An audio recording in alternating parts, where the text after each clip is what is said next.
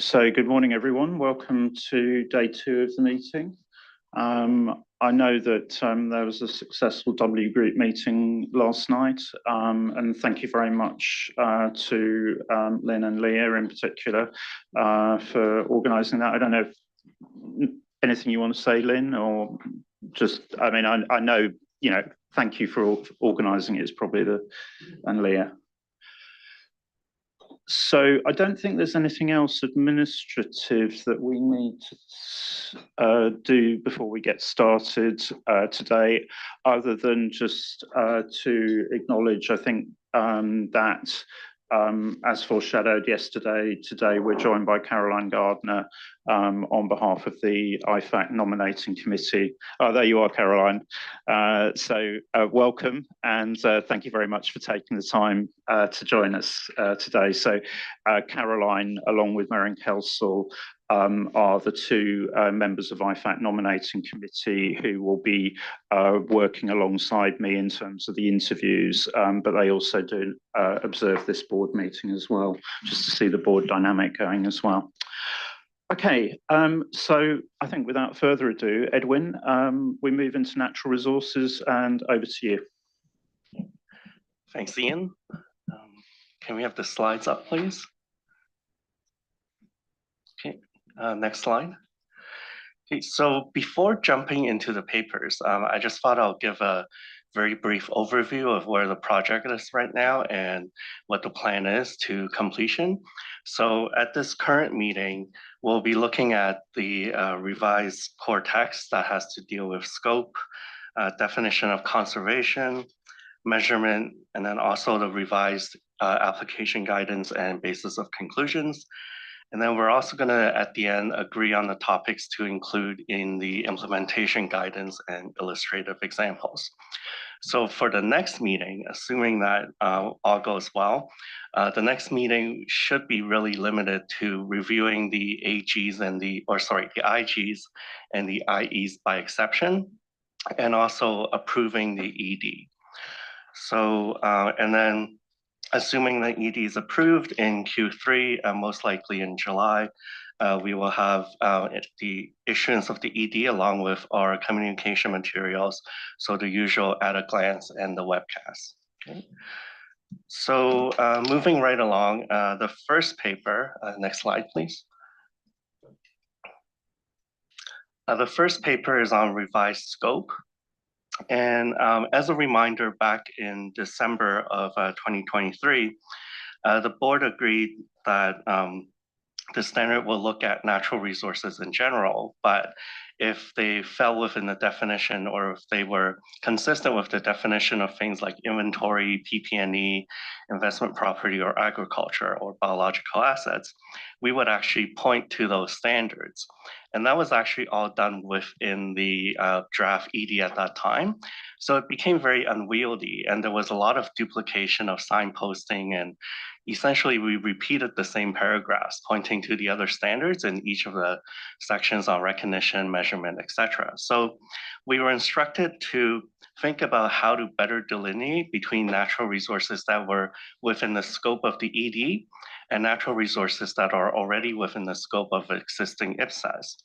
So I've worked with the task force, and we've agreed that the best way to do this is to essentially just scope out these other items at the beginning of the standard. So you'll see that right at the beginning in paragraph 4, there's now a whole list of items that are scoped out of the standard. And what we try to do is point to IPSASB 12, 16, 27, and 45 right away for items that are natural resources and also inventory, investment properties, agricultural, biological assets, and PP&E. And essentially that will point users of the standard to go to those IPSASB instead of staying in this exposure draft. So in addition to that, we were also instructed in December to add in a scope out for obligations that are related to natural resources, but within the scope of IPSASB 19, so essentially provisions. So that was also included. And there was also a discussion in December about excluding assets held for sale. So I've also added a scope exclusion for that as well. So before adding all these scope exclusions, the ED already had a scope out for leases and intangible assets, so those were left as is. And the one last thing that was added was to be consistent with the IPSASB on other tangible assets. We've also scoped out exploration and evaluation assets, which are now covered in ED 86. So now when you look at paragraph 4 of the ED, there's essentially a list of standards that that are scoped out, or a list of items that are scoped out from this ED. So I guess I'll open it to the floor to see if there's any reaction from the board. Okay, thanks, Edwin. So I think reactions to the overall approach in terms of dealing with the scope, and also any comments on the list of standards that comprise that scope out.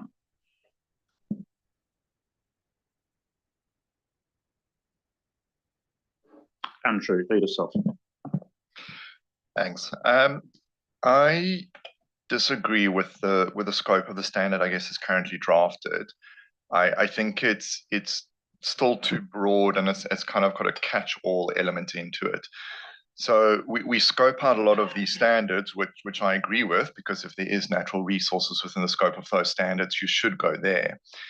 But I think when we look at the proposals on the table, when you're looking at the measurement model, for example, and how the rest of the standard has been drafted, in my view, it's really been drafted from the point of view of a natural assets held for conservation, which I think is the focus that we've got to. I think there's a big risk that if we leave this open for other types of natural resources, which we haven't been able to come up with any examples through the CP, through anybody around the table, that we get the measurement model or the rest of the standard incorrect in that potential reason. And I think that's a big risk for us in terms of ensuring that we've got high quality standards and reports that are actually drafted here. I think you can also see it if you look at the drafting of what the task force has done in the previous meeting. The proposal for broader natural resources was a current value model, which in my mind makes sense because a natural resource typically changes as it grows. So its quantity and its quality is typically always changing, which a cost model is not going to give you that information. A current value model will get there.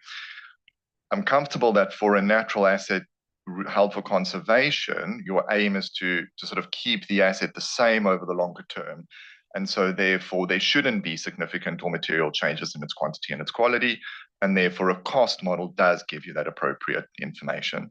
And so my concern is that if we do leave this open, we don't know what these other assets are, and therefore which measurement model should actually apply for these.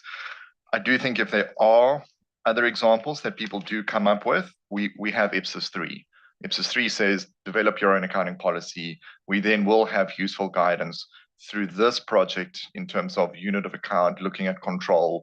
So, sort of what are the pervasive issues, I guess, in my mind, that spread across natural resources. We can convey those nicely through this standard, and I think address the constituents' needs around the uncertainty for these and the reasons potentially they're not currently on balance sheet. We're also pointing to the other standards to say, if you do have natural resources, they may be in the other standards, go there. So I think in my mind, I would, instead of phrasing the scope out as it's not this, and this, and saying, well, this standard only deals with natural resources held for conservation. So sort of do a scope in like we do in the other standards. In the AGs, I think it would still be useful to have this to point users to the other standards. Thanks. Thank you, Andrew. I mean, I think we've had this discussion quite a lot off and on. And I would remind the board, and I'll open up for comments on this, but I would remind the board that we've been asked to do by our constituents to do a standard on natural resources. Now, we had the debate around conservation because that was the example that convinced the board that we needed an additional standard. But so far, we've not equated natural resources with assets held for conservation. And I think there's a reputational issue here, which is if we narrow it too soon, then we're going to artificially curtail the debate. So clearly there is a matter of tactics here, but natural resources are very significant for many governments, and there is a reputational issue for the board in terms of being seen to provide guidance on natural resources. So I'll take other comments, but I do think that, and there is I'll take other comments and then we'll see where we go. So I've got Angela, sorry, I think it was Patricia, then Angela, and then Scott.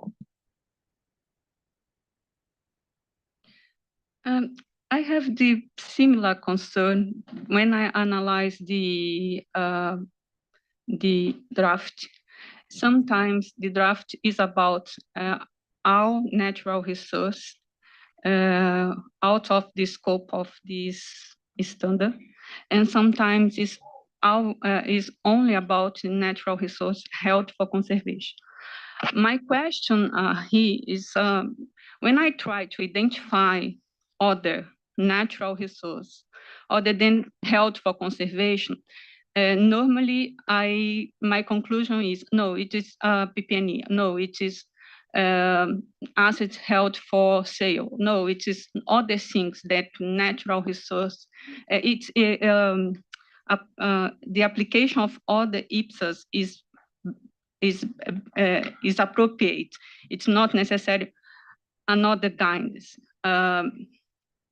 I'm sincerely, I couldn't identify. Maybe you can give me some other why I need to include, because I couldn't. Sincerely, I made some reflections about what other natural resource I can consider other than held for conservation, and I couldn't.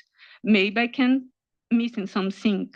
Maybe I can ask for constituent, but but I think it's very important to clearly, this is general principles, this is principles held for conservation, and indicate for me what, where in each areas I can considering this kind of general principles, because sincerely I couldn't identify some facts.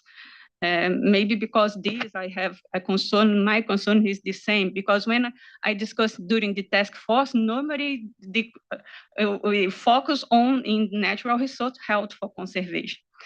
And in terms of, can I complete my comment? I think there are consequences in terms of unit of account, measurement, and so kind of or other things in this standard. I think it's very important to identify if I was talking about only natural resource held for conservation or other natural resource, if others, what are the others? Because I can't identify, I couldn't identify. And if, okay, there is another natural resource that not PP&E investment held for conservation, then I have general principles, but I need to think about specific principles. Like PP&E, I have general principles for PP&E and specific guidance for infrastructure, because in terms of unit of account, it's not only unit of measure. I think we have so difference in terms of others that I could identify. Thank you.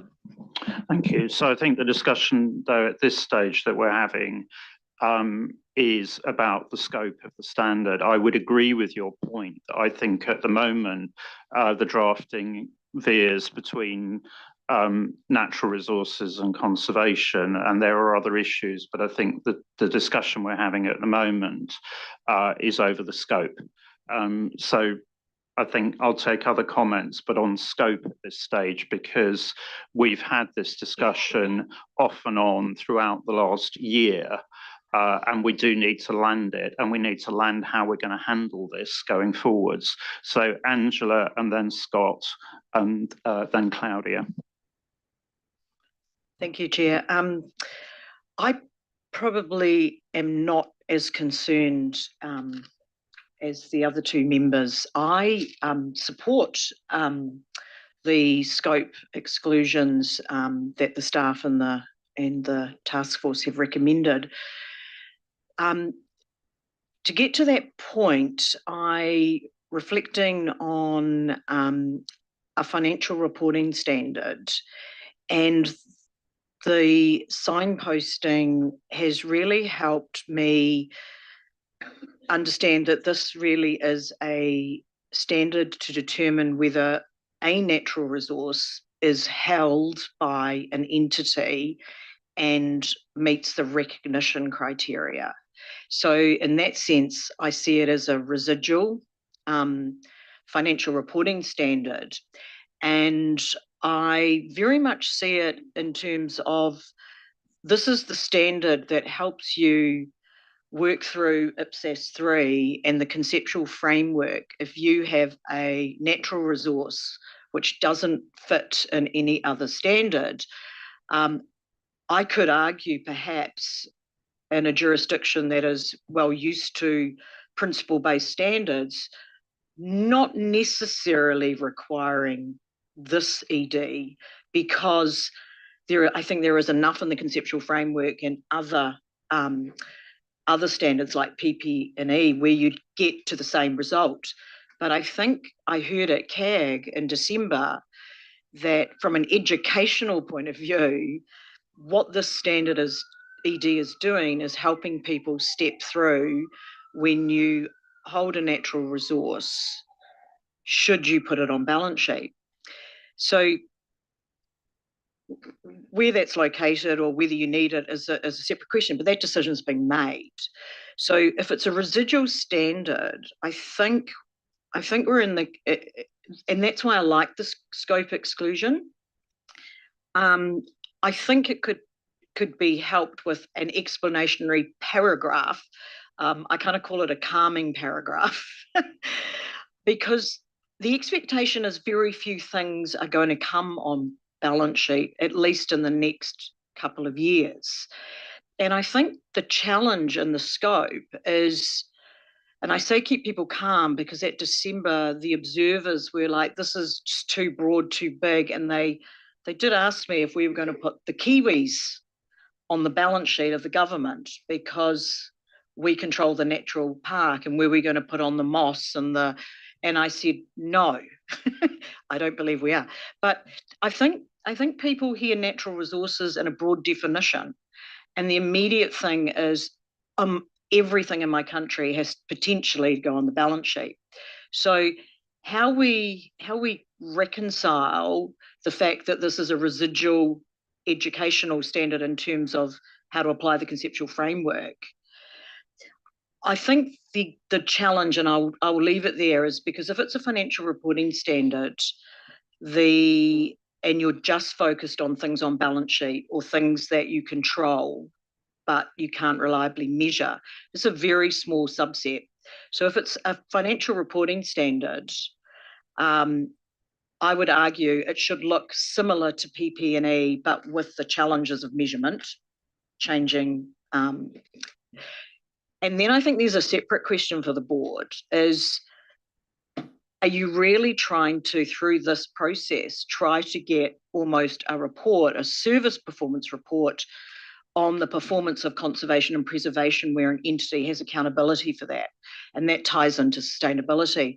I think at the moment, the disclosures are trying to do the latter, but the recognition measurement is trying to just help constituents work through whether I put an asset on a resource on the balance sheet or not. So I think we've got a tension between the disclosures and the financial reporting part of it. And I think being really clear about the objective of the standard, and if it has two objectives, a service performance reporting angle, maybe on a broader set of responsibilities, perhaps even including your regulatory responsibilities, not your ownership responsibility of resources. If we've got these two objectives, I think we need to be really clear, either in the standard there are two objectives and we separate these things, or I don't know the answer, but I just can see the tension. But following a pure financial reporting standard, I think the scoping exclusions are very good and very clear.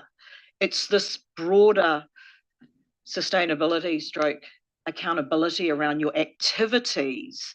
And they may include things that never get on the balance sheet and actually you don't even control, but you have some kind of responsibility for. So that's the big picture approach that I'm trying to work through. So I'm very looking forward to other sort of views. Thanks, Angela. And I think that broader approach is consistent with that sort of flow diagram that's set out later in the standards. So I've got Scott, then Claudia, then Lynn. You also got a couple people online. So anyway, my comments are probably going to be close to line, Angela, on this. I think reflecting back to Zurich, the conversation we had in Zurich, we did make a decision that this is an educational document that and we have our constituents that are looking for where to look. So if you narrow it down, they're not going to know where to look. So we talked a lot about this as being a signpost to tell them where to go, to help with the discussion, to also raise the issue they need to be thinking about these things, because that was the other reason we sort of went down issuing a standard as opposed to saying, well, you can just refer to all these standards, because it's not going to be top of mind. So part of having a separate standard was to create the top of mind discussion so people could talk about, I call it the fiduciary responsibility related to those type of things. So I think the way it's drafted, we got some other issues, but I think the way it's drafted about the scoping and is consistent with what we've talked about in Zurich. I think to go down the other way would be walking back to the decision that we made in Zurich. Thanks, Scott. So if I go to Claudia next, and then Lynn, and then I'll go to Abdullah and you, Cooper. Thank you. I agree what Ian or Scott and Angela said. How it's drafted, we have a standard, we make a scope exclusion to make clear what is in the standard, and it's the best way to do it like this. Just to have at the beginning this idea of saying we exclude things which are regulated in other standards was a little bit unclear for all of us. We feel very less comfortable, and I think now it's the right way, even if I have some details like other colleagues that should be improved or could be improved, but I agree with the general way we are drafting this scope. Thanks, Claudia. Lynn? I don't mind going after the people online if that's easier, because they did have their hands up first. I'm conscious of that. Okay, if you're okay with that, I'll go to Abdullah and then you, Cooper, and then back to Lynn. Thank you, Chair. Just being a bit concerned over us being excluding or going very narrow toward the scope. I'm not sure if we, with excluding all of these items, that we can still call it a natural resources standard, because we are very much narrowing it to assets held for conservation. And if we scope out everything, then we will end up with calling the standard on a specific asset, which is assets held for conservation. That would be my worry. And the other thing I would remind myself and remind the board that when we had the discussion, when we had the board meeting at the IMF first day, when they had their presentation to us and they presented the economical balance sheet and their thoughts, or I don't know if it was the World Bank or somebody from McKinsey, they were saying 38% of what they were expecting of assets to be coming out from natural resources. I don't think that, with that in mind, I don't think with going so narrow, there is a reputational thing, like you said, Ian, that we need to keep in mind. Thank you. Thanks, Abdullah. So, Yakuba next. Thank you, Chair. I am globally in favor of the exclusion based on the fact that if you look at the BCs and the approach that have been reported then, it seemed that it is a good idea to have those exclusions. But meantime, if you go through all the papers, it is clear that we are setting just for natural resources for L for conservation. So my point will be, can we maybe change the name of the standard? Maybe the standard should be natural resources L for conservation. In that regard, I think all the other things will be consistent.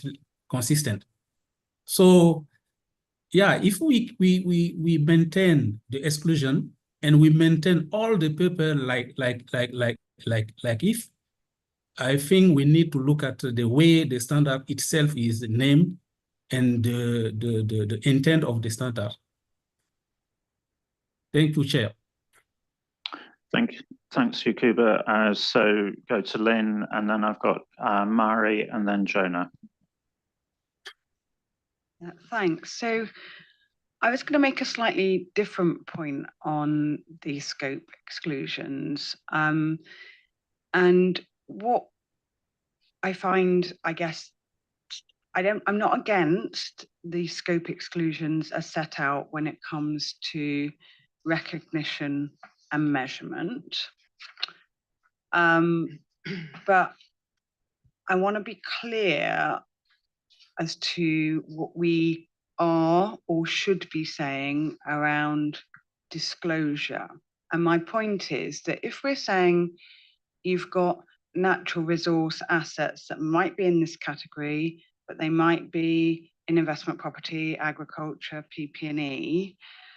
And when I look at the stated objective of this standard, it says one of the stated objectives is to require an entity to provide disclosures that enable users to evaluate the nature of and risks and opportunities associated with natural resources and their related activities. Now that felt to me from a disclosure perspective, a wider objective than the narrow set of assets or narrower set of assets or residual set of assets that we're now talking about in recognition and measurement.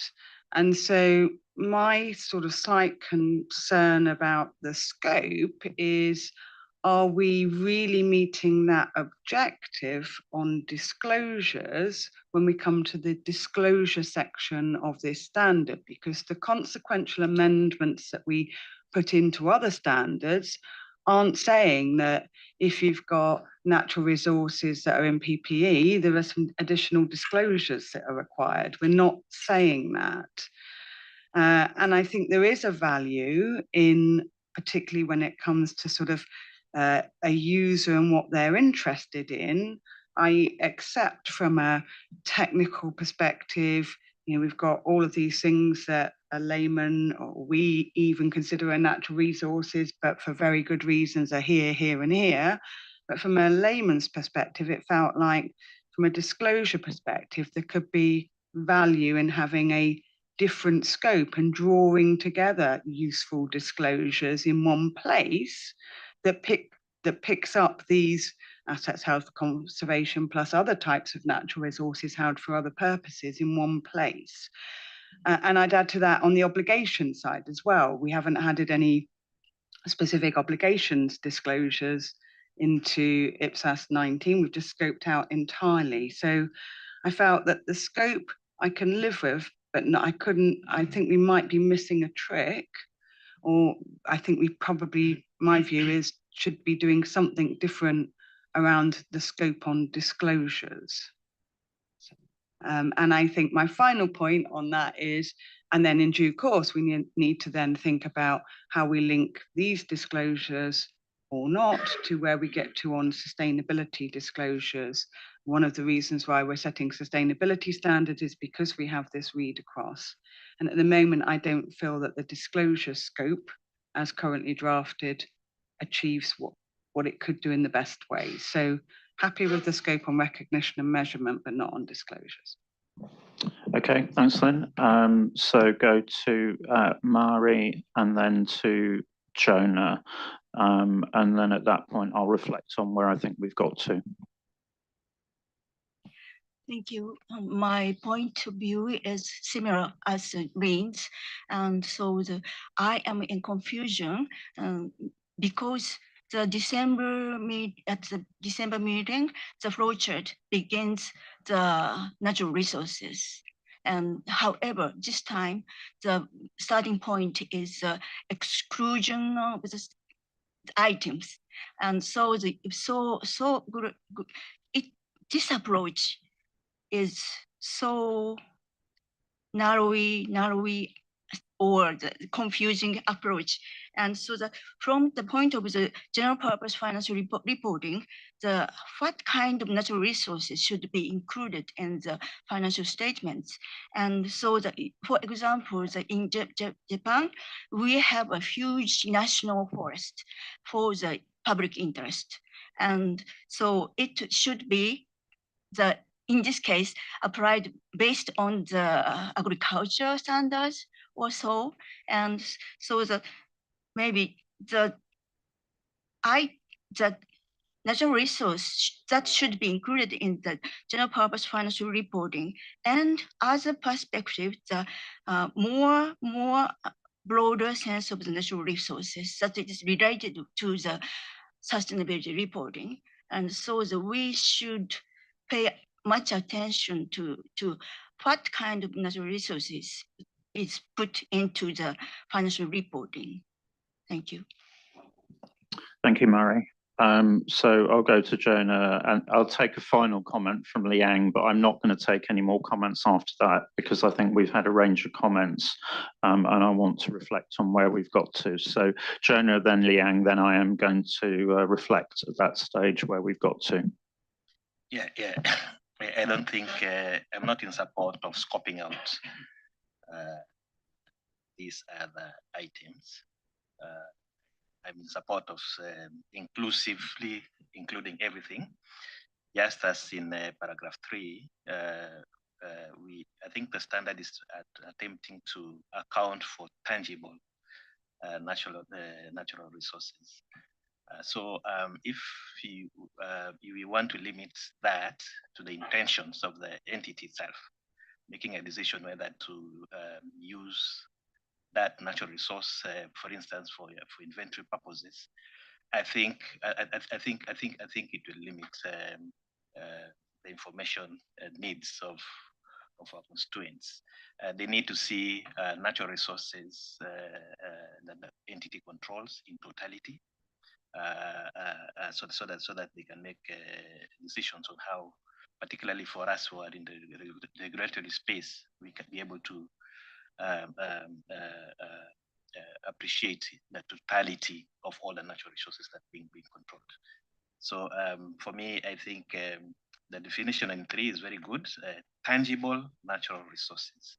So excluding inventory just because the entity has made a decision that they're going to use it for their production, I don't think that removes from the fact that these are still natural resources. Thank you. Thanks, Jonah. Liang, and then I'll reflect on where we've got to. Thanks, Chair. Actually, I share similar view with Lynn and Marisa. My point of view is that we should have a comprehensive standard on natural resources, and I support to scope something to other standard, to other existing standard. But as Lynn and Marisa just mentioned, for the disclosure, it is good or it is preferred that we put everything here in this natural resources standard. One example that we may make reference, I think, is IPSASB 44, held for sale asset. If we look at the scoping paragraph, actually, it is said that for measurement provision, actually, you may look at for some category of assets, such as financial instrument, you may look at another standard. But actually, if you meet the definition as here for sale, discontinued operation, you should put all the disclosure according to this standard. So I think maybe we can make reference to IPSASB 44 and state it as for the measurement provision, such as for PPE or for intangible, blah, blah, then we look at another standard. But for the disclosure for all assets, meet the definition of natural resources, you should look at this standard. And in this standard of natural resources, even those items not meet the definition, not be qualified for the recognition criteria, you should still put the disclosure according to this standard. I suppose in this way we can produce a more comprehensive standard on natural resources, and which could meet the information needs of our users. And this is my point of view. Thank you. Thank you, Liang. So, I mean, in reflecting on the discussion that we've had, I think it's actually very natural that we should have the range of views that we do, because let's face it, natural resources is a big area. It's a big issue for our stakeholders. That's why we've been asked to produce a standard in this space, but it's also an area that really is unique to the public sector. So I think that, we're developing a standard from scratch. That's why, we're having these debates. I think probably in reflecting on how we move forward, I think this is really where we need to reflect on the learnings from what was originally called social policy obligations, and that was identified as a very big public sector issue. But actually what happened in that case was that we started off with a very broad coverage and tried to deal with everything at once. And actually the board spent a lot of time and developed a number of exposure drafts, which frankly went nowhere for a number of years. And then we parked it for a while because we then developed the conceptual framework. And then we came back and we looked at it again. And what we did there in the end was we actually cut the overall scope down so that we ended up with 3 pieces of guidance. So we ended up with social benefits standard IPSASB 42. We ended up with guidance on collective and individual services, which we added to IPSASB 19. And then we ended up with transfer expenses. And I think in this case, they're clearly, you can see that from the range of comments that we've got. There's a range of issues. In developing the consultation paper, we very clearly delineated that we were not going to deal with obligations, that this was about assets. And we also delineated that this was about tangible natural resources, not intangibles. And we got strong support from the board, from the constituents for moving forward on that basis. So I think, we have to be upfront with our constituents in terms of saying, that's the frame that we consulted you on, that's the frame that you supported. Now, that doesn't mean that this is ultimately the entire story, because we haven't dealt with intangible items, we haven't dealt with obligations. Equally, we haven't dealt with items that might form part of the broader sustainability disclosures. We propose that might be an area that we do a project on. So I think in moving forward, we have to be very conscious of being clear about the scope and being clear about what we can do now. This isn't necessarily the end of the road, but we need to be very clear and actually to deliver some proposals that can command support and that are deliverable within a reasonable period of time, because you can see we've already spun the wheels on this project in terms of the fact that we had the counter argument that you don't need a standard at all. And we effectively took a quarter to come back and say, well, okay, we have identified in this instance that there are assets held for conservation purposes. So therefore, we do need a new standard. Now we're saying, well, actually, maybe it's only conservation, but on the other hand, actually, there could well be other assets out there, and we don't know because this is a new area.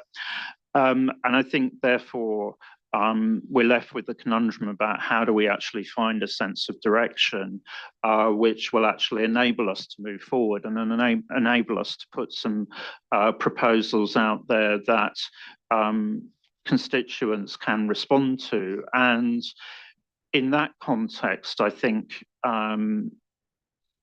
we have had this debate about can we write, and I think Angela summed it up quite well, I think, in terms of if we've given a definition of what we see as tangible natural resources, then really the way that the consultation paper was written and Angela was describing, it's actually a kind of process of helping people think through, well, actually, have I got something that is a resource? Can I actually measure that?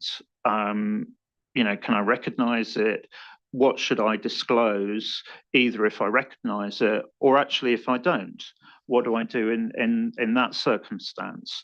And therefore, in terms of how we move forward, I think tactically, you can always write standards which go broader and then narrow down later if constituents provide you with the evidence that actually you should narrow down.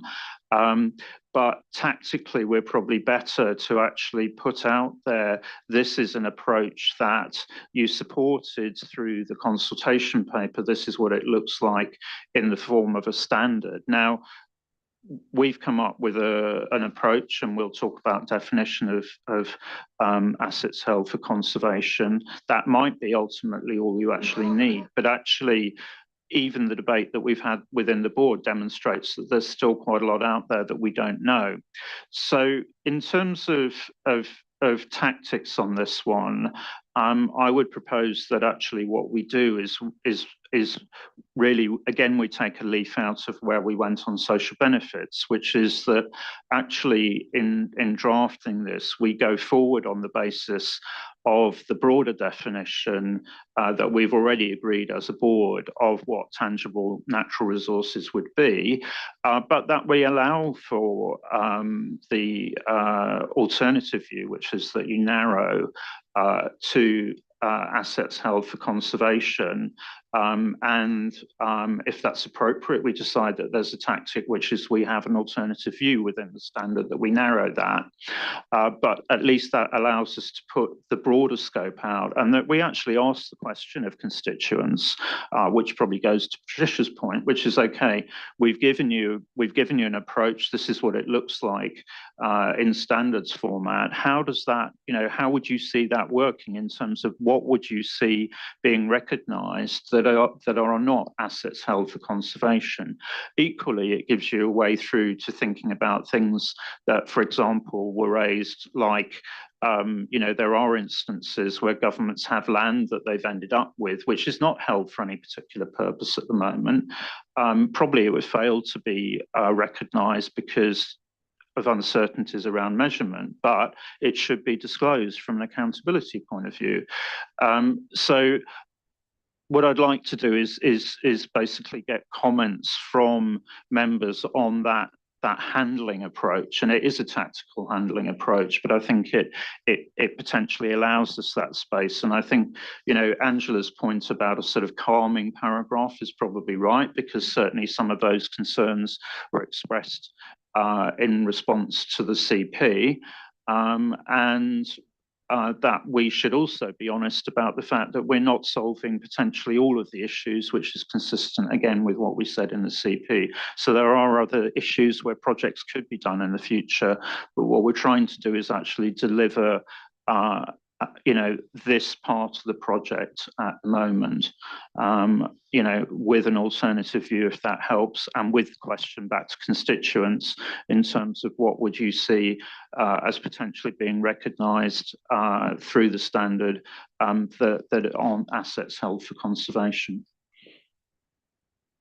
So, if you like, that I think is a way forward in terms of reconciling the different views that I've heard from around the board, because I don't think we serve our constituents well by continuing to spin the wheels over what the scope is. I think we need to move forward with something that will allow us to write a coherent standard or a coherent exposure draft and then get input to that. So, open for a round of comments on that proposed handling approach.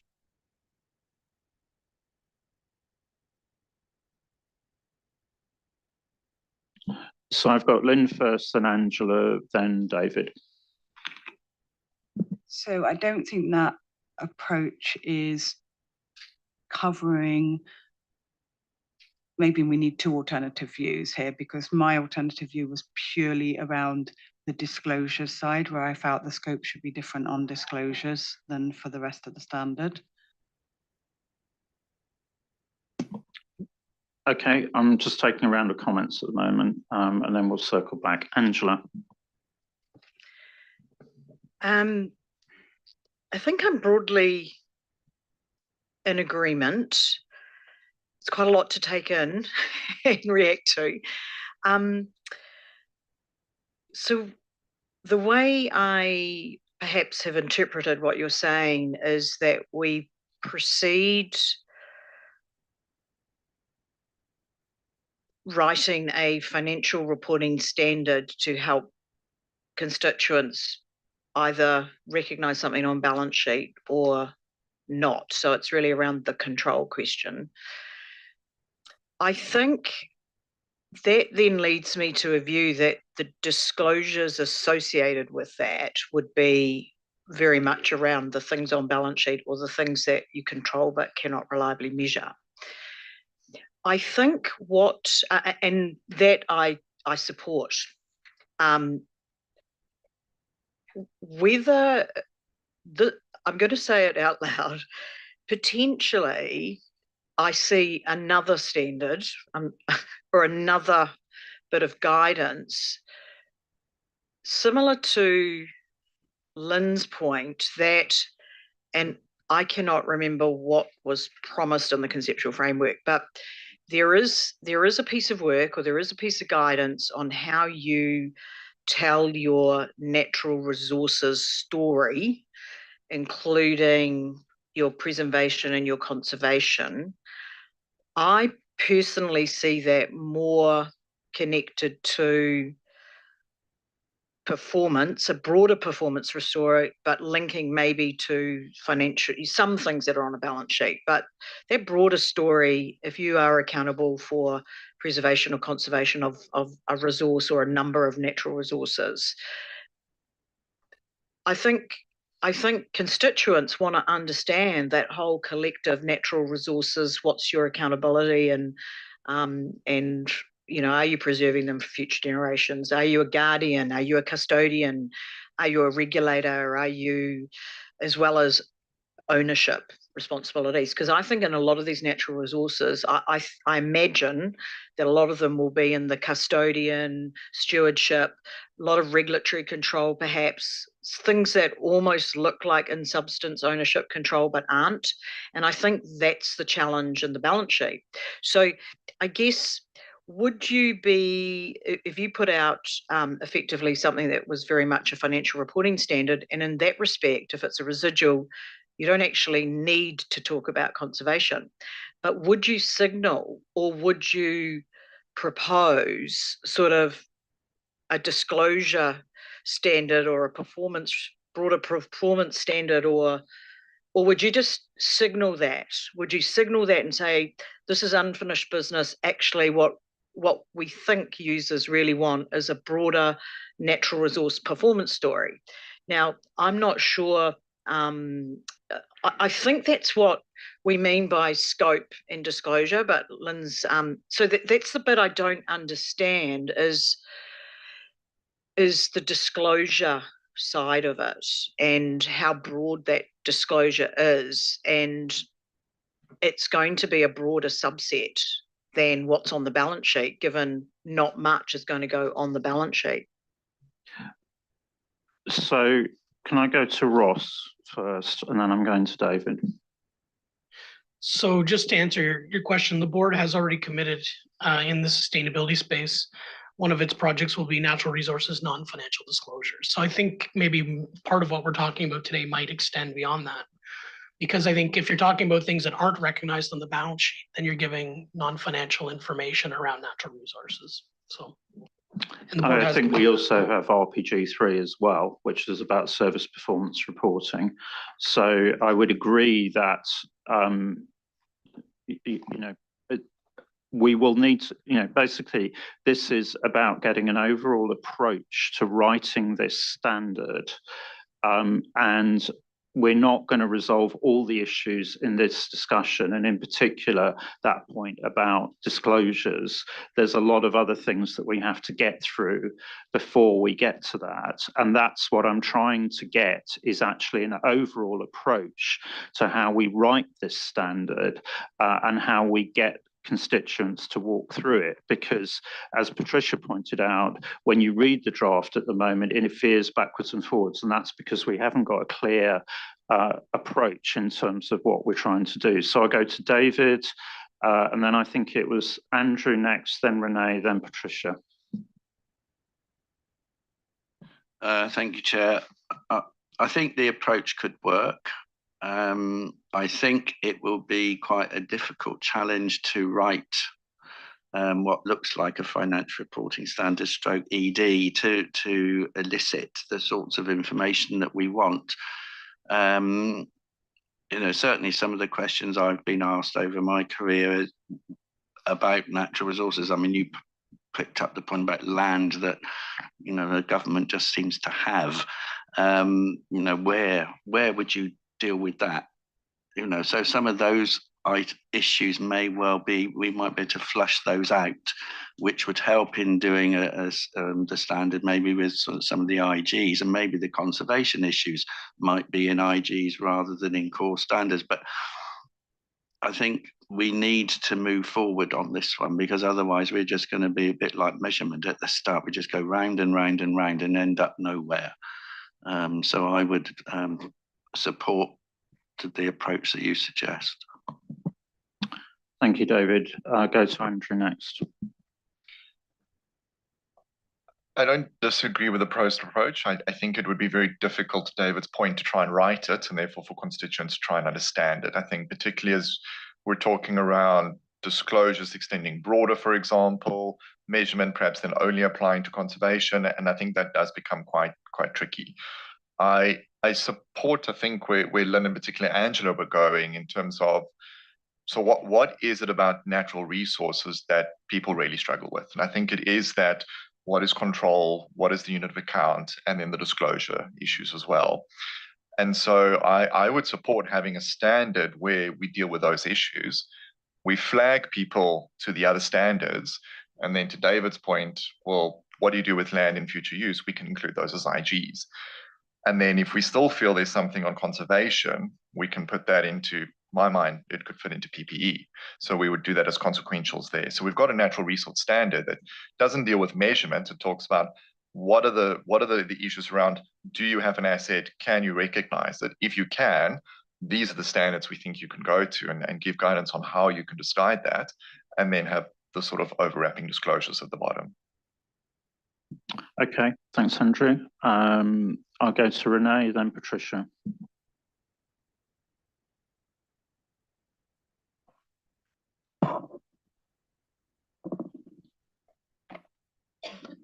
So I'm reflecting on a conversation. I think that Lynn's point was a very good one. And as Liang mentioned, I think we have another standard where we have different scope. We're treating measurement and recognition in a certain way. And here what we want to do is we want to refer to other standards, while disclosures, we want the guidance on natural resources, irrespective of how they're measured and recognized, what standard we look at, we want disclosure in the one place, in the one standard. So I think that's easily achievable in terms of drafting. And I think it's been done before, as Liang said. So to me, I think we can respond to that. I think also that we need to clarify if we're going with a broader standard, a standard that is more residual and looks at natural resources, generally speaking. Right now, our drafting is not clear, and Patricia noted that.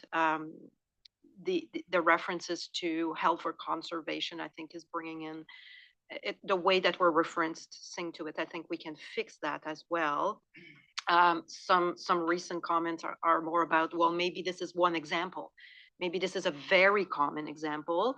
It may not be the only one. So maybe we don't introduce that up in the main core part of the standard or at the front. Maybe it's more an AG and an IE, and therefore the standard is very clear. The core part of the standard, it's clear that it's about natural resources. I think we use SMCs to achieve what we want to, how we want to ask constituent for their input on maybe an alternative view. I think it's maybe through very well crafted SMCs that we can get them to come in and provide an input on certain aspects that is very challenging. I'm gonna stop here. That's how I understand the proposal, how we could implement it. Thank you. I'll go to Patricia, and then I'll go to Lynn, and then to Mike. Thank you. I try to understand how to continue with the project, but some points here. I agree with the approach, but not to include everything, because there are some natural resource that is recognized based on other IPSAS. Its point is, you propose this in this way, or to include inventories, PP&E? No. Okay, thank you. Okay. And I think the question that I have to ask to jurisdictions and preparers, users, and how to include a number in balance sheet. What number? Number about what? I think this is a question, because I need to inform, or in this situation, in present examples, because it's not easy to understand. When I read, some natural resource are PP&E.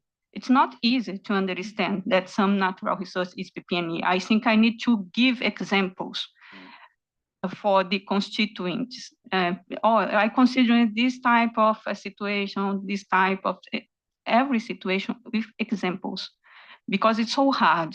Whereas a national standard set discussion, normally where the question is, what is example about this point? This is the question normally when I try to, and normally in the national standard, in national board, normally there are some kind of people, some kind of different issues, and normally ask, in this situation, I can consider this application. Then I think we have to have an effort to present some examples, some discussion that we have had during the task force, during the meeting, to present some elements in a practical way for the constituent to understand what are other things that I can consider that are not in PP&E and not in so on. I think I need to work for better communication, for better explanation, because this is a very new area. And listen about what is the number, because this is a financial statement. Its implication in terms of how to manage the financial condition. This is about this, in my view, in financial statement. I agree that there are it needs more disclosure about natural resource, but I'm not sure that it's about financial statements. Financial statement has a way to work, a way to, yeah, I define, I establish the criteria for recognition, disclosure, and I measure, and I disclose about this in relation to financial statements. I'm sure that there are other activities to be performed to indicate for the constituents how the government manage, because the information from the statement is one of the input for accountability, for decision making about the natural resource in the context of sustainability or in the context of performance of the government. And then I think it's necessary to clearly define what is in the scope of this project, what are in the scope in the sustainability project. Thank you.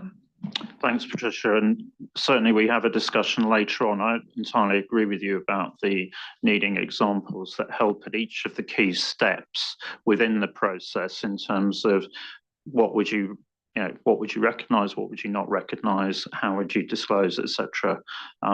That's exactly what we're going to have the discussion on later. So I'll go to Lynn and then to Mike. So I want to be really clear, because I think that people have misunderstood partly what I am saying, because this is a financial reporting standard, and I disagree with the disclosure scope of the financial reporting standard as set out here. I know that we are doing other disclosure projects on broader things as broader issues. My issue with the scope in this financial reporting standard is that we are saying you may well have items relating to natural resources or natural resource items that might be recognized in different asset classes. And you might also have an element of obligations recognized in your financial statements that relate to natural resources. And I am arguing for the disclosure scope of this financial reporting standard to include all of those items that are recognized within the financial statements wherever they be recognized. And the reason why I'm arguing for that is I think it helps us set the right journey for those other projects as well. It will make it easier for us to link this set of disclosures to wider disclosures when we move on to wider disclosures in future projects and in due course sustainability disclosures. But to be really clear, what I'm arguing here and now for the scope for this standard is that the disclosure scope for this standard should include the items that you've scoped out for recognition and measurement, and that there should be a holistic set of disclosures for the items recognized in the financial statements. Okay, then I think that's very helpful, because I think that is in accordance actually with what we were arguing for in the CP, but it's not what's written here at the moment. Can I take Mike now? So thank you, Chair. I fully underline what Lynn said. That brings me back to discussion we had, I think, some months ago, whether the item now presented at natural resource is just a certain, let's say, residual amount of natural resources compared to the entire amount. And I just want to share how it is in Germany, as we have since years accrual accounting standards not applied on all the federal level, but nevertheless in Germany, it's a way that natural resources there are presented separately. Yeah, even not just disclosures, also as an asset class, let's say, and that would perfectly reflect to that what Lynn said, and presenting that, let's say, comprehensive group of natural resources separately. And I think we should put there an SMC in our explore draft just to let our constituents, let's say, reflect or respond on that. I think it's very important because it's really a point that the items we define as natural resources that are that is not the entire group of natural resources. Thank you. So I think at this point, Patricia, I think we've had a range of interventions around the approach that I proposed in terms of how we handle this moving forward, because I think we do have to have a clear view on the way forward. Members have referred to the difficulty that there is in writing this standard, and undoubtedly that absolutely is the case. But we do ourselves no favors if we don't, if we're trying to tackle this in the absence of a clear vision as to how we're going to approach this. And I think if we step back to a year ago, we did decide that we would have a financial reporting project. And I think that's, Lynn is very properly reminding us that that is based on financial reporting. And therefore, we need to be clear about how you step through to work out what would actually appear in the balance sheet and what the disclosures would be that would support that. And there are all the various decisions along the way about how do I measure it, what do I do with, depreciation or not, and so on. Equally, if we're talking about a financial reporting project on natural resources, there will be items that do not meet measurement criteria, for example. So how do you disclose those in that situation? So there's a coherent financial reporting project. So in terms of moving forward, I think we have also established the principle that there will be items that constituents originally think about under the umbrella of natural resources, but would fall to be treated as PP&E, as inventory, as agriculture. And that's really why we've got the approach in terms of the scope here. We have not been asked to narrow it at the moment. And I think in terms of constituent expectations, we didn't do that in the consultation paper. We were looking at providing a broader standard. Residual or however you describe it, but we were not asked to narrow it down at that stage. And so we have the example of conservation, but at the moment, probably that's, we can't tell whether that's the whole story or not. So what I would propose is that we do have a definition, which we've agreed after several goes.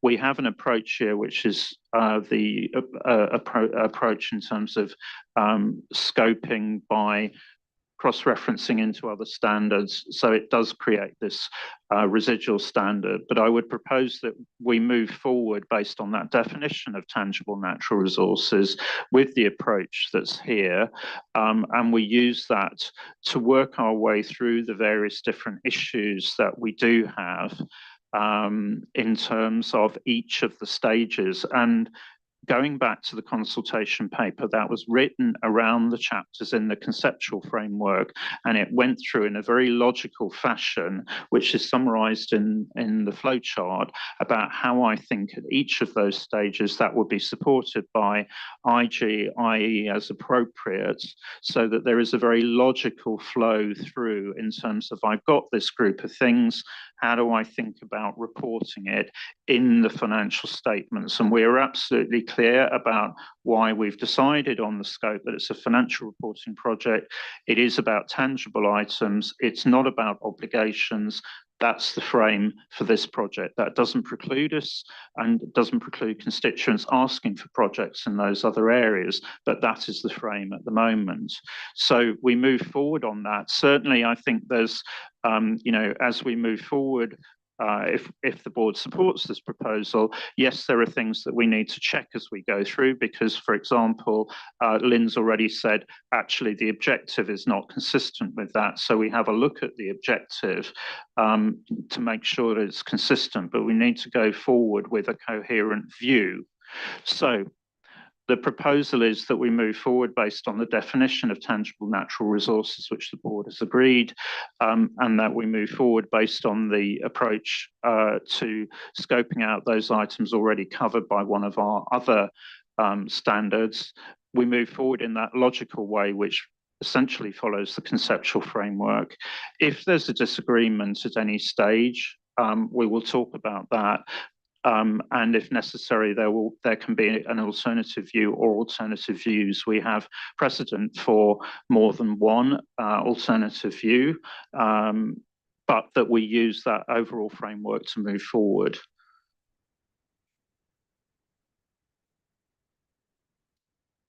So I want to check if anybody disagrees with that handling approach at the moment.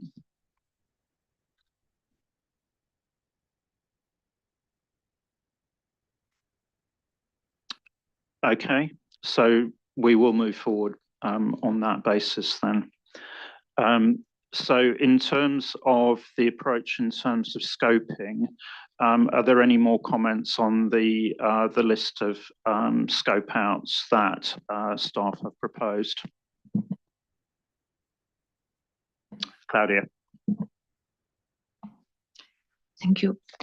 I have two comments to the scoping out. One is if you're talking only about tangible natural resources in the project, I'm not really sure if you need a scope of intangible assets, because if it's nothing to do, we don't scope of other standards which doesn't have to do something with the assets. The next is, as Andrew mentioned, it's not really clear if tangible natural resources held for conservation belongs to PP&E or to this standard.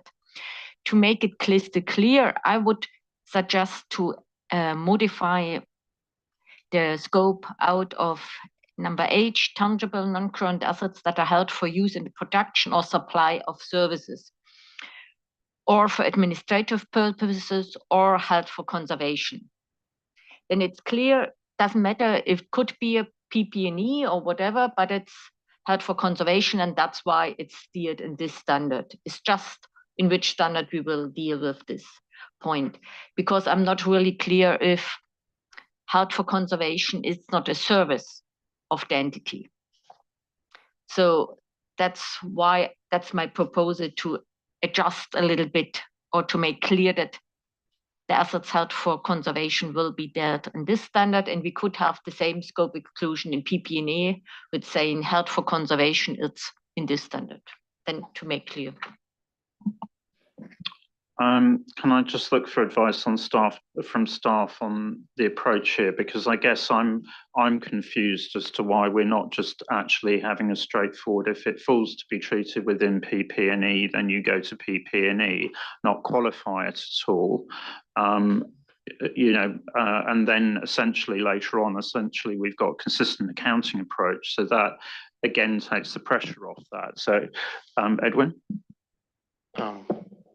I think right now, in looking to prior decisions as well, we did decide that conservation wasn't PP&E.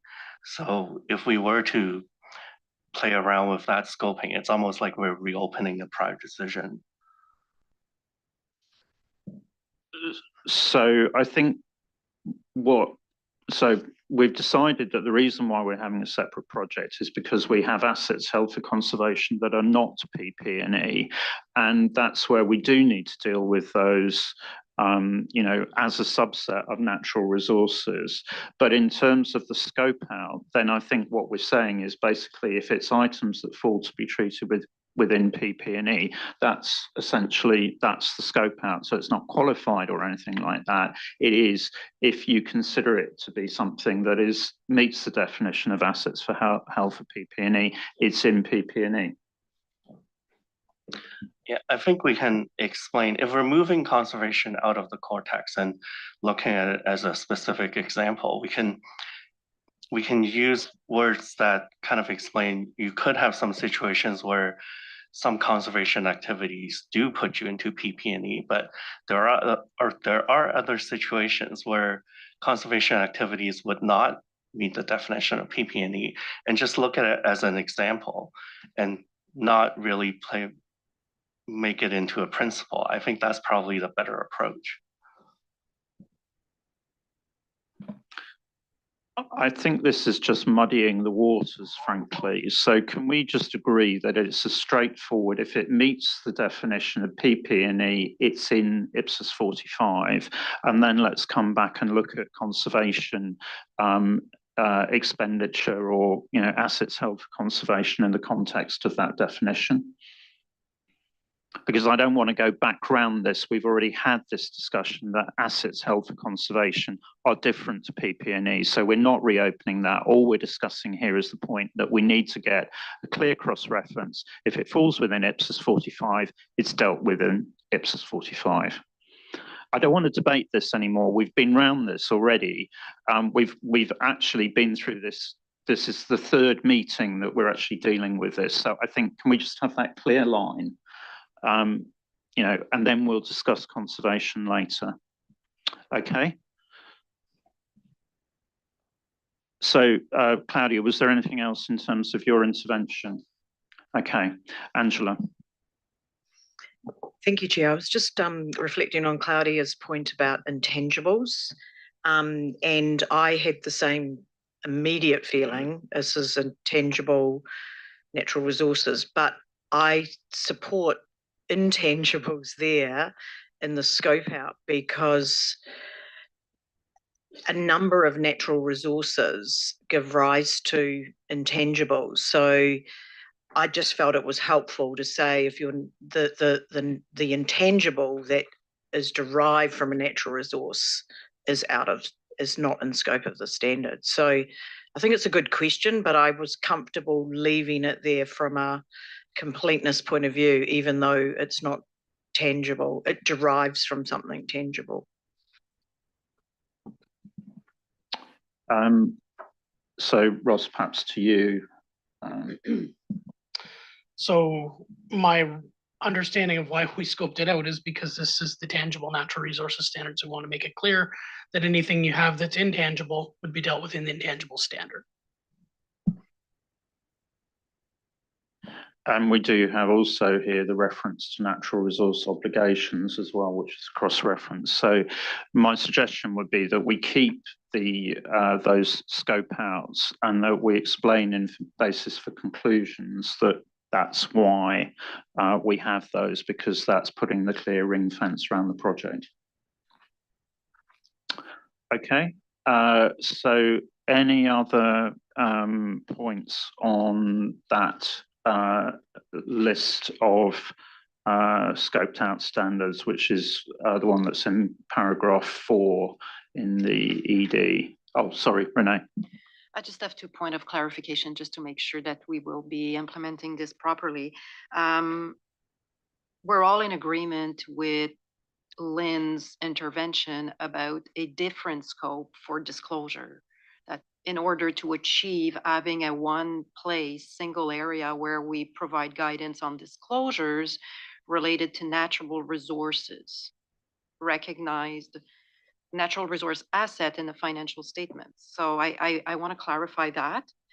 My second point is in listening to all of the conversation about scope, I think that the drafting would benefit from updating the scope section and bringing in some of what we've clarified in AG2 up into the core text, so that we're a lot more explicit about why we're scoping out those first 1, 2, 3, 4 standards. We're scoping them out for measurement and recognition, but not necessarily for disclosure. So I think there's some redrafting to do here. I just want to validate that this is the direction. So I think what we need to do is just say, we've got a scope for this standard. We follow through the thought process, and the disclosures are a consequence of the decisions that you make using the standards. So the scope up front drives what is within the scope of the standard, not what I want to disclose at the end. that I think has to drive it's a consequence of the decisions that you make using the standards, not the other way around. And then in terms of the scope in AG2, I think AG2 actually provides some elaboration and some explanation of the decisions in the core, or what's in the core text. I don't think it actually helps to put more words back into the core text. What's in AG2 seems to me to be properly AG at the moment, or there is also BCs that we can use to explain. But I think if we can keep the material in the core text to the basics, that's going to help constituents actually. So unless there's anything that specifically needs to come back in, I think the style that we have at the moment is actually that we keep the core text as spare as possible, and then we explain further in AGs, IGs, IEs, BCs. So unless there's a fundamental objection, I suggest we just leave what's in AG2 there at the moment. So I'm good with that. Back to the scope of disclosure guidance versus the scope of measurement and recognition guidance. Are we okay to explore what IPSAS 44, as Liang suggested, does? I don't think we can have two scopes in one standard. Basically, the scope is set up front and the disclosures are a consequence of that. Now, if there's a consistency issue with other standards, then that's fine to explore that in terms of what the requirements are, but the scope is set at the beginning. Edwin. Yeah, Lynn, would it help if we amend or include in amendments to other IPSAS disclosures in 1245, et cetera, and say, if you have a natural resource that falls within the scope of this standard, you need to disclose A, B, and C. Like, I think that would get around your issue. Can we come back to this? Because what we're trying to do is actually start to write this standard, and disclosures come later. It's a financial reporting standard, and there's a fundamental decision, which is, do I recognize something? Do I not recognize something? And then I think the point is that we need a coherent approach to disclosure, but we need to write that later. That is a later issue. It's not a now issue. Okay, so have we now exhausted all the comments in terms of scope?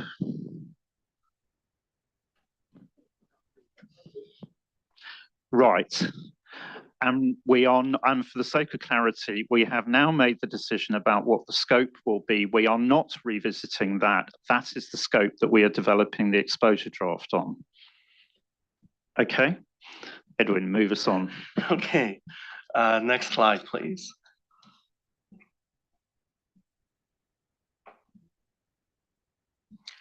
Okay, so the next paper is about the definition of conservation, and I'll keep this short. So basically what the task force did is we looked to other sources of literature, so such as UNESCO, various UN programs, and the US government programs on conservation, and we looked at those definitions. And we pulled out the key aspects, which were conservation really refers to protection of natural resources. And in some cases, it included managing the use of a resource in an efficient or sustainable manner. But for accounting purposes, we thought that if we were to include the management of the use in a sustainable manner, that would muddy the waters in terms of what is and is not conservation, because you could have items that would essentially be partly in conservation and also being used and could fall into the scope of another IPSAS, et cetera. So what the task force did was, we're proposing to limit the definition of conservation to just say, to just refer to that protection of a natural resource aspect.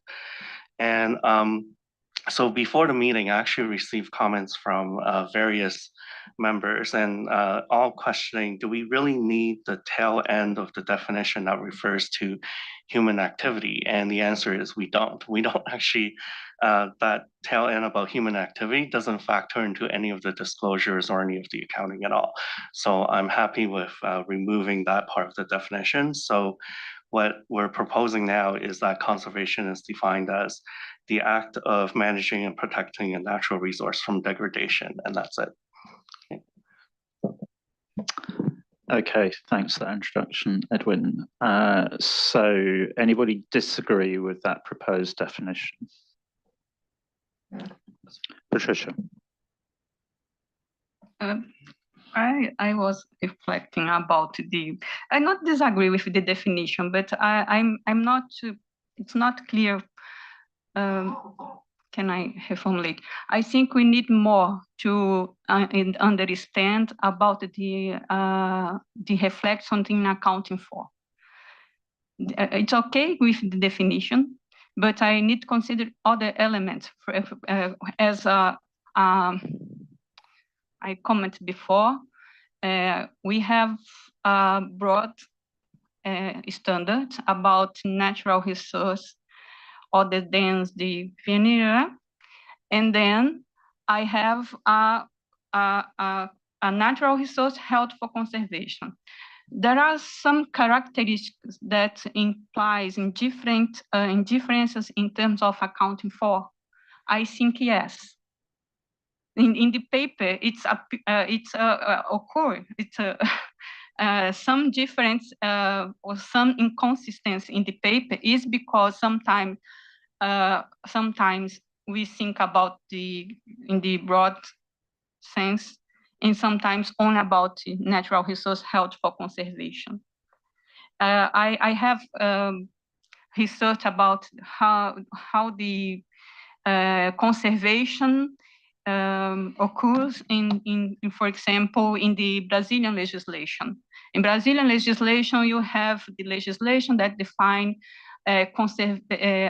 conservation areas, and there are some kinds of the conservation areas. But when I'm considering the assets, is the area, not a specific item of this area.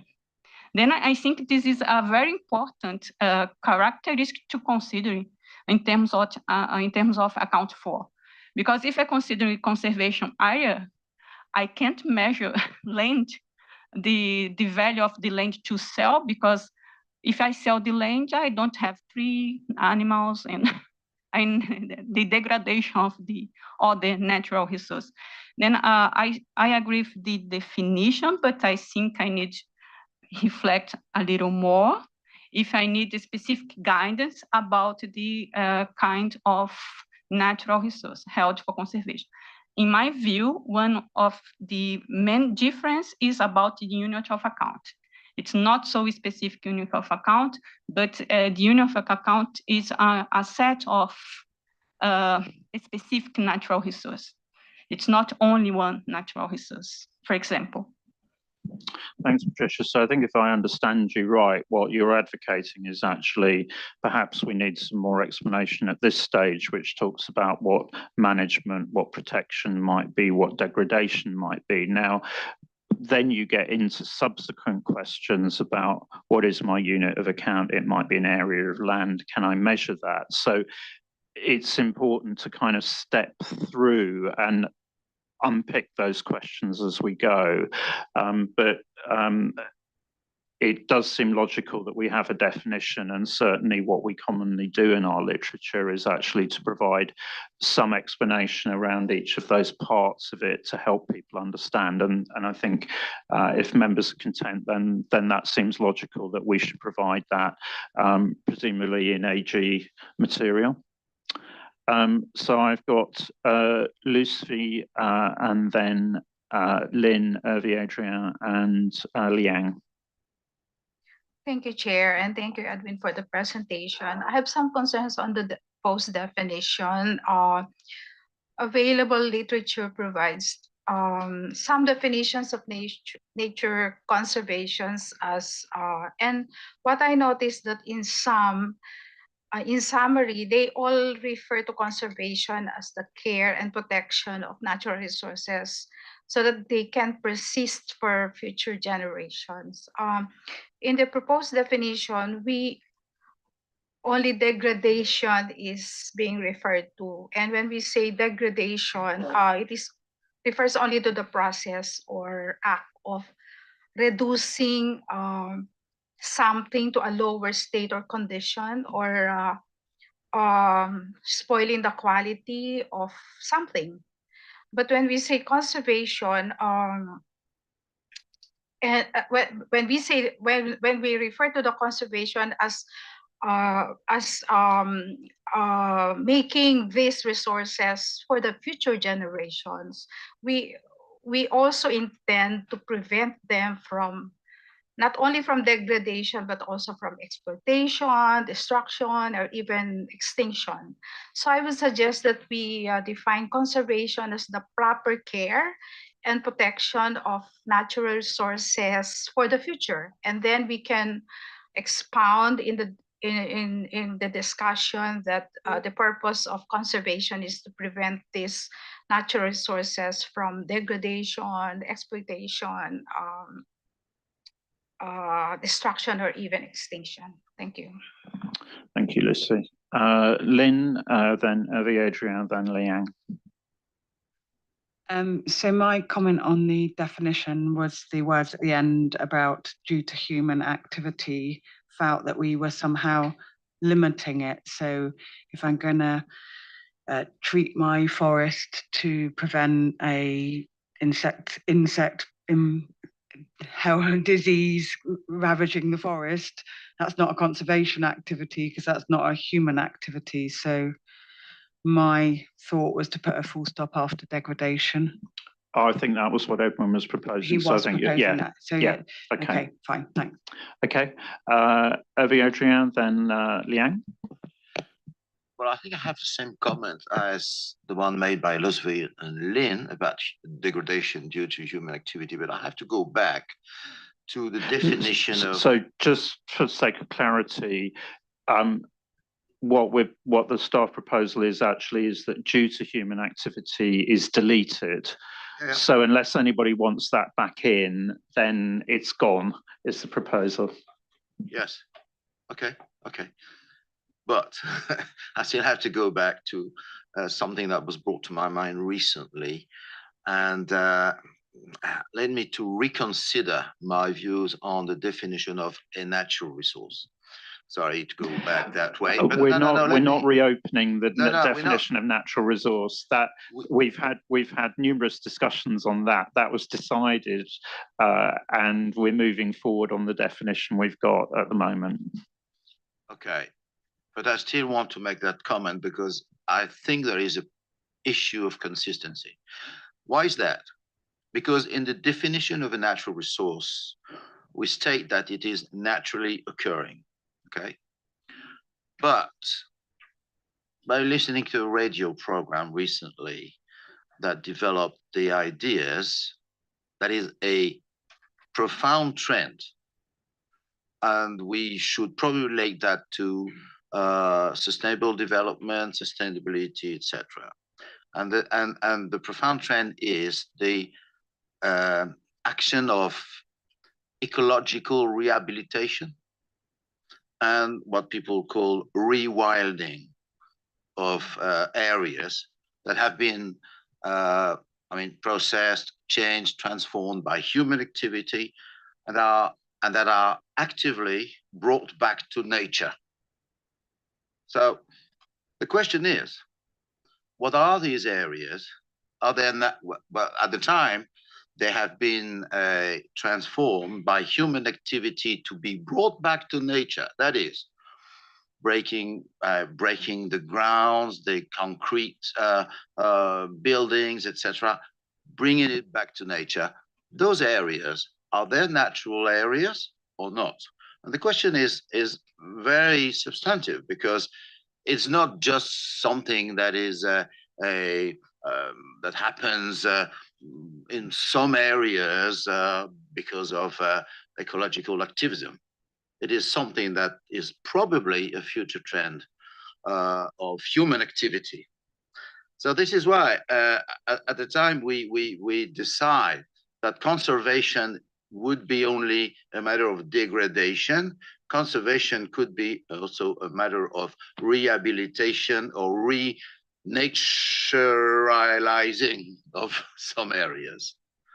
I'm sorry to import somewhat a complexity in that, but I think we will have to think about that at the time we talk about natural resources, natural areas that are managed by human activities and that are also recognized. What we will do with those areas, rewilded areas, will they be recognized or not in the future? I mean, I think you're right to bring that example up because it is a very important example. I guess my immediate reaction would be that actually conservation is about maintaining what you already have, whereas actually rewilding would be something different because you're taking something that has already is in a certain state and then changing that in a certain way. So it's not actually conservation, it's actually something different. And I think we need to actually work out how to treat that. But Edwin, to you. Yeah, I think that is something the task force will have to look at as a separate issue. I don't think it's conservation. To me, it's almost like you're growing an asset, so it's not the same. Yeah. But Hervé Adrian's right. Actually, it's something that we do need to specifically address. Within whether it's IG, probably is IG actually. But let's, so if the task force can take that away and have a look at that. Renee. It may be one of those examples of an additional scenario that we were looking for, right? It is at the end of the day still a natural resource, whether the forest has 100,000 trees or 150,000 trees. If the unit of account is the forest, I still think it's a natural resource that fits the scope of the standard. So in an IG would make sense. It would be nice to tease this out. Okay, so I think provisionally we need an IG that picks this up. But going back then to the proposal from staff is that the definition is the act of managing and protecting a natural resource from degradation. Lucy's point, I think we should try to encompass that within the supporting explanation that would address Patricia's point. Okay, I'm going to suggest that we break at that point. So we take a break and then we come back at 11 o'clock New York time. Thank you.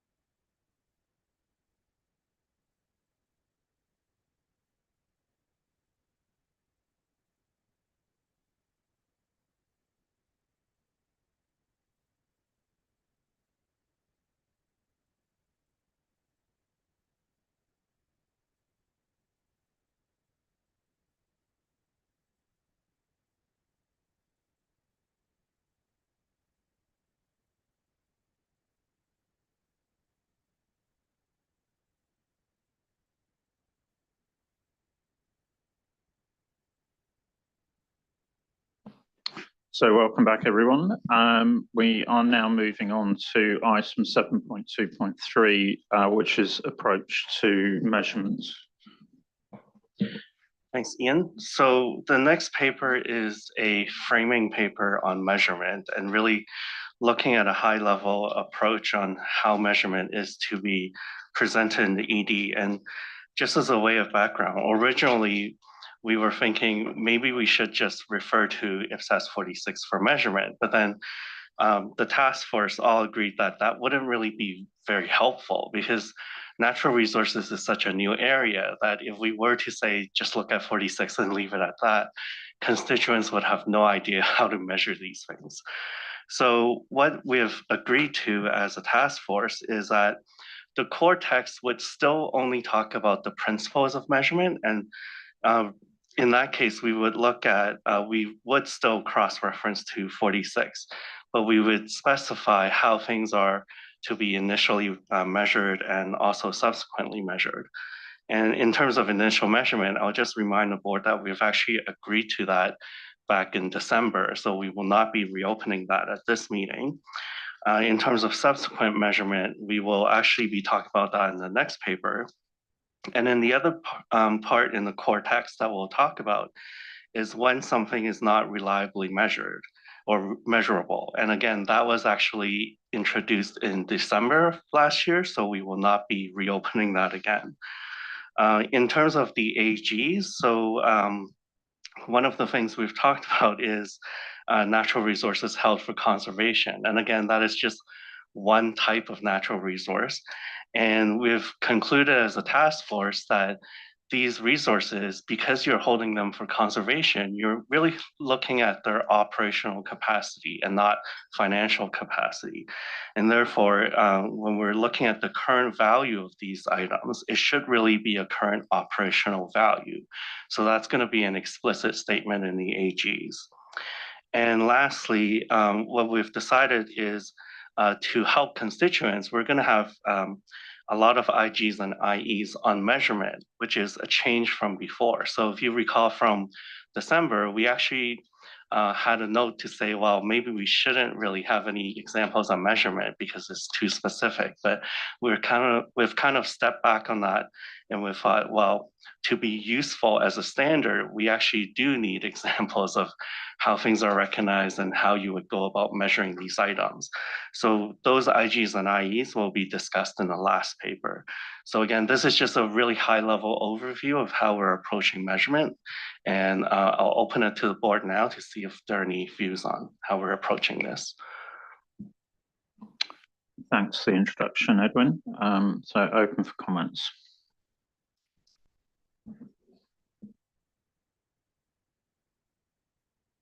Andrew. I'm a bit, yeah, I don't know how to phrase this. So sorry, I'm a bit confused to where we're going with the standard because we've got held for conservation, but we're going to leave it still open for broader. So is it correct to then limit it to COV if we don't know what the broader is? And could the broader not be held for a financial capacity, I guess? So just the question there of, do we limit for COV only? Yeah, so the COV point is actually just specific to conservation. So I think it's might be better to move that to an IG now after our previous discussions, but yeah, it's specific to conservation. I mean, it probably comes back to the general approach that you propose, which is that we actually cross-reference into 46, and therefore following on from Andrew's comment, although, you know, there's an argument that if you're using current value, COV may well be the appropriate, but as you say, Andrew, if we're broadening this out, then probably it does need to be, you know, following 46, and then, you know, what comes from that. And that, as you say, may well then mean that actually in terms of, you know, conservation, then we can have a, you know, there's probably a question as to whether that's AG or IG, but we can probably take that back into the task force. Okay, so I've got Mary, then Mike, then Patricia. My question is so simple, and it is so difficult to measure the using current operational value, and so it is so important. The implementation guidance and illustrative examples is so useful to develop. And so my question is maybe the to measure in when to measure the with the by the current operational value, how to deal with the cost of the direct conservation activities?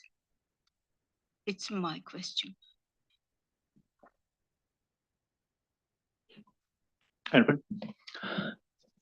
So it's not covered in this paper, but then we do talk about conservation activities, I believe, in the AGs and whether you can even recognize them as an asset. So in most cases, I think the wording in the ED is that you may get to a point where you would just expense them because you have to demonstrate that it would be a betterment to the asset in order to capitalize them.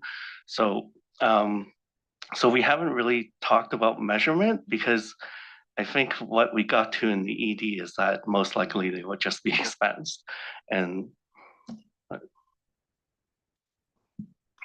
but this probably comes back to some of the examples, you know, because I guess, you know, thinking about using the guidance that we've already got, the question is actually, is it something that you know, creates an asset which is useful over more than 1 year, etc. So it's the normal criteria in terms of applying the conceptual framework. So, you know, if you employ a ranger, for example, then the salary of the ranger, you know, is not going to be capitalized, and you know, so it's sort of thinking it through with the examples that apply in the context of what you might be doing.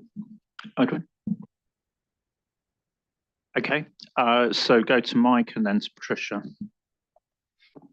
So just short question referring recommendation. Second recommendation says that in the AGs we will provide that as a COV, which is a general measurement basis, but nevertheless, in the current version, it's also included in the core text in para 24. So was it intended or not? Because otherwise we should remove that from para 24. Okay, I mean, I think we leave that one to staff to work out whether it should be core text, given where we've got to that conservation is a subset of natural resources, and therefore it's where should it go, but be consistent. Patricia, you're on that. My question is about the consistency. It's not reopening the decision, but in the subsequent measurement is similar to PP&E, and PP&E initial measurement is a cost, not a transaction price. Then I think it's not so, yes, in PP&E, the initial in the initial recognition, the criteria is cost or demi cost. And in subsequent measurement, the paper said about the cost, but in initial measurement sometimes said about transaction price, sometimes cost. And in relation the Mary concern, I think it's important to indicate in the paper what is cost in initial recognition. And then I can split what is cost of natural resource, what is not cost of natural resource, but other assets. Because I think it's not, we didn't change the decision that, for example, the cost of a building is PP&E, cost of a fence is PP&E.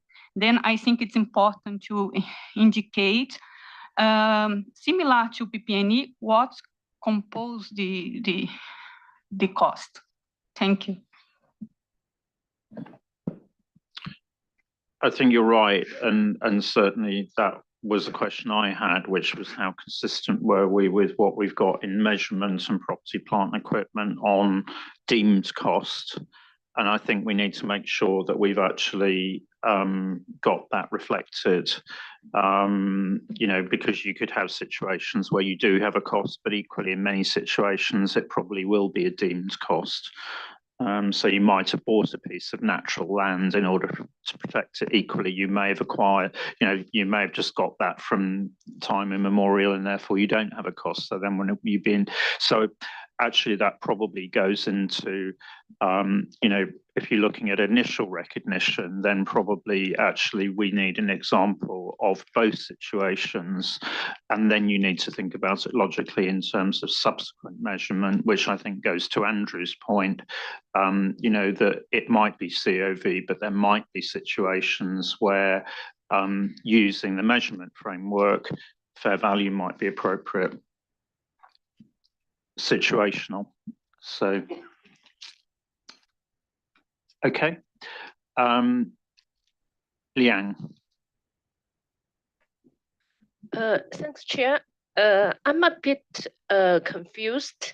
May I clarify that for natural resources here for conservation, COV is one choice, and the historical model can be still used for this category of asset? Yes. What I intended to say in the slide is, if you have a natural resource held for conservation and you have elected to use current value, current value. That's okay. Yeah. Thanks for that clarification. Any other points at this stage on that framing paper? Oh, sorry, Renee. Yes, I just want to come in and clarify if there are any implications to the discussions we've had before break regarding how we want to handle assets held for conservation in the cortex related to the reference in the depreciation paragraph on paragraph 36. So right now that's a core text, and it's an authoritative requirement. I just want to make sure that we're comfortable that this is limited again to held for conservation type of asset, and that we're all recognizing this. Thanks, Ryan. It's a good point. Edwin. Yeah, I think the way I'm envisioning this is, if we're moving assets held for conservation as an example, so moving it down to either IGs or IEs, we would actually take out the references that say you don't depreciate as well, because I think that the no depreciation decision was really specific to assets held for conservation. Are you on that, Claudia? I was also struggling about this, but when I reading your drafting 22 and 23, it says, after recognition shall be carried out at historical cost less any accumulated impairment losses, and the same as we have with the current value model. So we never talked about in the general requirements that we have a depreciation. So that's very unusual to explain it, especially for held for conservation, that we don't have a depreciation. We never agreed on that we have depreciation. We only agreed or proposed have impairment losses. Yeah, so that's what I mean. We will have to add depreciation back into the cortex. I think there's an issue here, because if you go back into, this is a tangible natural resource, and then you look at the definition of what's depreciation, actually you could argue questions around useful life and stuff like that. So I think there is a question there that the board needs to come to a landing on, because we might be saying that you know, and maybe it's not as strong as you won't, but maybe the rebuttable presumption is that natural resources won't be depreciated. Certainly, though, you know, I think the proposition that they're subject to impairment, regular impairment testing seems right, but I just want to test where members are then on that point about, are they always going to be non-depreciable, or is it a rebuttable presumption? Renee. Yes, I like the idea to rework that section on depreciation and make it a rebuttable presumption that allow preparers to make their own judgment based on the circumstances and the purpose for which they held a natural resource, to maybe to state that typically it would not be depreciated because typically it would have an indefinite useful life, but maybe leave the door open. Maybe we have an SMC on that too. I think certainly if we put it in, it's sufficiently important. We would have to make sure that we had an SMC on that. You coming in, Andrew, or go on?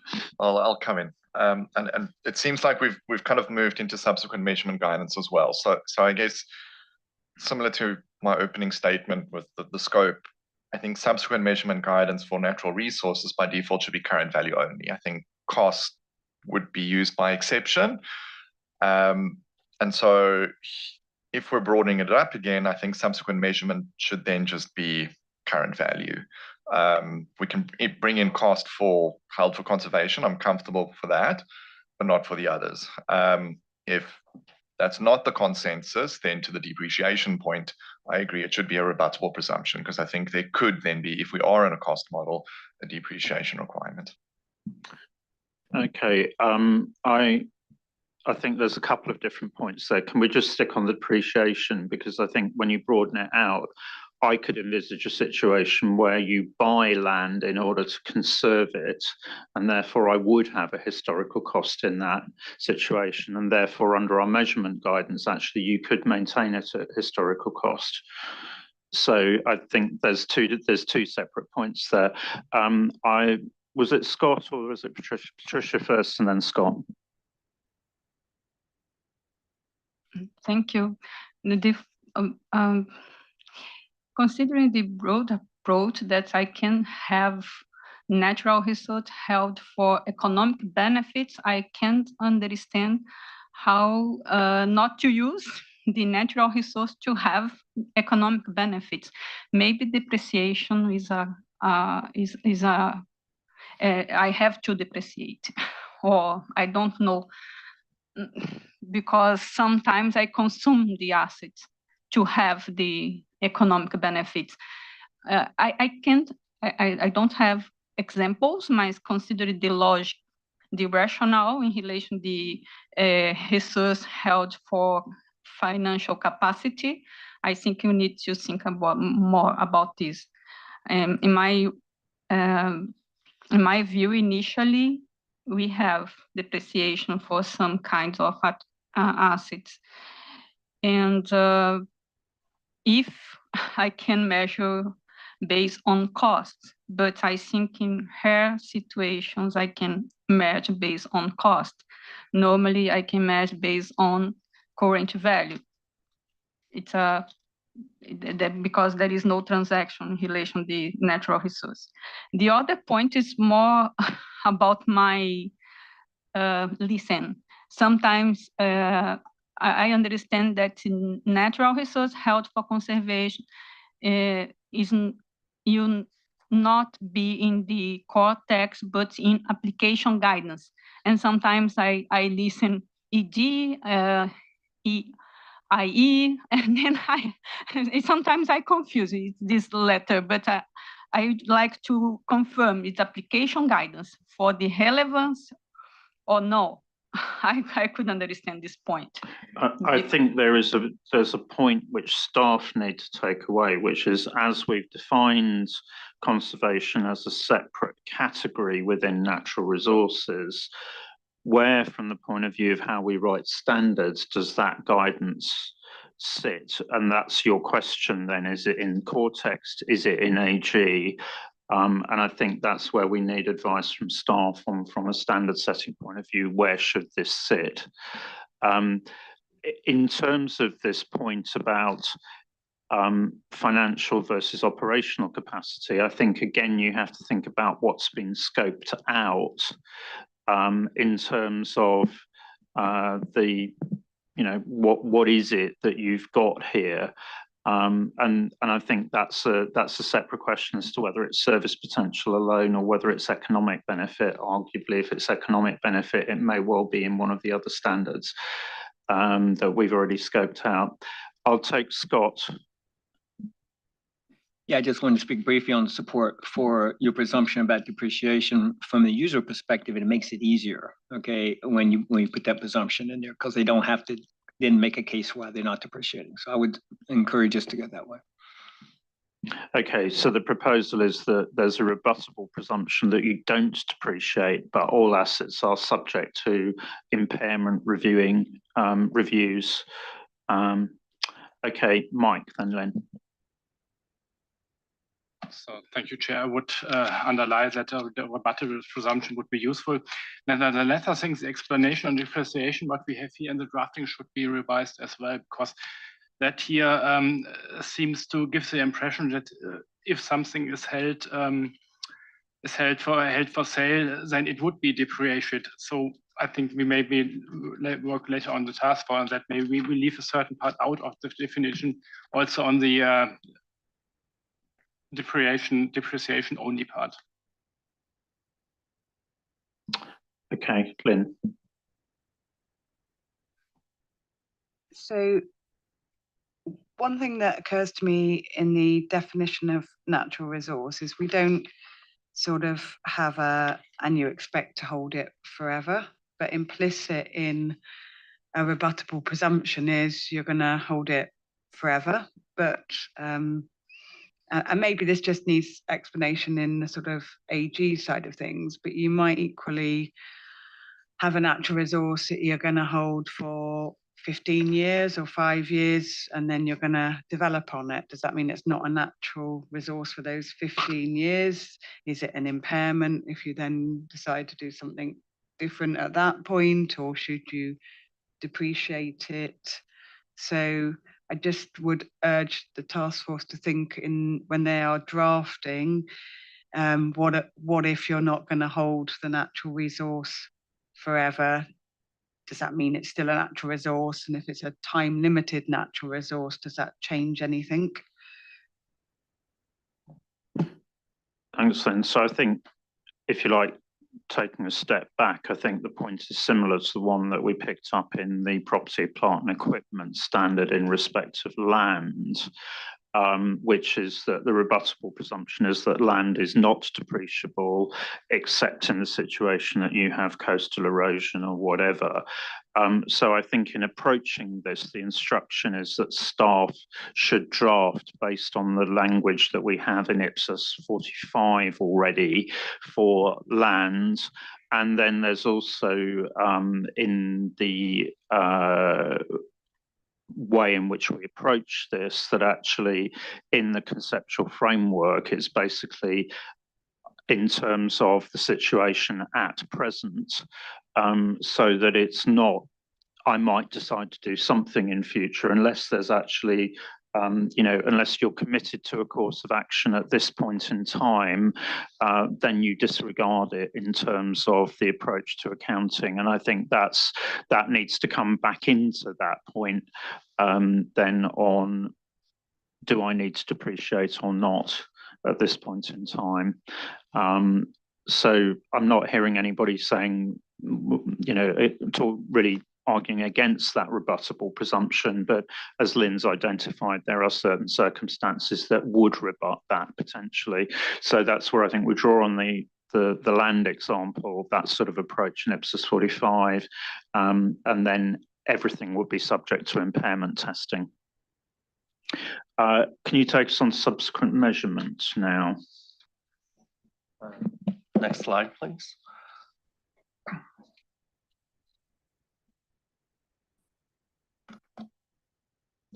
Okay, so the next paper is on subsequent measurement, and what the task force did was we looked at the various available measurement models out there. So historical costs or the current value model under the PP&E standard, current value model with changes going through net assets, or current value model with changes going through surplus or deficit.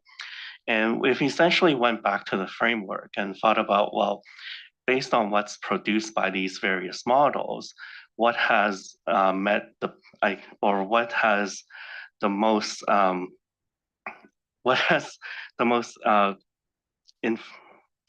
met the most qualitative characteristics of information in the conceptual framework. And we've also thought about the costs and benefits of each model as well. So what we've agreed on as a task force, and admittedly, this was more focused on natural resources held for conservation, so this might change. But what we agreed on for those natural resources was that the PP&E model was the most appropriate, because in those cases, you could have a historical cost, or you could elect to use current value if the entity has the resources to do so. But in terms of whether you lose any information between historical costs and current value, we determined that you wouldn't really lose that much information if an entity were to elect historical costs. And the reason for that is if you have an asset that you're holding for conservation, any major additions to the asset would actually be captured by historical costs.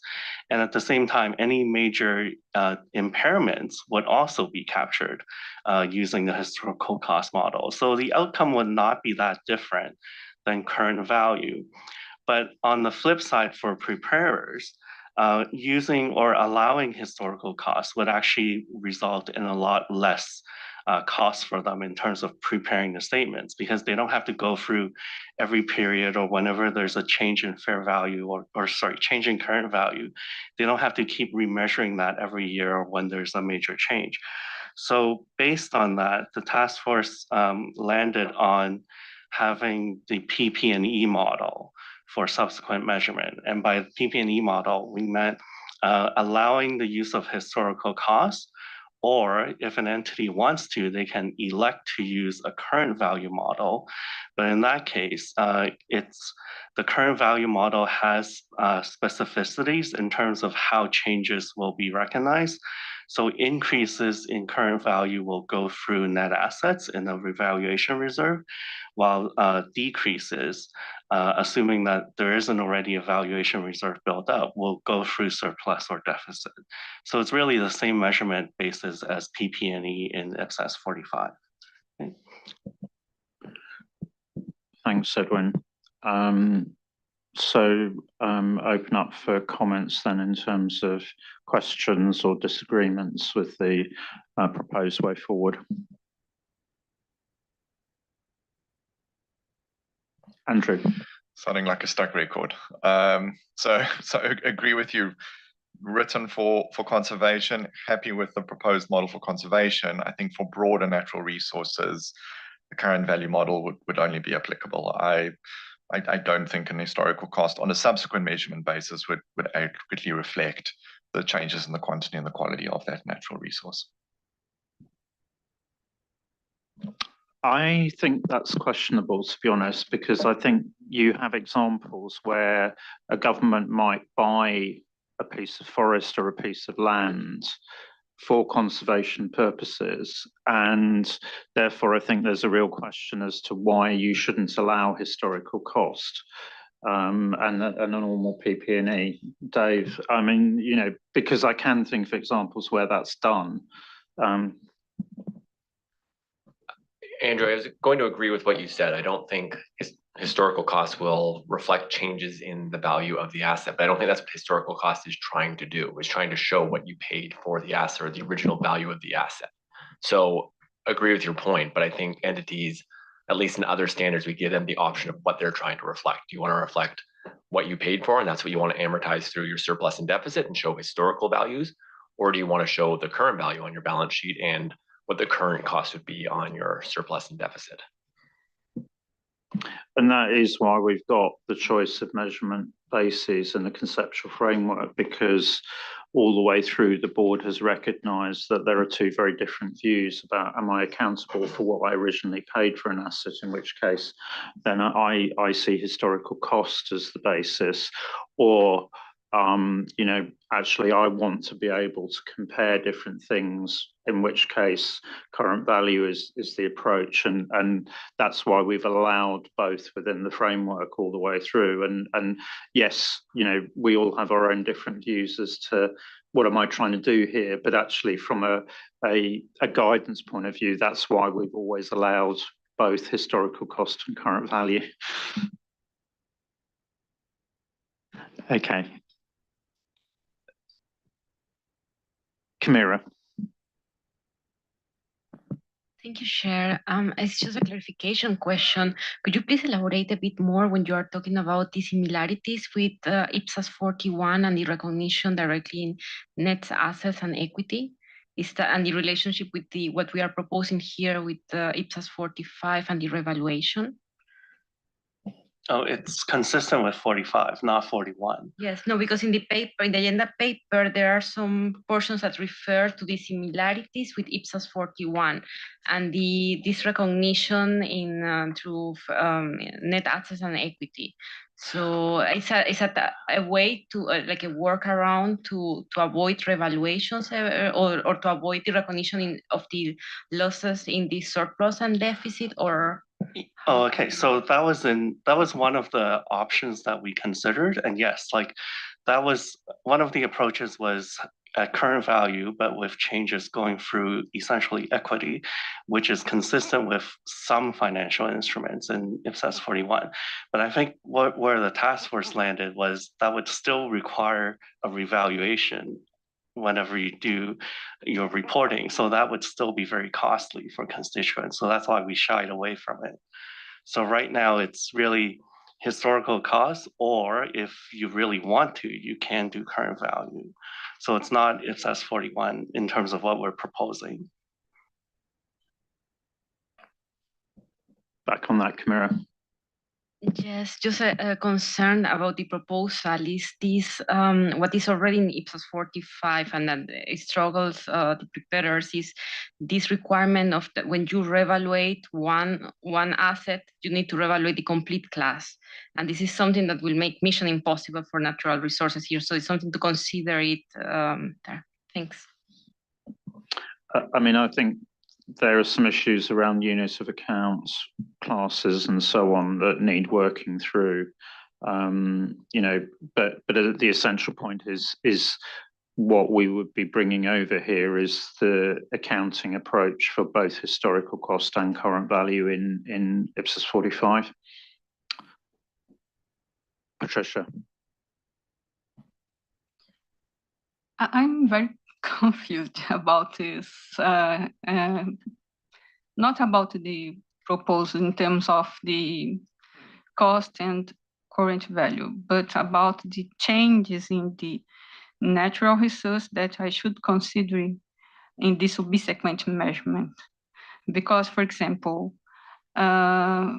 we understand that natural resource is in defined useful life, regardless of the objective that the entity held, the natural resource, and how to consider change, no manage, not change, not derived from the human intervention or the managed in the natural resource because of only of the natural cycle. I think some questions are not clear for me. The first one, it's natural resource does not change, and then consequently does not have a change in the value. Cost approach, I consider cost approach, and after that it's on cost approach, and not consider natural resource does natural resource not change? I think it's a question. What changes I have to consider?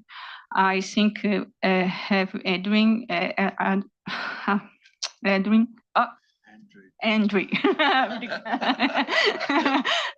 Sorry, sorry, I'm not good in this, in pronunciation. Sorry. For example, there is a subsequent event. How consider this subsequent event in terms of subsequent measurement? It means improvement in the useful life or in the potential service or financial capacity. It's if this expenditure is related with a non-recognized natural resource. I consider in the same way as heritage. It's a specific, I indicate that I recognize the expenditures as assets related to with a non-recognized. I think there are some other questions to think about this in this moment about the subsequent measurement. I mean, I think the key thing here is that what we're agreeing to is we bring the principles that we've already got from IPSAS 45 over into this standard. And then the examples or the IGs are the place where it actually applies that in the context of a type of natural resource. Because some of what, the question is, okay, I'm on current value basis, and I just revalue, there's a valuation movement, that's no different to property, plant and equipment.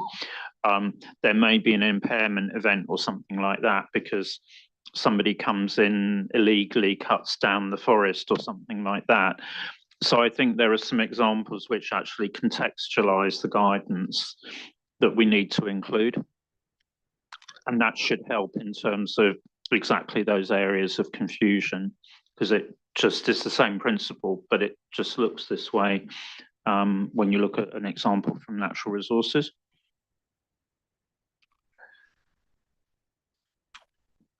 So I'm not, I think with those, with that discussion around sort of elaboration, how does it work in practice? Essentially, the board is agreeing that we bring over the IPSAS 45 model into the standard.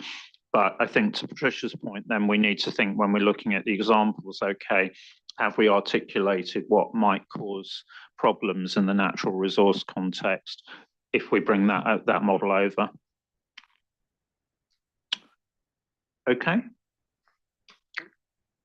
Good. Okay, so move us on then, Edwin. Okay, next slide, please.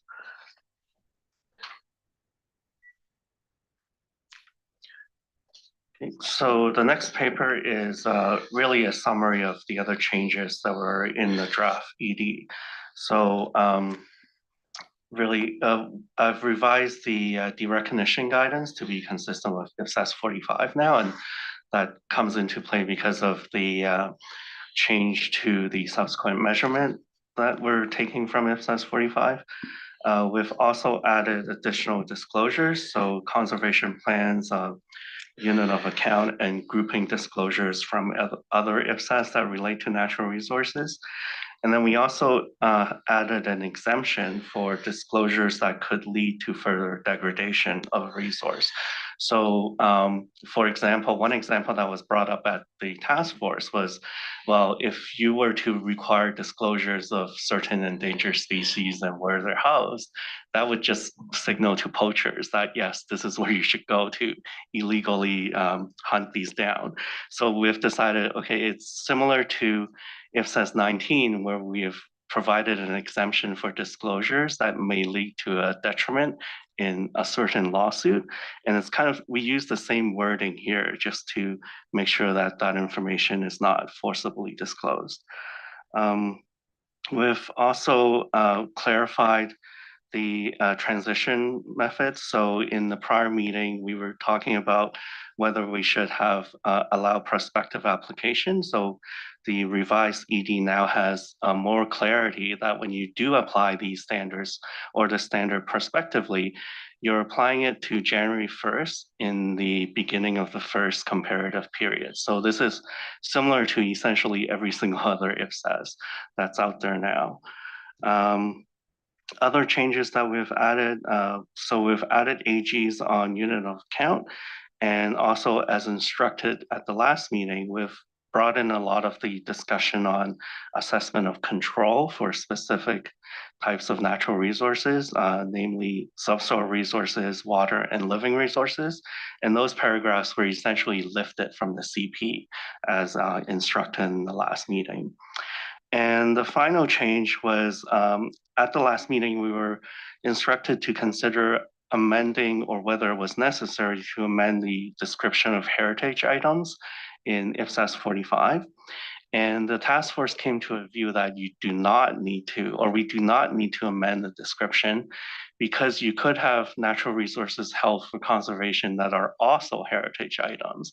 And there's really no reason for both IPSAS 45 and the standard to be applicable in terms of disclosures for those items. So I'll just stop there. Okay, so I'd suggest we go through the bullets in turn and just check whether members have any comments on those proposals. So the first one is whether revised derecognition guidance should be consistent with IPSAS 45. Just want to check whether there's any comments on that.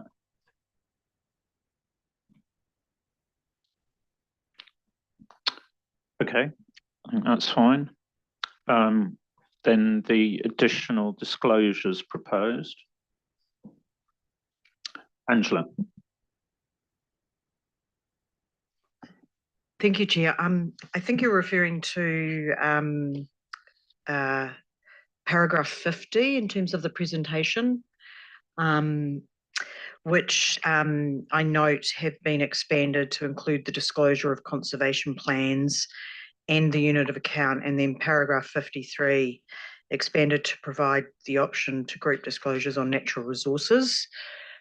I guess this comes back to the very first conversation we had on scope and perhaps the decisions that have been made. Just an observation, the current drafting of 50, particularly 50A4, I guess, to me, my interpretation of those kind of disclosures, although I think useful disclosures, is service performance reporting like disclosures in terms of your management plans and how these activities expect to impact the assets and the reason for conserving. So I was unsure. I think they possibly need to be revisited in light of earlier discussions. I think Lynn's proposal around for natural resources elsewhere on financial statements like inventory or agriculture, what Lynn described wasn't reflected in the disclosures when I read it. But I then have a question of what actual disclosures would be requested to perhaps the suggestion of Lynn's.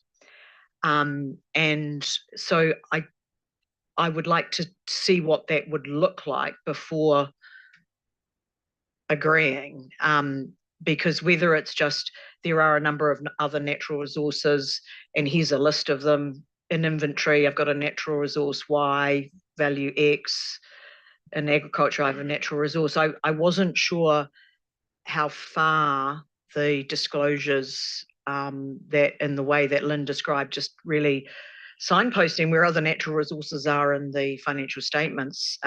So yeah, it's hard to respond to that idea because I felt that the things that were added were more about service performance reporting and sustainability, not the location of natural resources elsewhere in the financial statements. I think what we need to do is walk this back because I'm presuming that you started off in terms of disclosures from IPSAS 45. So that's where your point, Angela, comes in terms of we've added specific disclosures on conservation if you go back to the principles in 45, you can write it, the requirements generically consistent with 45. So that should be the instruction. We don't in any of our other standards start talking about, well, actually, we want you to include this, this, and this from other standards. And I think we've got to be very careful to start going down that route here, because we've already had a big debate about scope.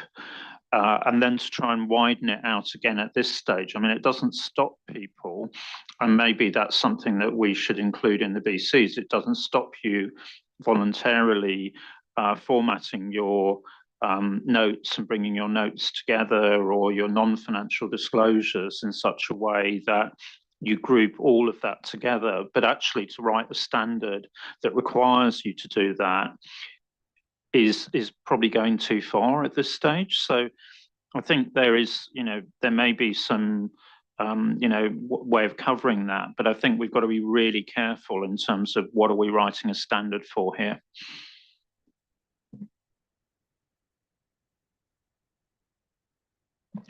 Lynn. So there is a sentence in 53 that sort of gives a permission, but I don't think that entirely covers the point that I was making earlier on, because there's nothing in those other standards necessarily to say in inventories there should be a class called natural resources if that's what you've got. So there is the consequential point on the other standards that I don't think has been sufficiently covered. And I guess we disagree about it talks here about you may present. I would be in favour of bringing together a single disclosure where you've got natural resources recognised in more than one place. So rather than being permissive, I would be in favour of requiring. So that's just where we have a difference of view. But I also think there are consequentials that should go into those other standards to pull out, because if you're not going to use the may pull it together, you may have natural resources in inventories that aren't disclosed in inventories as natural resources. Going back to, we've defined natural resources. So to try and actually then say, I'm going to pull in inventory in a standard on natural resources is, I think, really problematic. And that's where there is nothing, as I say, there's nothing that stops people grouping information prepared under other standards in a way if they want to tell the story. And that's probably back to Angela's point. But the point is, we're writing a standard on natural resources. So we can't mandate, you've got to do all of these things that you might or might not consider. So I think on this one, we come back to what's the scope. And then, if there's a permission given somewhere that if you want to group in certain ways within the requirements of various different standards, then that's fine. But that's not something that we should mandate in this standard. Now, I don't see how we can write that, frankly. So, I think we note the point at this stage that there's an aspiration that, if you're doing certain types of things, but we're writing a standard on this particular topic at the moment. Andrew, and then Renee. Thanks. I'm on the AGs around unit of account, and then the three types of assets that we've brought in from the CPs. I think on unit of account, I think there's a lot more work that's needed on that. At the moment, it talks about sort of how you would disaggregate it into components, whereas I think the issue here is more around the aggregation of it into what you're actually managing and what you can actually control. So I think that's a part that's missing. I think we also need to interact unit of account and provide useful guidance as to how unit of account can answer questions around control of the resource, and therefore whether you potentially have an asset that can be recognized, and then also the measurement principles around it. So what is the unit of account for measurement? So I think there's a lot more guidance, because this, I think, is one of the key issues around natural resources. And then when it comes to the AGs on subsoil resources, water and living resources, Edwin, as you said, they've kind of just been lifted from the CP, and I think it still reads like a CP, those AGs, rather than an AG in a standard. And I'm not necessarily sure that we've applied the principles from higher up in the standard to those. So either, I guess it's redrafting these that they're more AG-like, or moving them out to an IG or something along those lines. I think on those comments, Andrew, can you provide proposals in terms of drafting what you would actually see so that staff can see what you're actually proposing? You know, because I think that's most useful at this stage, and then a judgment can be made in terms of, okay, where does that sit and so on. But I think we need to see those proposals. Okay, Renee? Yes, thank you, Chair. Back to the disclosure requirements. If there are natural resources that are recognized on various lines within the statement of financial position, I think from an accountability perspective and better information perspective, users of the financial statements would want to know in one place what is the value of those natural resources recorded, and therefore I would see value in having a requirement, not just an option, but a requirement to have total natural resources disclosed, at least in a note in one place, to the extent that they're not already all showing up on one line. So I just wanted to bring this back up. I think it's an easy requirement to make. It would be an easy requirement to comply with. And I think it would be a very high informational value in the financial statements. So I just wanted to confirm if that's the direction. Sorry, can I push back on this? We've defined what tangible natural resources are. We have a definition of what property, plant and equipment is. We have a definition of what inventory is. We have a definition of what agricultural assets actually are. We have disclosure requirements for all of those where we have an existing standard. People may or may not regard those as linked to natural resources. That's going to be a judgment based on the activities of an organization. So I think it's perfectly reasonable in standards terms to ask people to group information if that's appropriate, but actually to mandate it in this standard actually overrides, you know, the discussion between preparers and their auditors as to what's appropriate. So I think where we get to is that actually you can ask people if that seems appropriate in the context to actually do it, but to actually mandate it and make a requirement of it, actually I think is very hard to write, nor is it the right thing to do. This is about how your overall presentation works. So the only argument we have here, I think, is whether we put something in which is permissive or whether we actually require it. Now, it's perfectly possible that actually we say, should we have a requirement on that? And if Lynn feels really strongly that it has to be a requirement, and can articulate exactly how you would describe it, exactly how you would mandate it, that we put it in an alternative view. But we don't do this in any of our other standards, so I don't see why we should actually do it here. You know, I'm not saying you can't allow it, but to require it in this way and how you would draft that, I think is really above and beyond what we're actually doing here. So I would suggest that we move forward on the basis that you allow, and we put some drafting in that does that, and then we see where we go on that. Could we consider an SMC to our respondents? I think it's perfectly possible. Yes. Say that we drafted it as we're allowing it. Do you think we should have actually required it? Yeah. Patricia. Okay, only one question about this subject. I understand the importance to have information together about the natural resource activities, related activities, or how the entity manage the natural resource. My question is, segment reporting is not enough for what Lynn and Renee have asked, because it's not only about the assets and liabilities, it's about the revenues and expenses too. In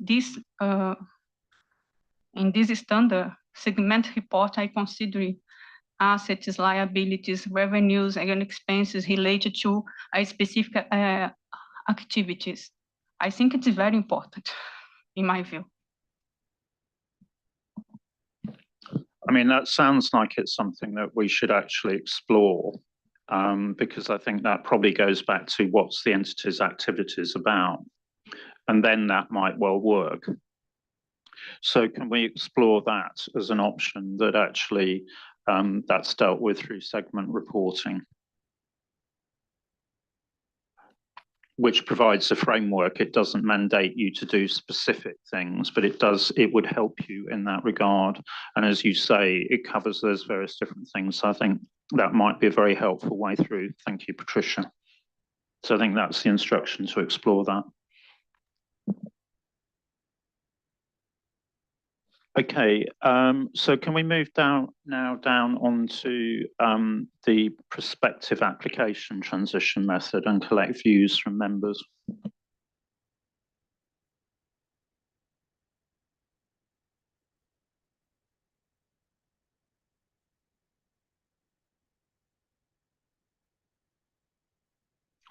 Not seeing any flags raised, so I think we're content with that.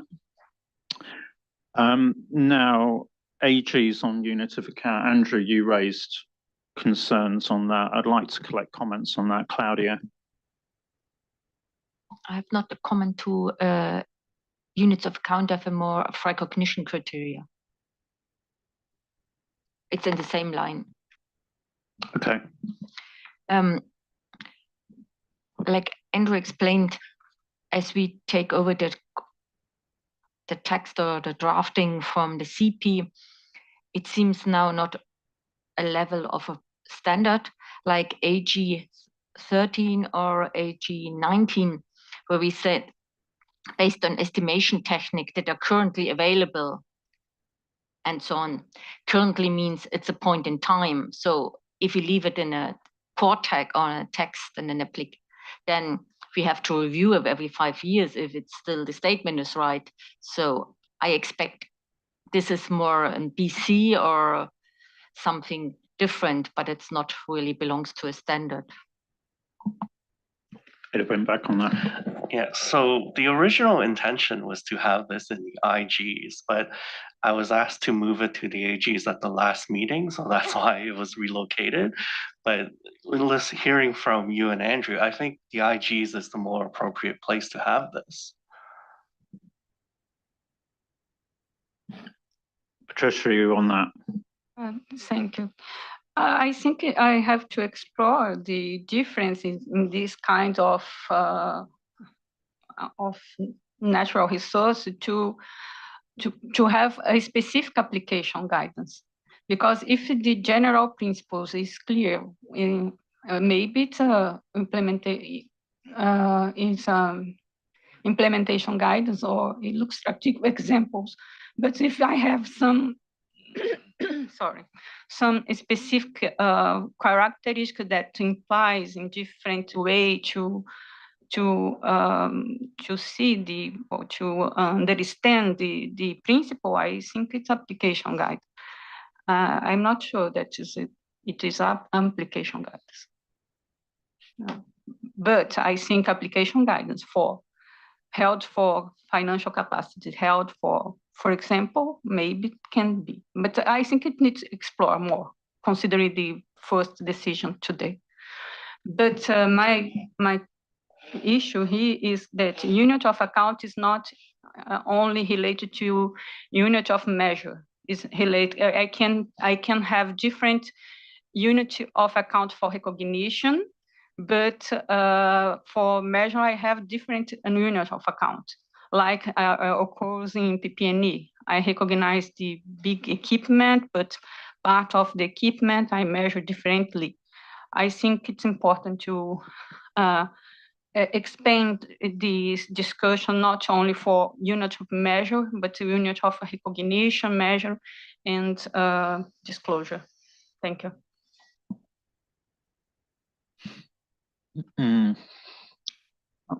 Angela, help us out with this.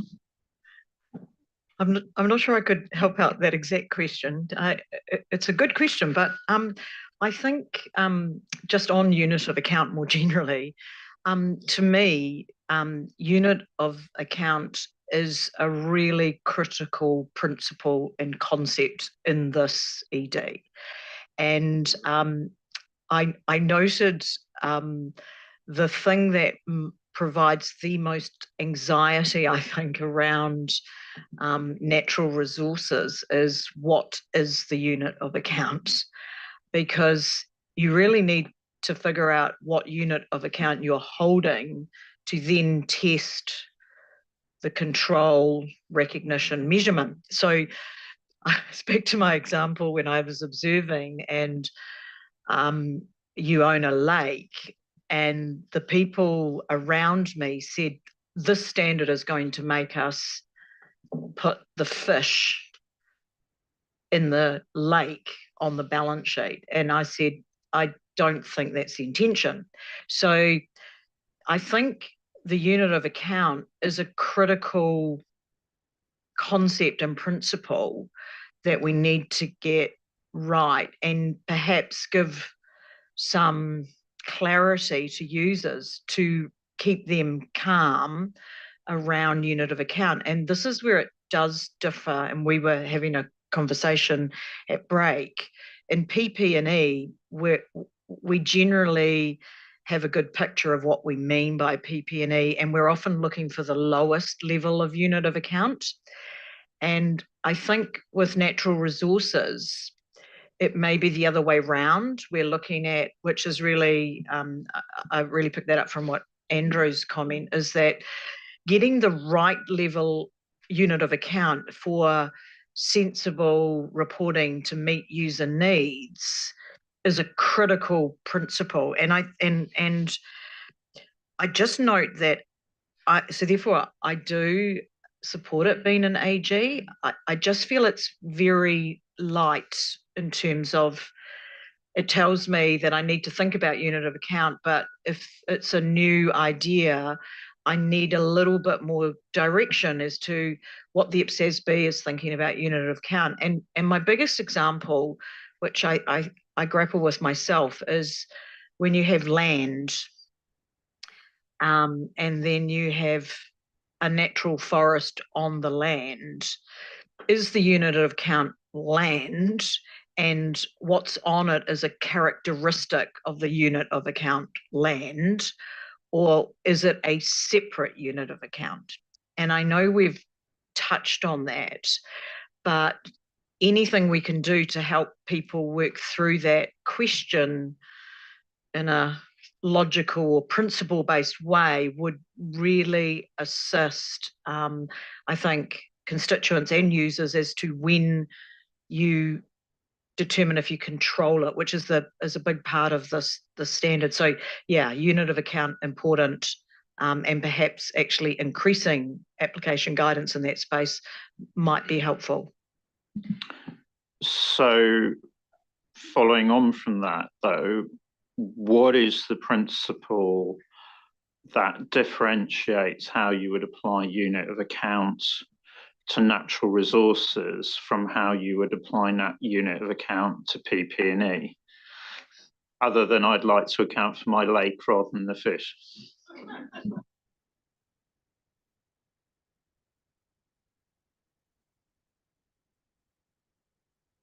Ross.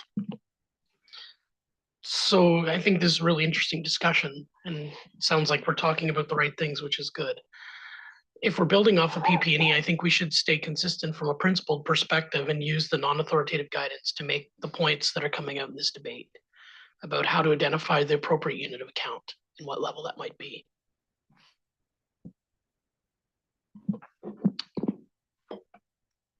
That's helpful. And then we'll test them against the lake and the fish. Adrian. Yeah, well, just adding to what Angela just said, because actually, yes, indeed, we had that conversation at the break on the example of the land and the forest, and the reason, and I mean, the characteristics which will lead to adopting this or that unit of account is the intent of the conservation. And if the intent of the conservation is future enjoyment of people, then it's the global natural resource that is at stake. It's the land with the forest on it. But if the forest is a commercial forest, of course the unit of account will be the tree, because each and every tree has a value as an asset, which is much different. This is exactly what Angela was referring to when she says we have to go the reverse way. It's okay, what's the global intent when recognizing, measuring, or disclosing under a unit of account a natural resource? Well, that's it. That, especially because we have that reason, the intent to hold the asset for conservation. That would lead, maybe we could be more specific in the AG on that. It says whether the entity has different reasons for holding the individual components, be more specific, or be more illustrative, maybe in an IE somewhere. I think that's helpful to understand, and that point that you've just made in terms of why would I look at it from top down, as it were. And there probably also is some, if you marry that a bit with Angela's example, actually, yes, I am conserving the lake. And maybe the reason is because I want to preserve the fish in it and all the other stuff, but actually I don't control those. So there's a natural cutoff. So I think probably what we're saying is maybe explore that idea from Hervé Adrien, that it's about what are the objectives, and then work out how you marry that then with the guidance we've already got in 45. If we see then there is a different, there's a principle as to why we would change or we would interpret based on that overall objective or whatever. I think that's what we're looking for here. Is that okay? Good, thanks for that. So any other points on unit of accounts then? Right, so then we move to the final point, which is amendments to other IPSAS, and in particular this point about the potential interaction with heritage. Mike, you want to come in on that? So, thank you, Chair.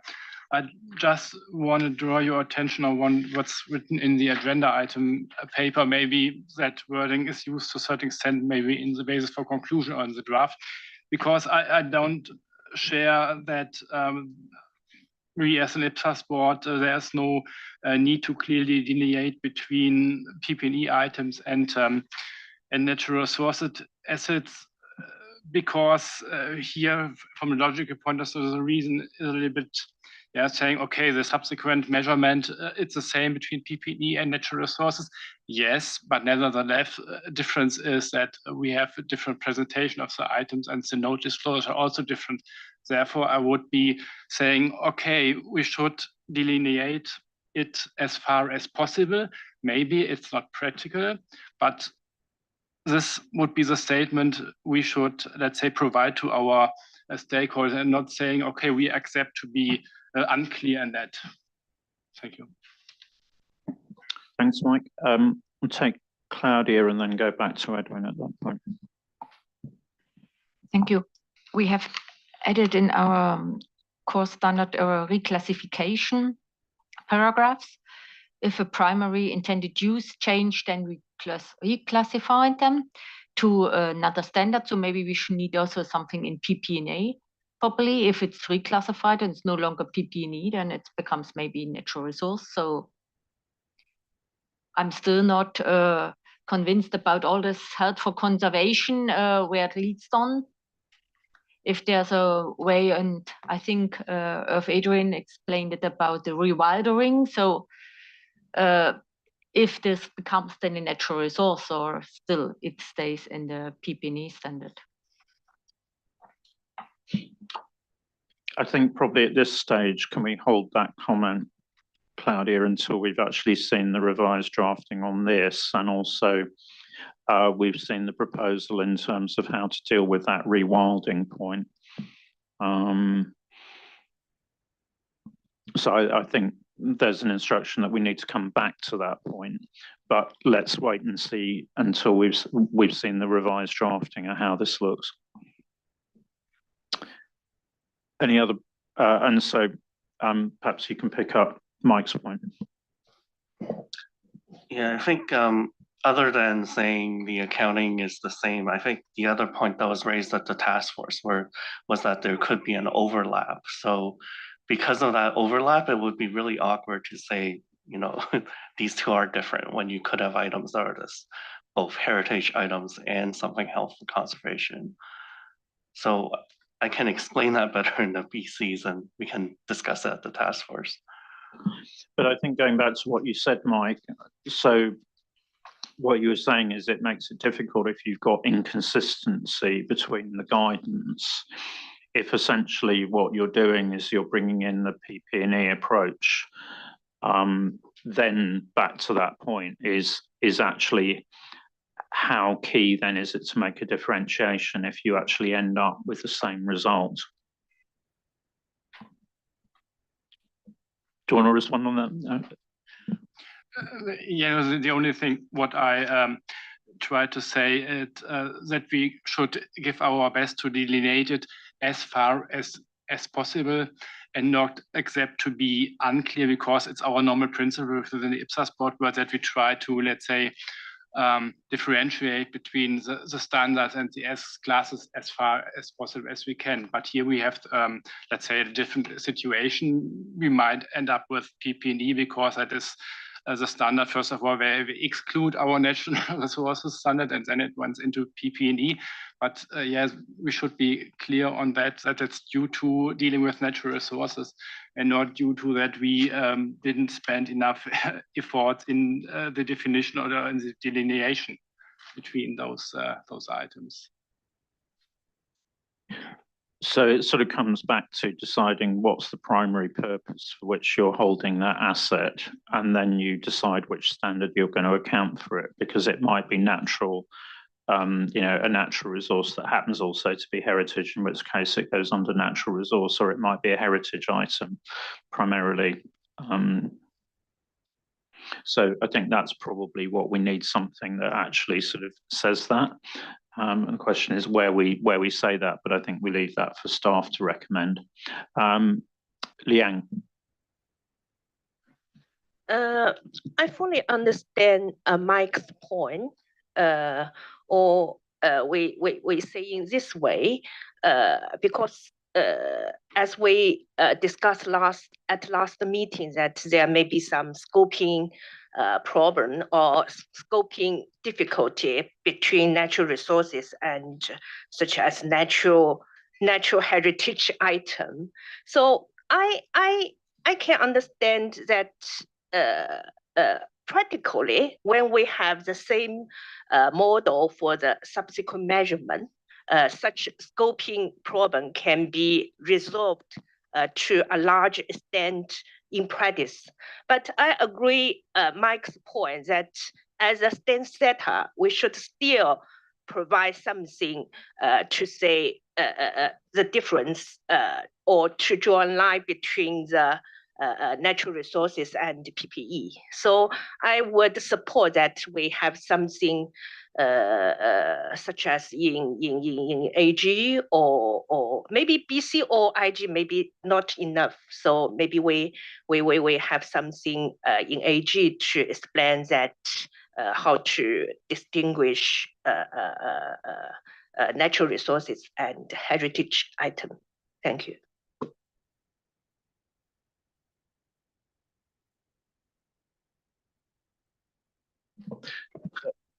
Just following that through then a bit more, I mean, does it not come back to what's the primary purpose for which I'm holding this item? Yes, I think so. This is one of the key point to distinguish. Yeah.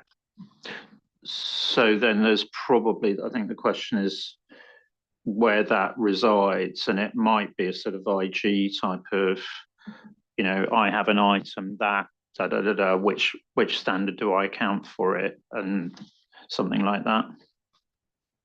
I mean, obviously we need to see the drafting on that, but perhaps that feels like a way forward, that we try that as an IG and then see, because all the IGs have to hang off, obviously, principles in the core text and or application guidance, and we'll see that in a minute when we go to that item. Angela. Just on that, I'm supporting that, and I think anything that can help people focus on what is the intention or the primary intention to help with which standard you're in would be helpful. Location, be interested in staff recommendations, but I guess I'm also conscious, I think why that's important is words like heritage and conservation and natural resources are often place specific and jurisdiction specific. And so, say in one jurisdiction, your natural resources are your heritage, particularly in younger developed countries, whereas maybe in say a Europe environment, heritage, I immediately think of Roman ruins and museums. So again, it's a jurisdictional language thing. And so what in a younger country, natural resources is heritage. And in fact, in our jurisdiction, it's often called heritage. So the land. So I think, coming back to the drawing out the principle, which I think is the intent. The other thing in jurisdictions, a lot of these natural resources are both used for service potential, visitor park fees and things like that, but other parts of that land is preserved and no one's allowed to enter it. So it is actually quite difficult, I think. It could be quite difficult to actually say even what is your primary purpose. So I think anything that helps people actually apply the principle in their physical location and in their jurisdictional cultural references to heritage or conservation, to cut through the language use in different areas would be really helpful.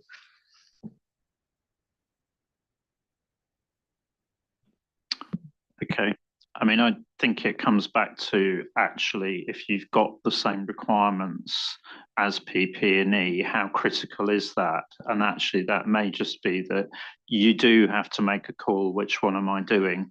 I'm an organisation that's either charged with conserving whatever, or I'm, and ultimately you're going to have to make a call sometime.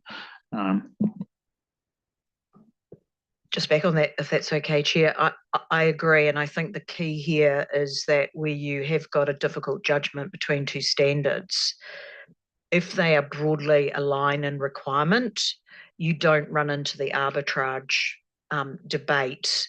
And if one standard was overly onerous, I could easily see people making a lot of international arguments that natural resources held for conservation are always in PP&E. So I'm not suggesting that's where we're going, but it does, if we can take out any kind of arbitrage, unintended consequence, that would be helpful as well. Yeah, thanks, Angela. I think you've just made the argument very well there, and probably almost written the BC as well. Liang, are you still in? Okay, so any other comments from anybody on the agenda item 7.2.5? So then I think we go into are we on examples and IGs next? So we'll just take the remainder of the time today just to consider that. So to you, Edwin. Okay. Next slide, please. Okay, so we've updated the table that was presented in September and December of last year, and this slide only shows what we've added so far to the list. And again, it's not a closed list by any means. We are actually having a task force meeting tomorrow afternoon to talk about what specific fact patterns we're going to include here and whether there should be other items to be included. But the one big ask from the board is if you are aware of any examples from your jurisdiction where you think that it could be repurposed or written into an IG or specific example, please let me know, because we are struggling to come up with real life fact patterns of natural resources either recognized or even if it's just disclosure, that's fine. Right now, we just have one or two, so we don't really have a whole lot to work with. And I don't know if you want to walk through the specific additions or just. Well, I think in the time that we've got available, what I want to do is collect any thoughts from members, recognizing that we need to take the top-down approach on this. So I think we've had a number of areas where we've said there's a particular principle that may be difficult to apply in practice, and that's why we would have an IG. I think we need to keep that tension in there in terms of, you know, you have an IG if there's going to be a problem with applying a principle in the standard. You then add an IE if that, you know, final clarification is required. So I think we need to be very, very careful before we add yet more IEs, because we've already got a lot there. So the question is, what is the principle at all stages that we need an IE that can't be dealt with through an IG? So it's a top-down approach rather than a bottom-up, because in the past we've ended up with a multiplicity of examples that don't really help elucidate what the principles are. So I think that's the principle that people need to adopt. But if you have examples that fit with some of those existing proposals, obviously that would be very welcome.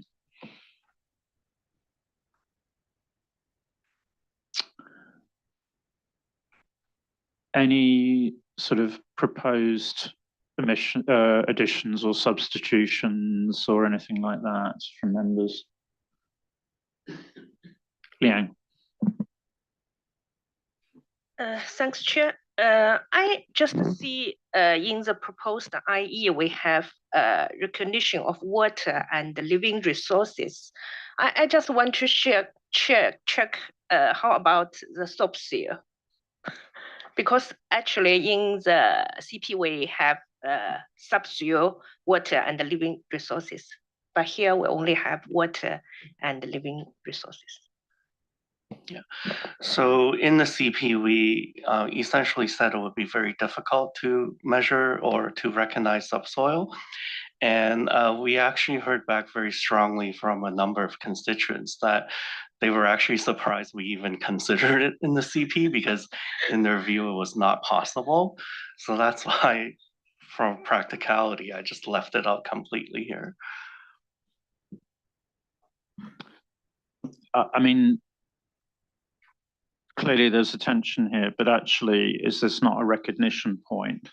And I think, you know, there's two things that go with this. One, we don't necessarily need to provide both living things and water as examples of every single point. I think it's thinking, where would that actually help elucidate a point? So we don't need both.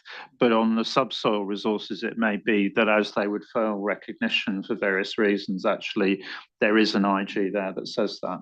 Ross? Yeah, I mean, we could give an IG or an IE clarifying what we heard in the CP and our views on why you wouldn't recognize them, why they don't meet the definition of an asset and resource. Yeah, so that's actually one of the IGs. We already have explanation of how unextracted subsoil resources generally cannot be recognized. So that's one of the items we'll have. Okay, that sounds like that does that. Lucy and then Mike. Thank you, Chair. We are adopting most of the PP approach, and I noted that in AG paragraph 14, we're saying that the entity can account for subsequent expenditure incurred for natural resources. But in AG 12, we're saying that conservation activities which are performed to maintain the quality or the quantity of a natural resources held for conservation generally do not add to the future economic benefit or service potential of the natural resource, and therefore they have to be expensed. Okay, in IPSAS 45, we provided an IG 11 and 12 regarding the capitalization threshold that would allow entities to capitalize activities related to PPEs. What about if the conservation activity would qualify the capitalization threshold of the particular entity, because we're saying that this is a materiality issue? Are we not, to be consistent with paragraph 14, are we not shall we not provide an IG for that, same as we have provided for IPSAS in IPSAS 45 regarding the capitalization threshold? Thank you. Yeah, so the intention was in the IG was to say that these expenditures are not really adding to the asset at all. It's like maintenance. So I think what we could do is clarify that if you do have some expenditures that actually do prolong the life of the asset, those by all means, like those should be capitalized. So it runs counter to AG 12, where this is specified that they have to be expensed. So that I think these have to be reconciled. Thank you. Okay, thanks, Lucy. Mike. So I want to go very briefly back on the subsoil resources. It's right, it's an AG 13, but nevertheless, I'm struggling a little bit with that, as that is a very strict and very clear statement that you don't want to see subsoil resources in the financial statement. And to be honest, I don't think that we have the right, let's say, the appropriate knowledge to say it's technical, not feasible to quantify the resources. So I would be a little bit softer on that, saying, okay, if there's a high hurdle to recognize that, but be a little bit more open. Again, we went through this in the CP. We heard the feedback. It's an existence and a control issue while they're under the ground. And that's why private sector organizations don't recognize them on their balance sheet either when they have the rights to them. So until they're extracted, you don't have an asset that you control. It's that simple. I mean, I think what we need to do is articulate that point, you know, because again, it comes back to what we're trying to do all the way through here is actually apply what's in the framework. You know, that's where if it fails recognition tests in the private sector, there's nothing that would actually be a different public sector principle that we could apply in that case. You know, if you are at the stage where you can recognize it, then you're exploiting it, and then at that stage you're not into natural resources anymore. You're in, you know, whichever is the other relevant standard. I've got Fabienne, and then Angela. You're between us and lunch. Fabienne. Thanks, Jan. I completely understand your concern about limiting the number of illustrative examples, especially helpful ones. But still, it could be maybe useful to see whether CAG members may have some real life examples to share. Just an idea to share with you. Thank you. Thank you, Fabienne. I mean, I wouldn't have an objection to essentially what Edwin has asked, which is actually, do you have practical examples of the list of proposed illustrative examples, but I think if people are going to add, then they need to subtract, unless there's a real reason, because we've already got a long list at the moment. And, you know, this is always the case where the more you write examples, you start to move into rules based. So I think if we can, you know, certainly don't object to, you know, getting a broader perspective, and it would be very useful with the CAG's got a broad range of experience to see if we've got examples of those. And if they do want to propose what they would add, then they need to propose something to take off as well, I think, just to put a bit of extra tension into that process. So, Angela, tension in process. This will be quick, but just to the subsoil example and my earlier comments on unit of account, an entity could hold a piece of land, and the unit of account in my mind is the land. It's possible in my mind that beneath the land is known valuable reserves of something beneath the land. I think the unit of account is still the land, but the value of the land could be higher if we know there are things. So I'm not an expert in subsoil, because I actually agree with Ross in terms of, as a unit of account, the subsoil may not meet it, but the subsoil, I guess the clue's in the name, it's the soil beneath the earth, which is the land. And if you control the land, no, and this is where I'm not an expert, so I'm going to hand back, and I'm sure we all actually want lunch.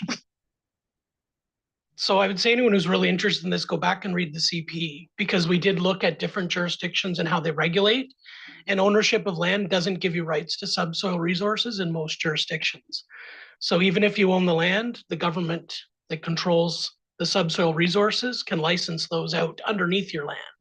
So you don't get the resources underneath with it. So we have done a lot of thinking on this, and yeah, so.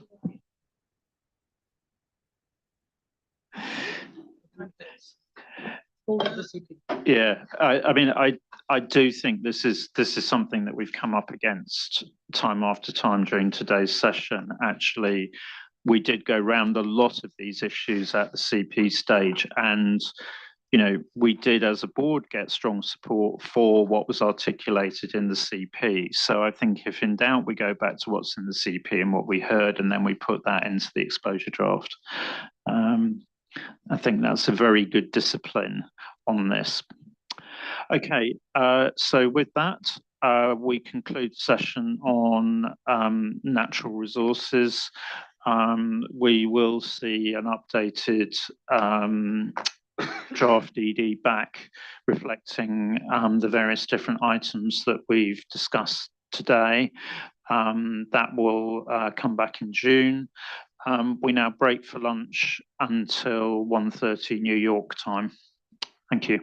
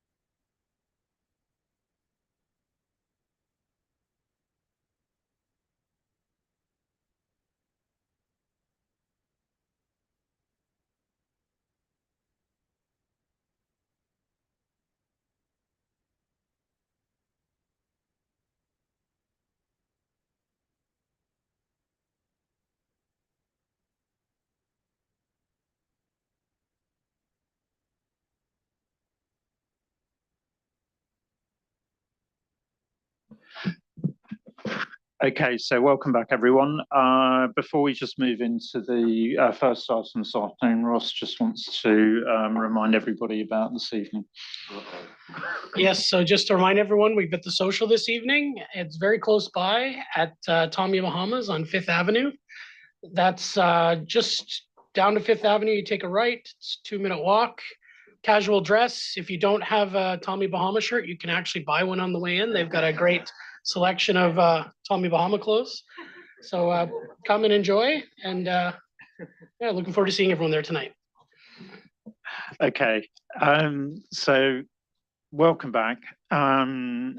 We've got a session with the IFAC adoption and implementation team because we've referred to the great work that they're doing in a number of different items over the course of the last few meetings. So we thought it was a good opportunity for you to get a bit more idea about what they're doing and who they are. Before we do that, though, I'm delighted that we can welcome Lee White. Lee is the still very newly minted CEO of IFAC, and it's great. This is his first week in New York, that he's actually able to take a little time just to join us this afternoon, and he'll also be around at social this evening, I think. So you can get to know him a bit better there. But Lee, over to you. Thank you, Ian. So good afternoon. I was really looking forward to spending some time with the IPSASB, which will be a little bit now. I am going to stay, but not sit here to listen to the team on A&I, so I'm looking forward to doing that. But as Ian indicated, I will come along to the establishment tonight. From that build-up from Ross, I'm not entirely sure what to expect in this establishment. You know, I come here in awe of the brand and of the work, genuinely, that the IPSASB has done for many years and will do going forward as well. But I do look at Ross and say, how do I correlate this brand strength of the IPSASB with some establishment known as Tommy something or other selling shirts? Sounds interesting. So let's mark Ross's card quite carefully as we consider this event tonight. Leaving that aside, so as Ian indicated, this is my first week here in New York because I'm a CE that's based in London. And it's my second week overall in the role. I had the pleasure, genuinely the pleasure of my first week to spend time with Ian and Ross on a couple of functions, some of the engagement at the OECD and as well engagement with the Public Interest Committee. And I just felt that was a great way to start my IFAC time. I come to you, obviously here to serve you, the board, to make sure that this board and the staff can perform to the very best levels. So that's my undertaking to you. But I do come genuinely with a care and a sense of passion for the public sector. The public sector has been a large chunk of my career. I'm very proud of it. I speak about it in lots of different ways, and it's certainly shaped me to be a better professional, as is how I feel about it. So I've followed the work in many ways of the IPSASB, and will continue to do that with much pleasure and enjoyment. Last week in the engagements at the OECD, you could feel in the room, and I mentioned this at our staff briefing on Monday, staff briefing we had on Monday, that, you know, the strength of the support and recognition globally from those participating in this to the work that the IPSASB is doing was very strong. I mean, this was really great engagement, genuine engagement for many around the table. You know, I'd love everyone to hear that regularly, because it's important to know that your work is highly valued and appreciated. And the final thing I might say, because I know you're going to be tight on time, Ian, you know, I recognise the leadership that this board has also taken in recent years regarding the direction with sustainability reporting. You know, that's fantastic. That's my view. I think, you know, it doesn't come without really significant challenges. Last week, with the Public Interest Committee, there was this sort of questioning, which I'd heard in another place as well, with two other boards, I should say. You know, how do you blend this, getting the momentum of the startup of sustainability with the maturity of financial reporting? You know, how does that gel together? And then that's not, you know, it might be easy to say, but not an easy response. The model here, to a degree, was probably where the IFRS Foundation initially thought. You know, having it all within one standard setter, I think makes a lot of sense. We didn't eventually land in that, but this model could genuinely be the medium-term model in a range of ways. So congratulations on all the work that's been done. Congratulations on the direction with the sustainability reporting, and we're here to support the IPSASB in as many ways that we can. So thank you. That's great. Thank you very much. And certainly to echo Lee, I think, you know, tangibly, he has provided a lot of support in the past. I think, you know, you and I were talking when you were at the IFRS Foundation. And certainly, you know, based on those perspectives, that knowledge, that experience, I think that was where certainly I think you provided a lot of encouragement in those days, and certainly also facilitated you know, my participation as an observer in the technical readiness working group that went ahead of the formation of the IPSASB. And I think that certainly was very helpful as we travelled on our journey. And I think, you know, it's come through this week as we, you know, given the stage we're at on climate related disclosures, that if you like, already the journey has actually been 3 years to get, you know, to this point. Plenty of challenges ahead, and we'll be talking about that tomorrow. But I think, you know, if we can rely on that degree of sort of understanding and empathy and you know, support as we move forward, I think that's going to be really helpful as we face the undoubted long list of challenges that there are. So I think probably it's unfair to put Lee on the spot in terms of public questions at the moment. Not at all, Lee. Not at all. But I'm very conscious you've got a busy agenda and limited time. So, yeah, you know, I'm more than happy at the social, if you've got particular points that you wish to raise. You may funnel them initially through Ross, who will be selling his shirts and doing a range of other things there. And Ross, you can filter which ones you think I should answer or not. Or you can just come up and say good day and have a chat. Yeah. Can I buy you a beer, etc.?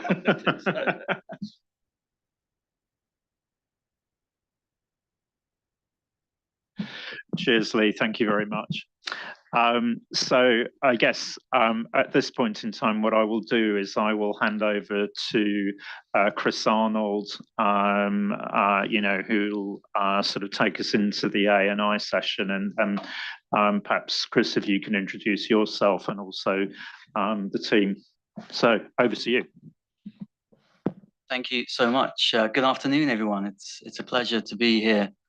No pressure following Lee, I guess, but let's see how we do. So, yeah, my name is Christopher Arnold. I lead on IFAC's A&I activities across the standard setting boards. So this is, I think, my first engagement with IPSASB specifically. So yeah, really delighted to be with you all.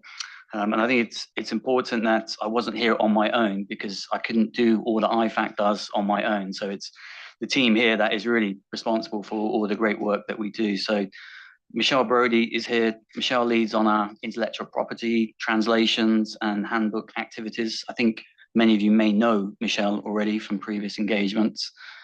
Sarah Gagnon, who leads on IFAC's adoption data and member compliance program related activities. So everything we do in terms of the SMOs, and Sarah will talk a bit in that on her slides. And then we have Laura Lecker, who primarily leads on kind of IPSAS implementation support, but is also very much focused on awareness raising, as well as IFAC's work more broadly in respect to the public sector. So kind of a broad remit for Laura.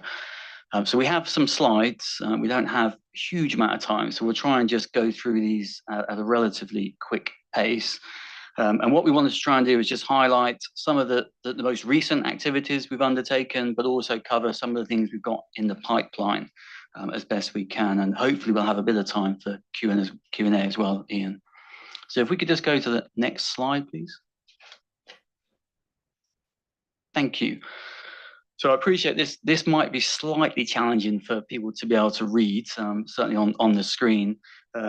We will disseminate these slides afterwards, but this is really just to try and set the scene a bit in terms of what we mean in relation to adoption and implementation. So you may be aware that it's one of IFAC's key strategic objectives, which is to promote the development, adoption, and implementation of high quality international standards. So this is really core to what IFAC does and how we live and breathe our activities.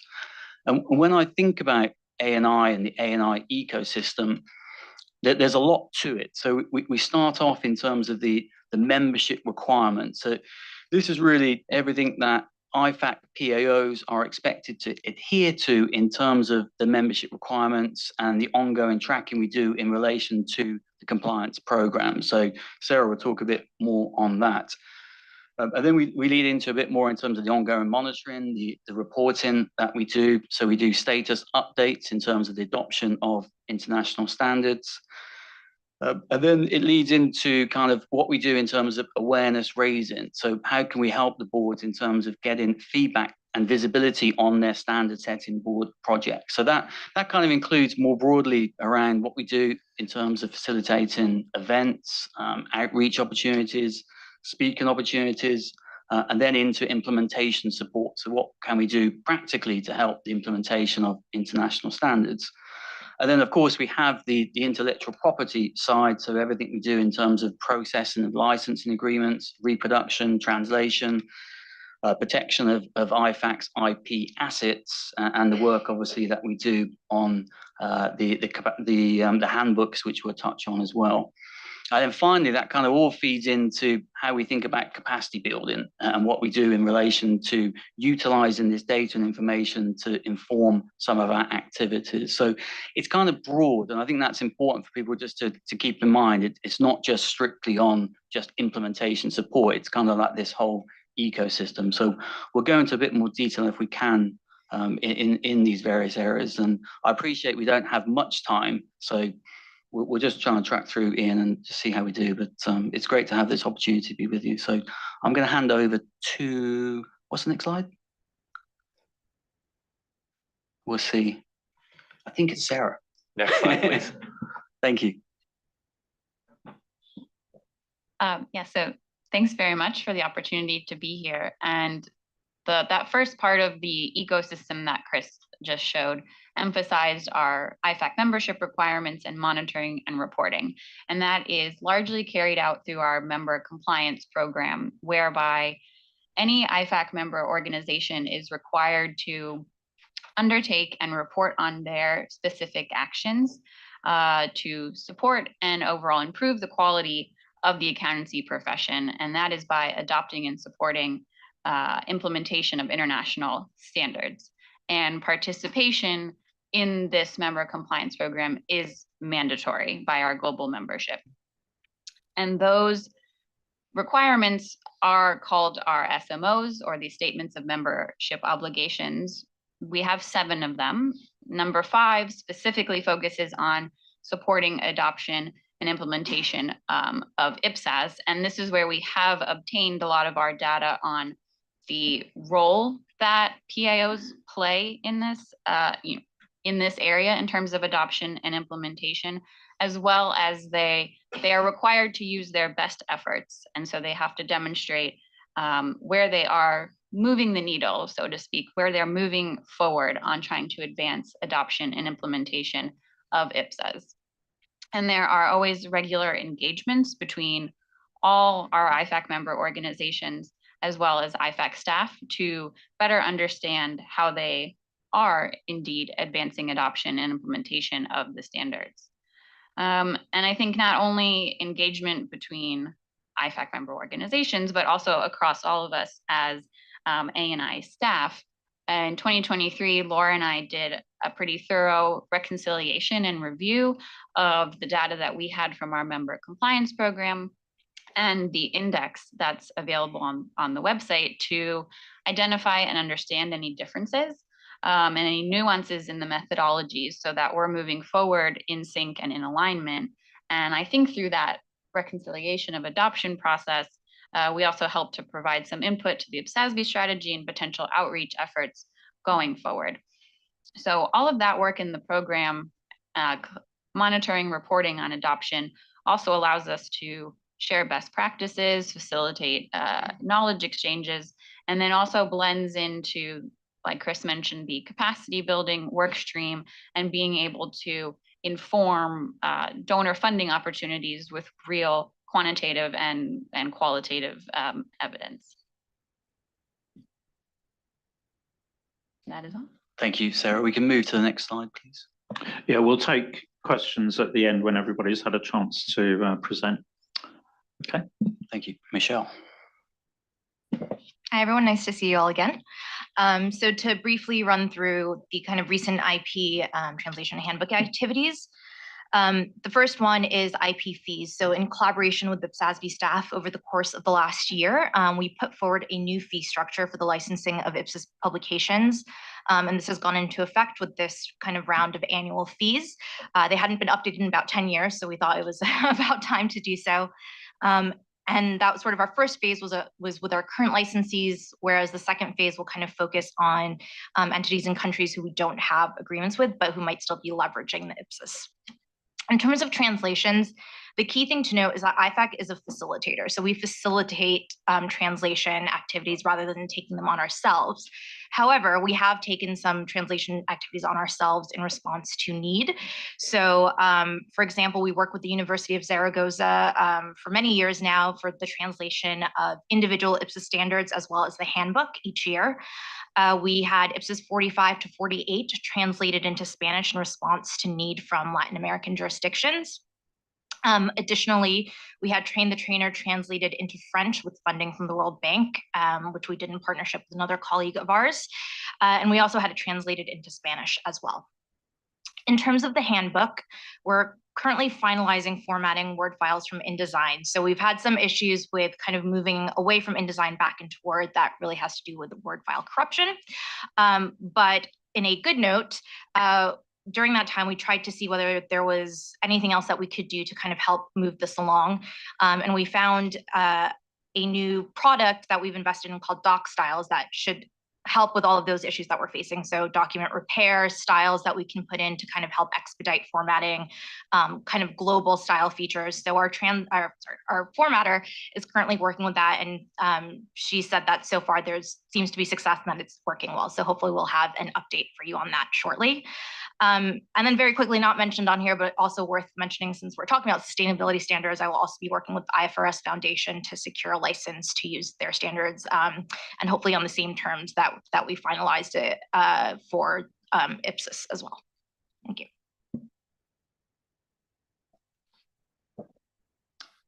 Thanks. Laura, please.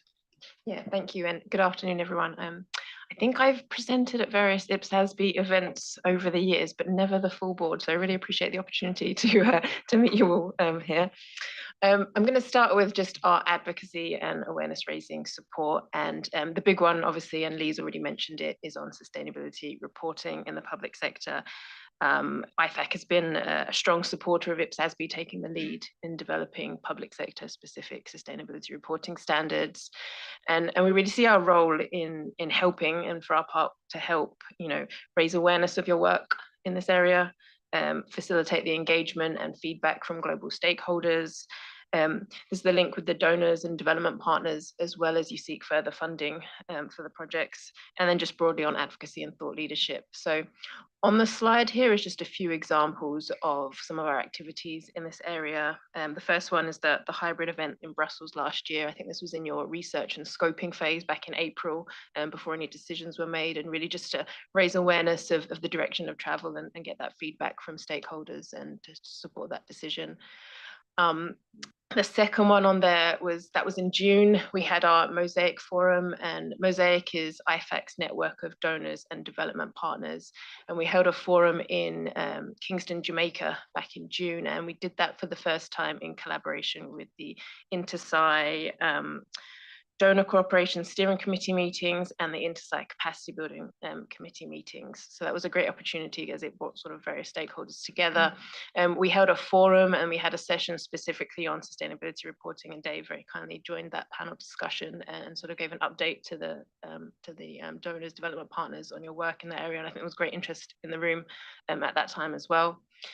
And then the last one on the slide, that's more on the thought leadership side. So IFAC worked with ACCA and the IPSASB Development Initiative.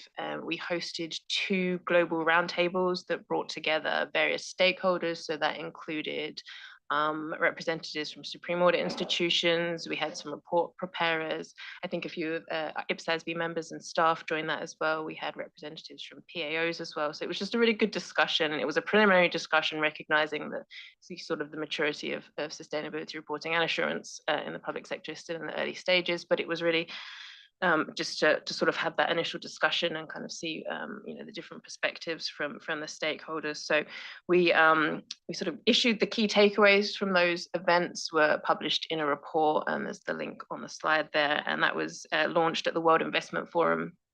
And the report really focuses, what does sustainability reporting mean in the public sector? Why should the public sector undertake it? And then specifically looking at the role of finance and accounting professionals in supporting, and also the role of Supreme Audit institutions. And then just in terms of other outreach and events, I think it's again clear from what Lee was saying, public sector and public financial management, it's a big priority for IFAC. It's, it cuts across our various work streams. It's integrated across the work that we do. So it's really about one of the key areas I would say over the last couple of years has been on professionalization and the focus on people, skills, capacity, and the role of PAOs.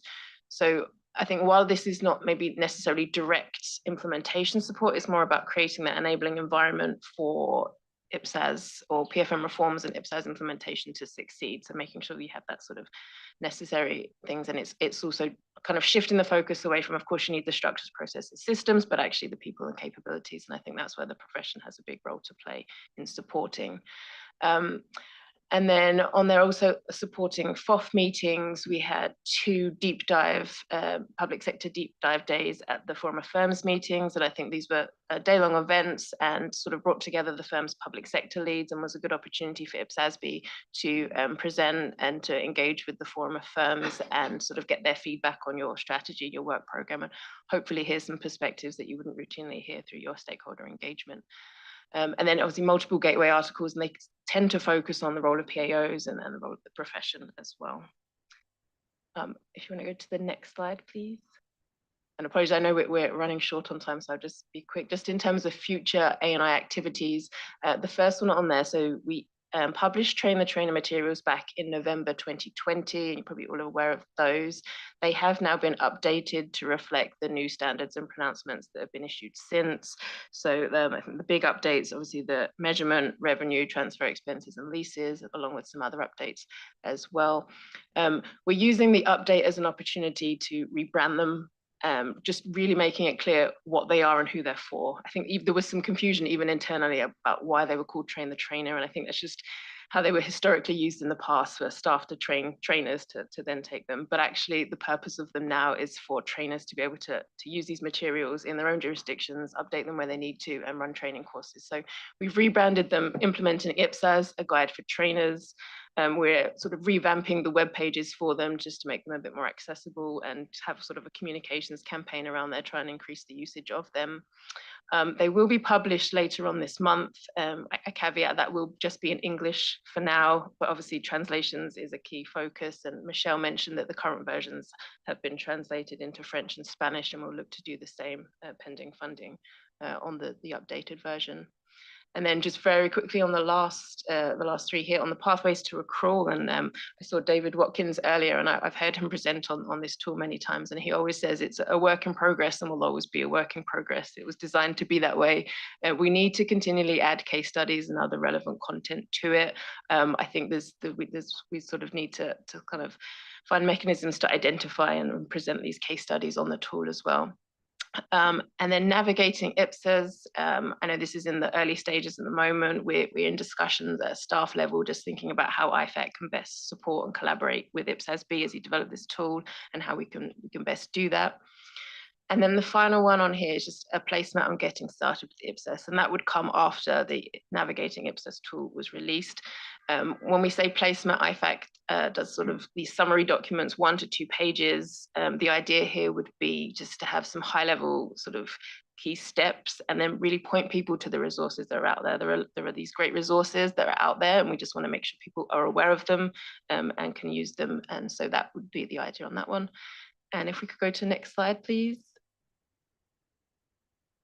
And then again, thinking about future sustainability reporting, obviously will continue to be a key focus for us. We're again arranging an event jointly with IPSASB and Accountancy Europe when you launch your exposure draft. Again, highlighting your work with the donor development community, and then continuing coordination on messaging and seeing how we can best support as you take this work forward. And then in terms of other outreach and events, continuing to support your regional roundtables and events that you run. I'm just going to pass to, I think, Michelle now to just run through the rest of this slide.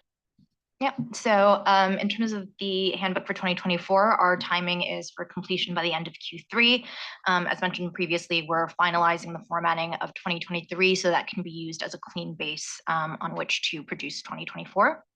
I also mentioned previously, I jumped the gun a little bit, but for the IP fees, phase 2 is going to be targeting jurisdictions without an agreement to make sure that they're also under the umbrella of our IP protection. And then other sort of ongoing matters, we're currently reviewing the EIS ingestion process, and we're proposing alternate go-forward solutions. So right now we're speaking with a consultant for them to do about a 2 to 3 month analysis to see really where the system is broken and future-proof solutions, ranging the gamut from can we fix the current ingestion system or do we sort of have to rebuild from the ground up? So we'll have more information sort of at the conclusion of that analysis. IP agreements and translation support. So as I also mentioned, including the negotiation of the IFRS for the IPSASB SRS standards. And then I guess the last bit is probably to Sarah, but adoption data estimate fulfillment best practices. I don't know if you want to say. Yeah, I guess just to say that the member compliance program, like I mentioned, is an ongoing activity. There's a screenshot there. We do issue like global status reports every 2 to 3 years that does highlight what the current status of adoption of each of the standards are, and again, how IFAC member organizations are an opportunity to showcase best practices amongst IFAC member organizations and what they're doing regarding each standard. Thank you so much, team. I know there was a lot there to cover in a short space, and we really value opportunities to be here, and we wouldn't do it without the positive coordination, communication with Ross, Dave, and the team as well, Ian. So thanks for all the ongoing support. And there's an open opportunity here for continued dialogue, I suppose, that we want to ensure that we're supporting IPSASB in the best way we can. So even if it's not today, happy to connect and have a discussion outside of this meeting as well. So thank you. Brilliant. Thank you very much, Chris and the team. And it is great to see you all here in person. You know, there's so many connections we have, which are sort of through Zoom. So, you know, just seeing you all here is great. And I think you've given us a very good overview of the richness of the relationship and the many different touch points that we have backwards and forwards. So I'll just open up. Obviously, we are limited on time today, unfortunately, but just open up for questions and comments from members in terms of any or all of you know, what's been covered.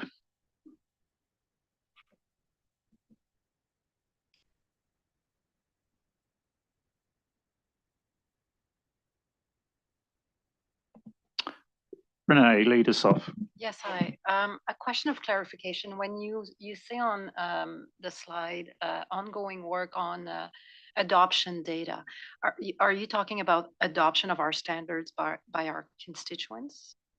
Is that what you mean? And if so, how does this overlap, and or where is the output of this work you're doing compared to the index? Right? Are we talking about the same? Is it the index? And I'm asking the question because I get asked a lot back in my jurisdiction, what are other countries doing for sustainability reporting? What are the other sovereign countries doing? And the research on the surface, when you just Google, you see a lot of reporting about the government's measures to move their jurisdiction towards sustainability reporting. So in their role as regulator, they're regulating right now the corporate sector, right? But it's really hard to find which government is doing sustainability reporting for themselves as an entity. And it would be great, sometimes I ask myself, it'd be great to have an index like this IPSA index for sustainability reporting. I know it's very early days, it probably would be quite an empty index, but these are all the reflection I'm having, and I was wondering if you would be part of that eventual solution. Do you want to comment, Chris? I'll make a comment, and maybe Sarah, you can also just weigh in if I miss anything. Yeah, the process that we have is that we do track the ongoing adoption of SMO 7 for IPSASB. So we have a global impact map, which is part of the IFAC website. So I don't know if you've seen that or you've had the opportunity to look at it. And that was part of the exercise that we did last year to try and reconcile what we had in terms of the index data versus what the IFAC data had. So we're not inconsistent, I guess, in terms of the data we're putting out there. And so that was a really valuable exercise, just to look at the methodology and approach and make sure we were aligned in terms of the end user data. And we will continue, I think, to engage with the board in terms of its journey on sustainability reporting. We're currently looking at IFAC's SMOs in terms of that for the other standard setting boards as well. So taking in consideration that IPSASB are doing 5,000, the ethics board have sustainability, this board is thinking about sustainability. So we will need to think about how to incorporate that into the SMOs and have data going forward, because I think that's a key role for IFAC to provide to the board in terms of just information that we're having through the member compliance program. So yeah, we'll keep that in mind. Thank you. Sarah, did I miss anything? Sorry, Ian. No?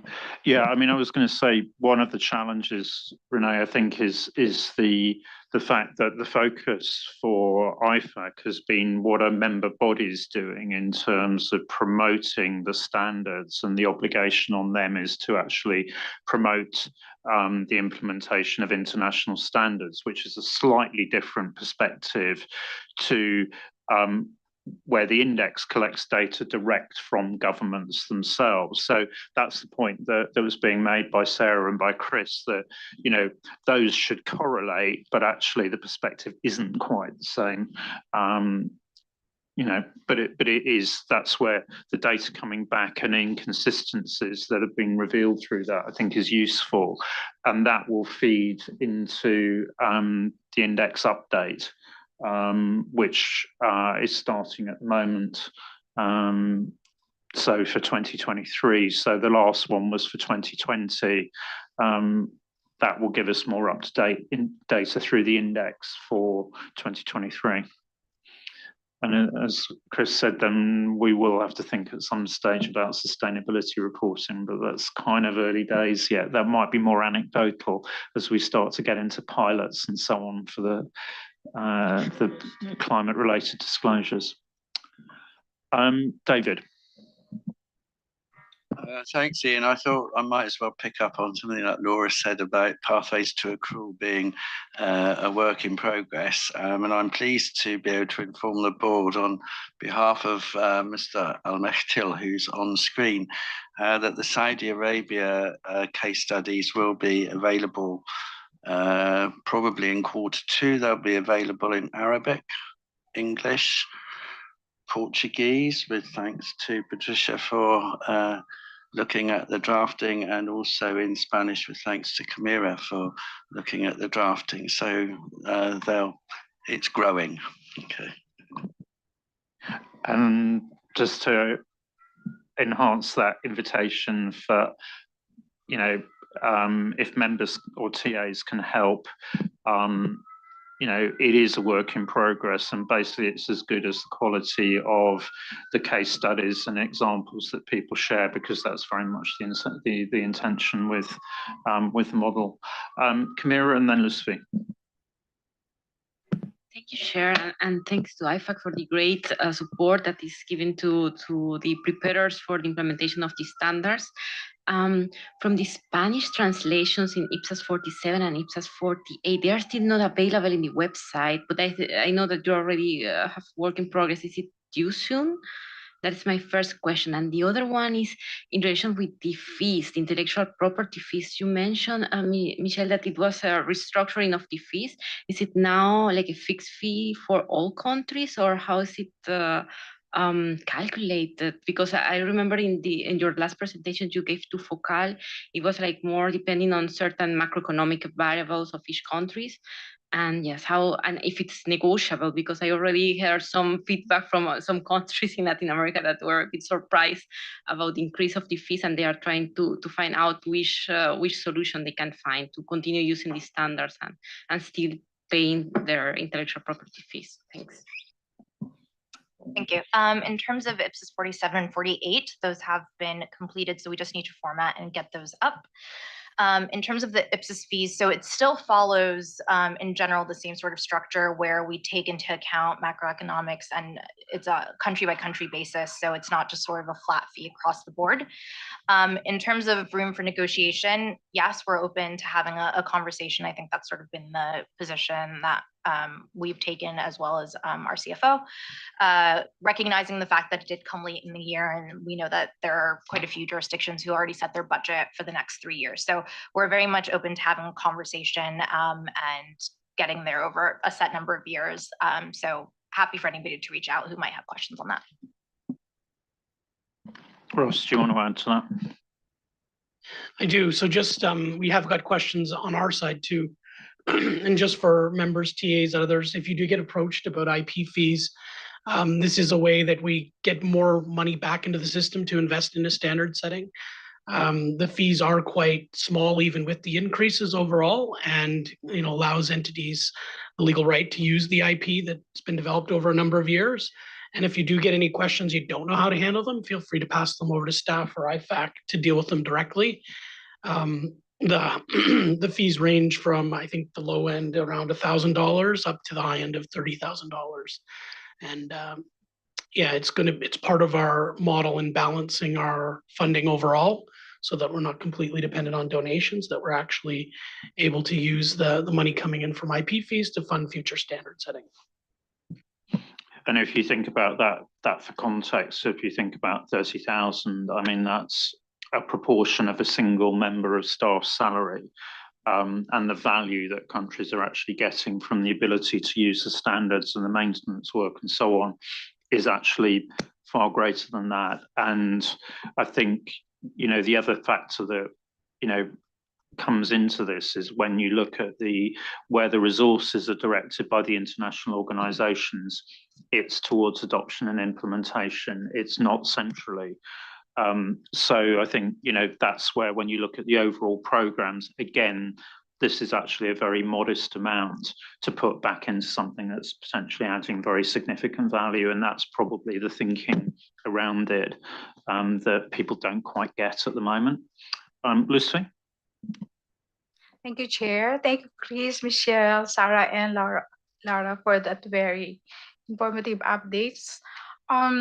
Sometime in 2018, I was able to accomplish the SMO5 as requested by the Philippine Institute of Certified Public Accountants as member of IFAC. And I think this is a very good form where we inform IFAC on the status of implementation of IPSAS, but maybe what can be enhanced in the form so that you can also monitor what are the issues that are encountered by jurisdictions in implementing IPSAS, is that maybe you can add in the form issues that had been encountered or challenges that had been encountered, and perhaps how these challenges were faced by the implementers. And this can also be an input in the pathways to accrual, because the form, if I remember it right, it was only the action. It only asked for action plan subject, and then the action plan objectives, background, and then the implementation of IPSAS, where we indicate the timeline, the action taken, what has been implemented, and so on. But none of the issues or challenges that have been faced by the implementers have been solicited in the form. So perhaps that would be my suggestion. Thank you. I mean, I don't know, Chris, whether you want to sort of pick up, but I know that there have been revisions to the SMOs and the approach to SMO compliance in terms of degree of control that the PAO actually has over the process and so on.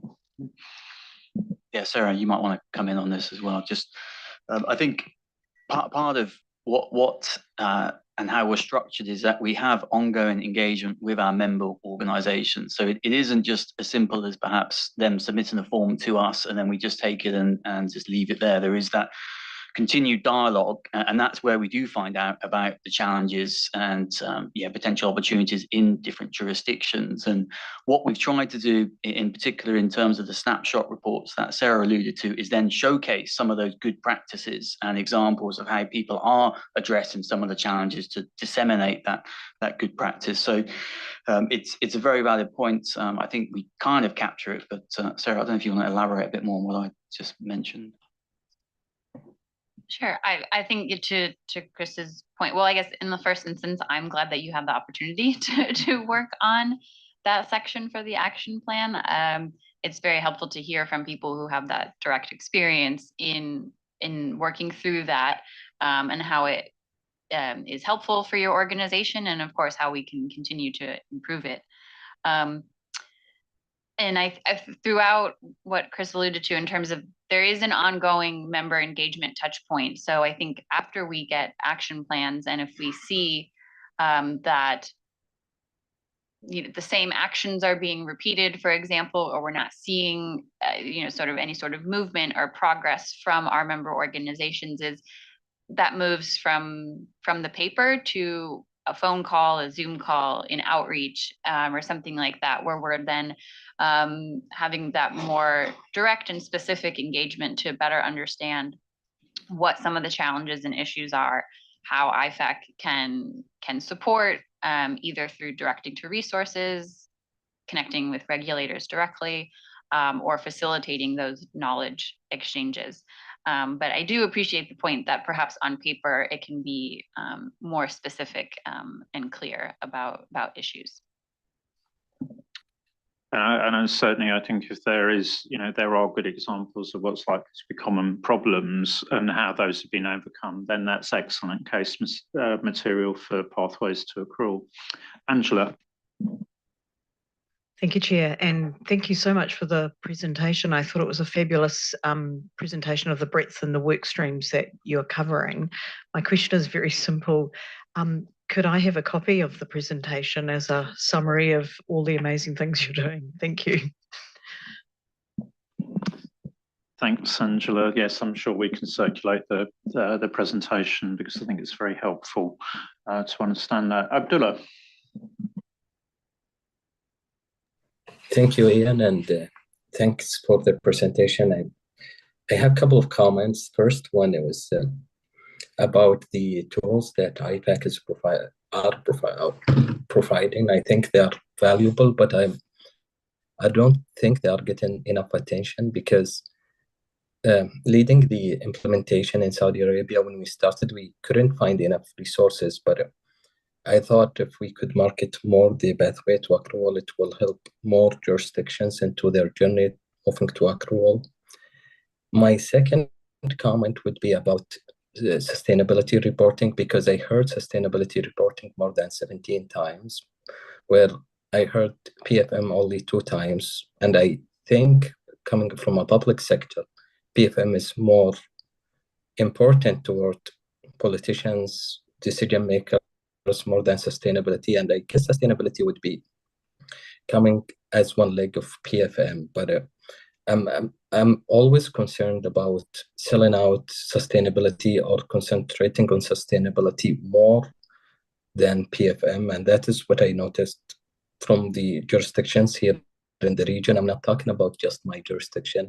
I've been trying to talk to a number of jurisdictions, seeing where they land with the sustainability reporting, and very much all of them, they are a bit, how would I say it? They are concerned about where they land on PFM more than thinking about sustainability reporting. The third comment that I'm having about sustainability reporting in the public sector, we need to be a bit careful where public sector is less mature than the private sector.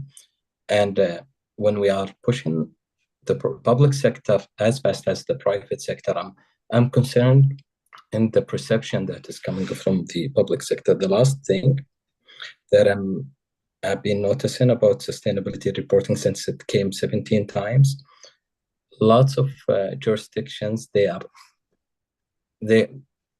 how would I say this, but they don't know how to start, where they are having a number of taxonomies regarding sustainability. Then they thought the IPAC through IPSASB and the IPSAS would find a way to align these taxonomy. I don't think that is the role, but that would be the perception from some of the jurisdictions. I have other thoughts, but I will just stop there. Thank you.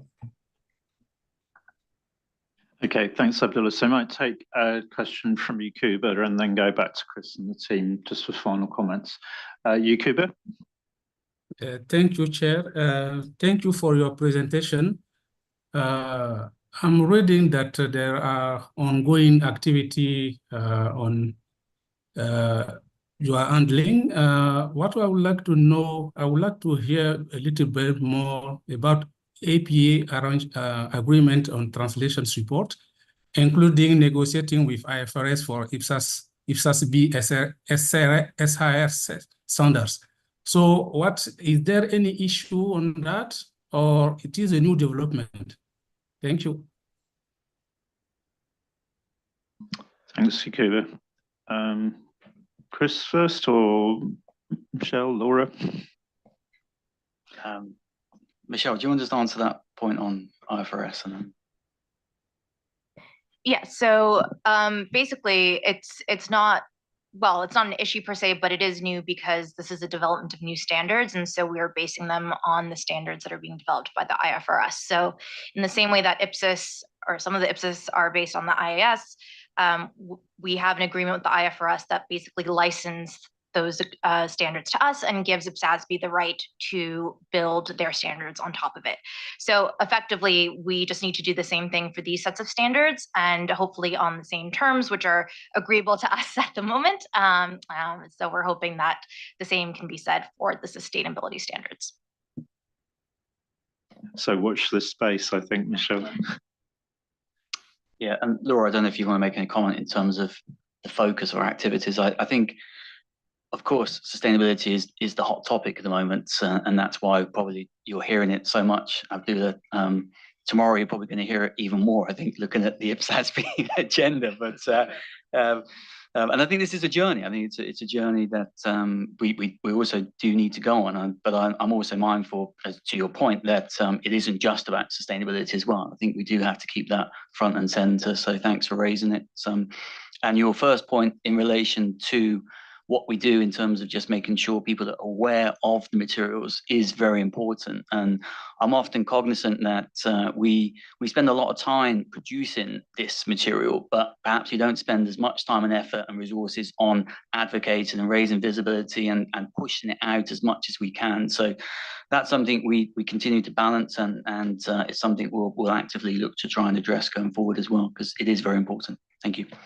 Yeah, thanks. And I think that general comment about balance is really important. Obviously, we're looking at the input to our draft 5-year strategy in June.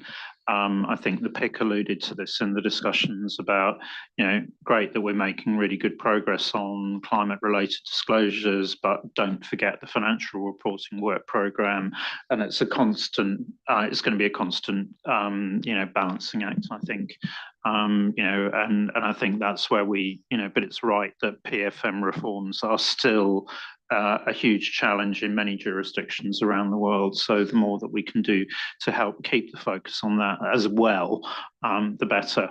So I'll take a final comment from Claudia, and then I think we need to wrap up, because our financial reporting standard setting beckons at that stage. Claudia, to you. Thank you very much for this insight into IFAC, what all the details and what you're all doing was. I want to add something to what Abdullah said. Do you have any plans or think about how we can facilitate the implementation of the sustainability reporting standards? So we have a lot of wonderful tools for the accrual work, like Pathway to Accrual, Navigating IPSAS, at least someone we want still work on it, or a guide for trainers. Is there any ideas that such documents or tools will be delivered or prepared as well for the sustainability program? I think this is something we'll continue to discuss with IPSASB staff and consider what options we have going forward.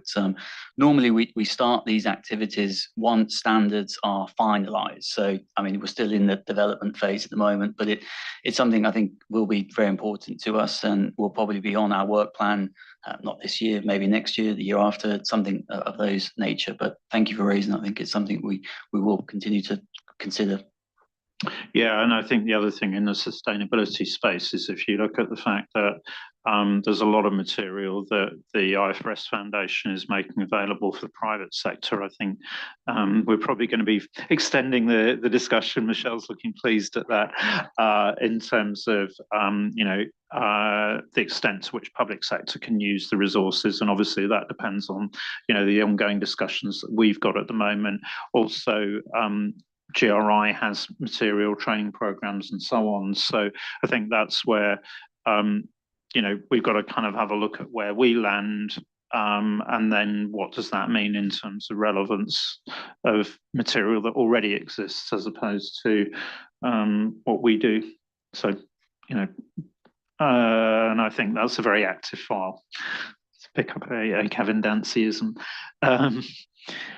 So I think probably that, I mean, it's a shame we couldn't allocate more time to discussion, because I think, that has been a very rich presentation. And I think, actually that point I think you made, just Chris, there is, the really important thing is actually that between you, what you're doing is handling, if you like, the external face really of what we're sitting here doing. And I think, therefore, that just underlines the importance of the relationship and all the work that you do. And I think certainly, it's good to know that you are actively wrestling with with a handbook. we know that's now a huge task, and I think probably we've got the biggest set of guidance of any of the three boards.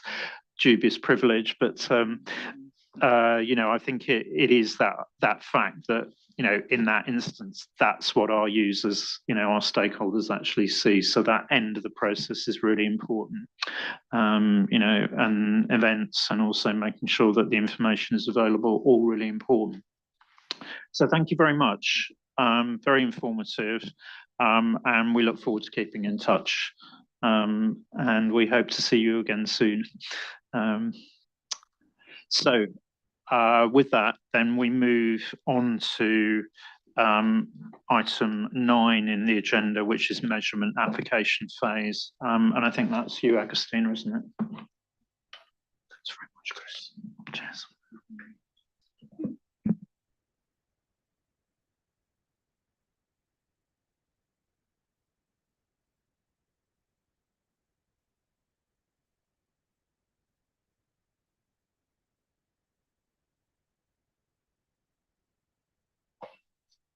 Hi, everyone. So I know we're towards the end of the day, and hopefully this will go smoothly, or we'll have a lot of questions.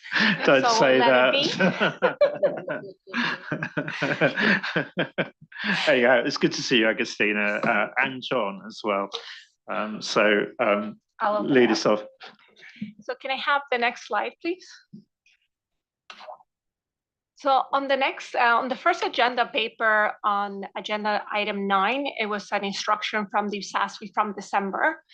Pretty much it was a narrow scope on the paper, in the sense that in December, the IPSASB decided that current operational value will replace current replacement costs for certain inventories, subject to staff looking at whether assets that move from IPSAS 27 into the scopes of IPSAS 12 creates a day 2 movement.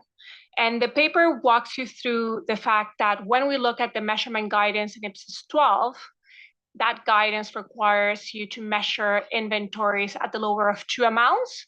And therefore there is a day 2, but it's an inherent day 2 movement based on the measurement guidance in IPSAS 12, not necessarily introduced because the scope of this project recommended the replacement of current replacement costs with COV. And with that, I will open it for comments, Chair. Thank you. Okay, thanks, Agustina. So are there any comments on staff recommendations? Andrew. Comfortable with the recommendation, Agustina. I just want to ask if we can just put a BC in, just to explain that we have considered the issue and the path that we've taken. Thanks. Thanks, Andrew. Yeah, I think it's a good suggestion. Other comments? I'm not seeing the members online at the moment, but they can shout out if there's a problem. Okay, I think other than that, we're fine with the staff recommendation. Thank you for that, and we'll work to ensure that the BC captures everything on the paper. The second agenda item, if we move to the next slide, please, was particularly came to be because during the December meeting, there was a discussion on how to apply the least costly manner principle of current operational value. I just want to delineate or state that when the second phase of the project was added, there was no expectation of amending IPSAS 46. The idea was whether other IPSAS need to be amended to include current operational value as one of their current value measures. However, after discussions in December, the task force and staff considered that it was beneficial to amend particular paragraphs in IPSAS 46 to provide clarity as to when an entity will need to consider the least costly manner principle. So this paper kind of walked through the fact that when we think of the least costly manner principle is a COV principle, therefore it has to be applied at the measurement basis and not the measurement technique. And for that, the task force and staff recommends to amend paragraph 23 in the core text to make it clear that least costly manner is a current operational value principle. And additionally to that, another question that came from And I don't know if you want to pause here or discuss the next item. I think we need to, let's just discuss that one. So we've got in the Appendix A to item 9.2.2, there's that proposed clarification. Are there any comments on that? Obviously, drafting points can go to staff offline. Renee. Yes, thank you. So I agree with your proposal, but when I read how we've rewritten paragraph 23, that first sentence is essentially repeating the definition of what is COV, and then I looked at higher up in the standard in paragraph 6, where we have the formal definition, and it seems like now we have evolved and refined the definition. We've added a couple of elements in it. So I'm wondering, like, is there an issue of consistency, or should we also consider making sure that the definition in paragraph 6 aligns with this? Agustina. Yeah, so from that perspective, that was a discussion that we had with the task force of whether how that drafting was made required the definition to be revised, but the overall view is not. The idea when you look at that particular sentence is trying to have a consistent discussion of particular principles of COV, similar to where we look at cost of fulfillment and fair value. If there's a sense that is mainly the definition of COV, I'm happy to revise that sentence, but the whole purpose of that sentence is to be an introductory sentence, similar to what we have for cost of fulfillment and fair value. Dave, you wanted to come in before I go back to Renee? I just want to be careful about saying the word revise, because I'm not revising anything. I think to Augustina's point, this is the first time you read about COV in IPSAS 46. You see the definition up in, I think, paragraph 6, and this is the first section on COV. So this, to Augustina's point, was to better introduce COV as the first sentence in. And maybe just going back to advice the previous New Zealand member always used to give me was, where you can use consistent wording, you should use consistent wording. So that's why there is elements that look the same as the definition. And I agree with this. It's not a good habit to try to reword just to sound different. It can confuse people. So we tried to be as consistent as possible with the definition while also clarifying the elements we need to clarify. And the key point there is including least costly manner in that sentence. Okay, Renee? Andrew. Happy with the proposal over there, but I think there are some other paragraphs that create confusion around least costly manner and active market, etc. So Agustina, I know we've shared these with you. In terms of B5, 6, and B13, the way they currently read, they talk about if there's an active market, well, you must use that, for example. And it does, through some discussions that we've had around, it does create confusion as to, is there now a hierarchy in terms of this takes preference over least costly manner, for example. So I think these paragraphs either need to be reworked to kind of just phrase them better, to say that, well, look, we have had a look at the least costly manner first, and then we've gone on to go and have a look at how do we get data for that. Or if we want to keep them as they're drafted, because they're more sort of how you would practically apply it in a sort of a scenario, rather than the principles themselves. So then rather move them into an IG or something along those lines. But I think at the moment, they do create confusion that there's a hierarchy in COV around market value, for example. I think we have to be very careful about starting to move so many different pieces, because back to the introduction, this is not about changing IPSAS 46. It's just about, can we apply COV across our standard suite? Now,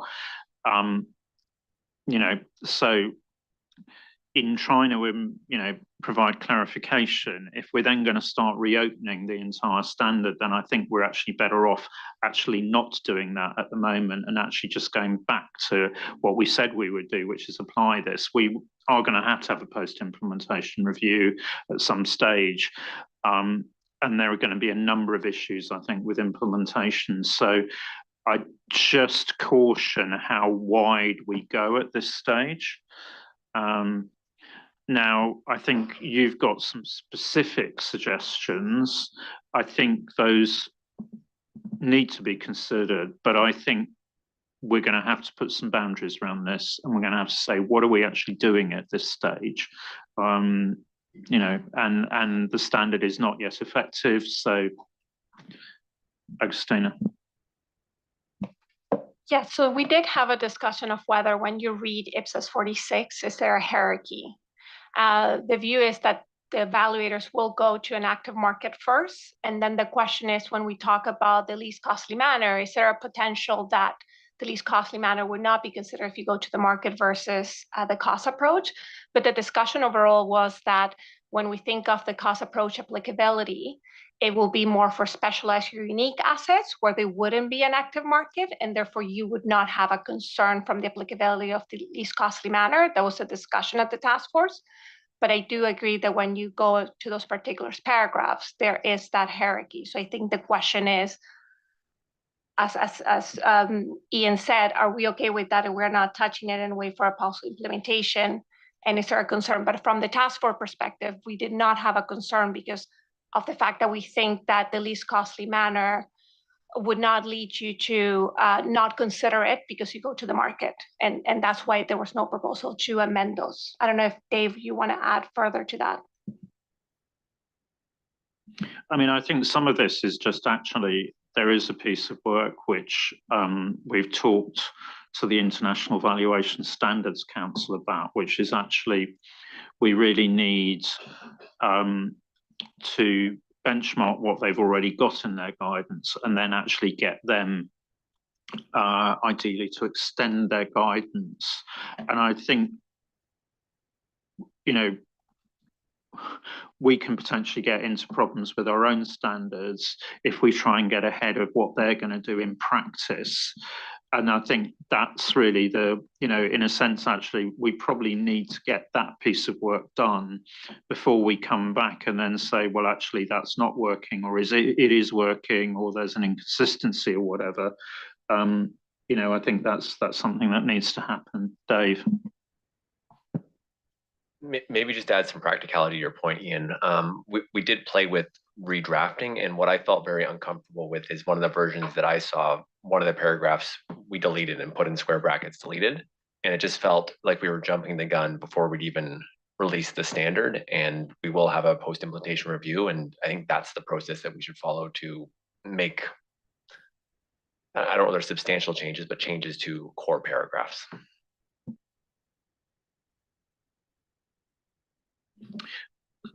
So I think where we get to on this is you've got a couple of specific suggestions. I think we have a look at those in terms of, do they start to disturb a lot of different things? But at this point in time, I think it's time to actually take the discussion further with IVSC.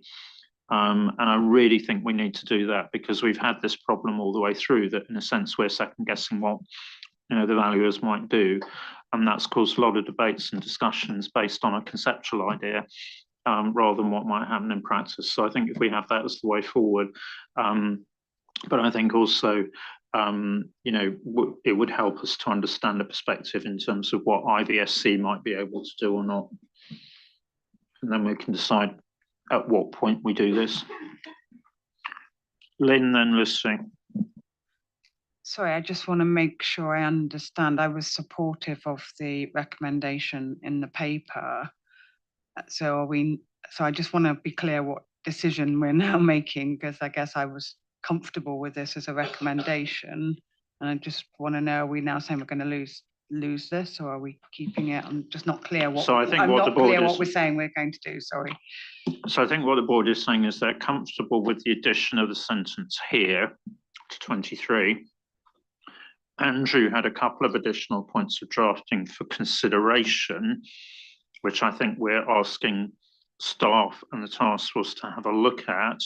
Whether we take them or not depends on the extent of what's being asked to do. And I think we come back to that.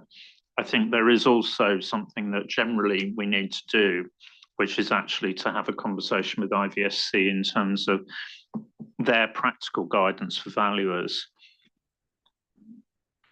And we need to do that anyway.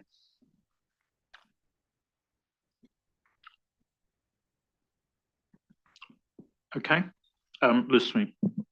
Thank you, Chair. I don't know if we can, if this could be jurisdictional or can be related to the least costly manner, because in some jurisdictions,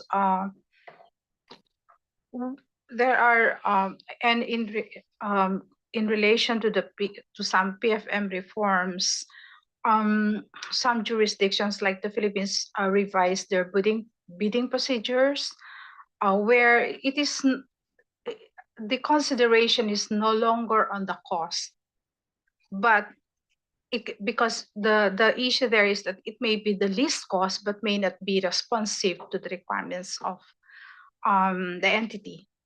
And so they use the word most responsive bids. It would be when they say most responsive bids, it would be the bid or the offer of supplier that is responsive to the requirements of the entity. So the cost is not, the least.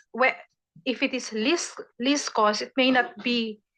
It is not the primary consideration in selecting in the decision whether to push through with the purchase of equipment or their requirements, but the most responsive to the requirements, bid requirements of the entity.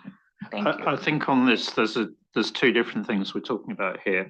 That's a procurement question. This is a valuation question, and what we're talking about in the guidance is an approach to valuation. So where the valuers get their information from is not something that it should be in our standard. This is the approach to valuation.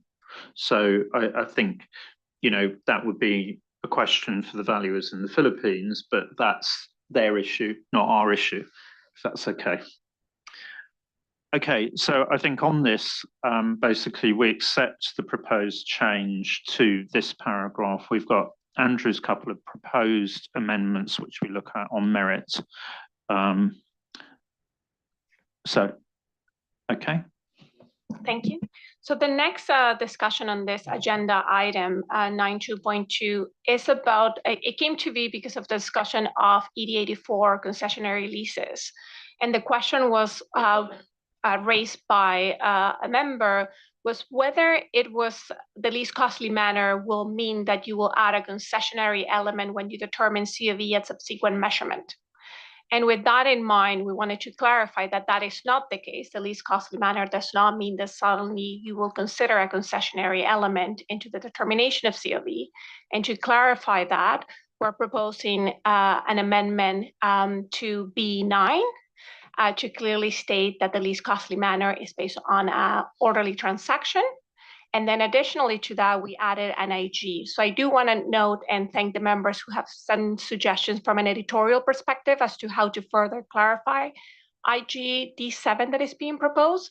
And we can discuss that further tomorrow in the measurement task force. But I think now the question will be is if the IPSASB agrees with those minor amendments to B9 and the addition of an IG to clarify that a concessionary lease or other non-exchange element is not included in the determination of current operational value. Thank you.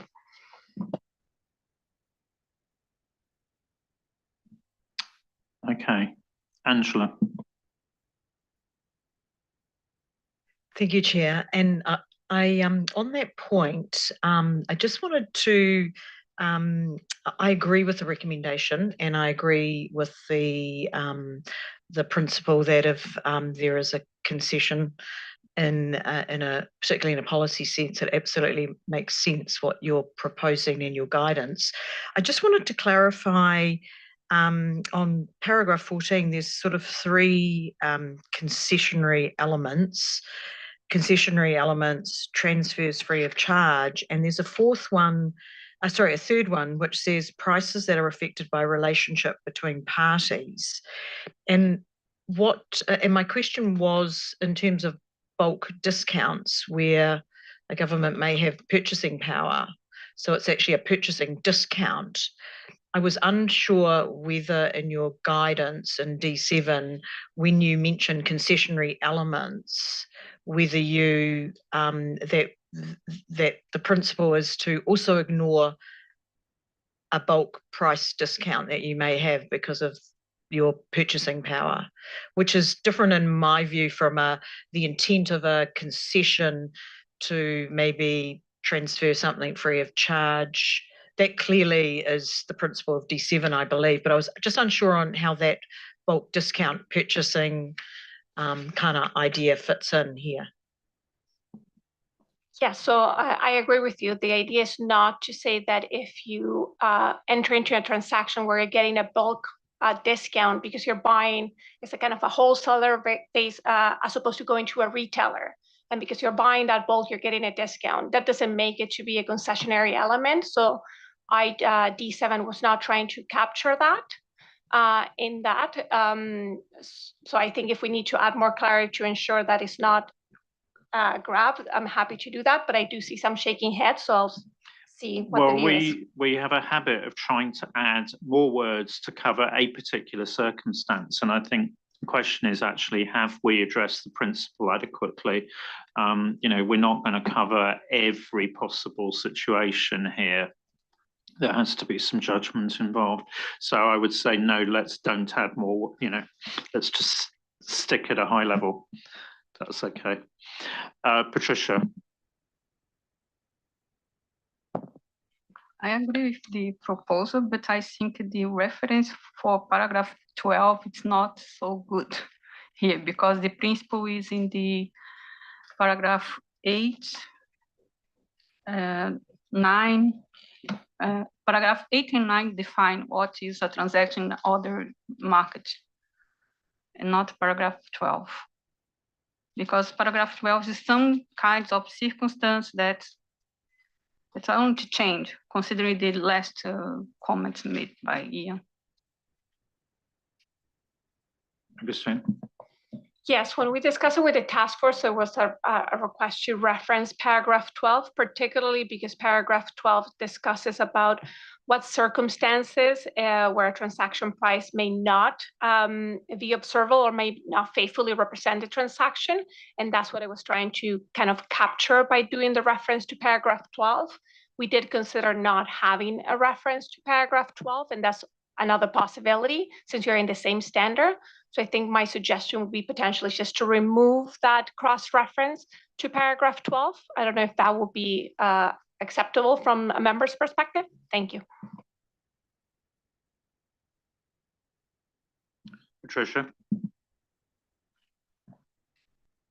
I think my suggestion would to include the paragraph that that present the principles. It's 8, 9, because the main issue here is if the price has relevant information about the value of the assets. And this is only in the paragraphs 8, 9, and maybe, yes, orderly market is in this paragraph.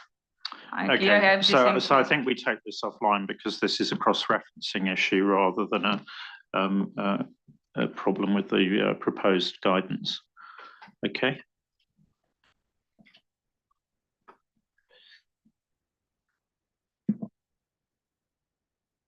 Can I get the next slide, please? Okay. So the discussion on intangibles assets, the question is whether COV is an applicable measurement under the current value model. The paper walks you through the logic why the recommendation is to include current operational value as a measurement on the current value model.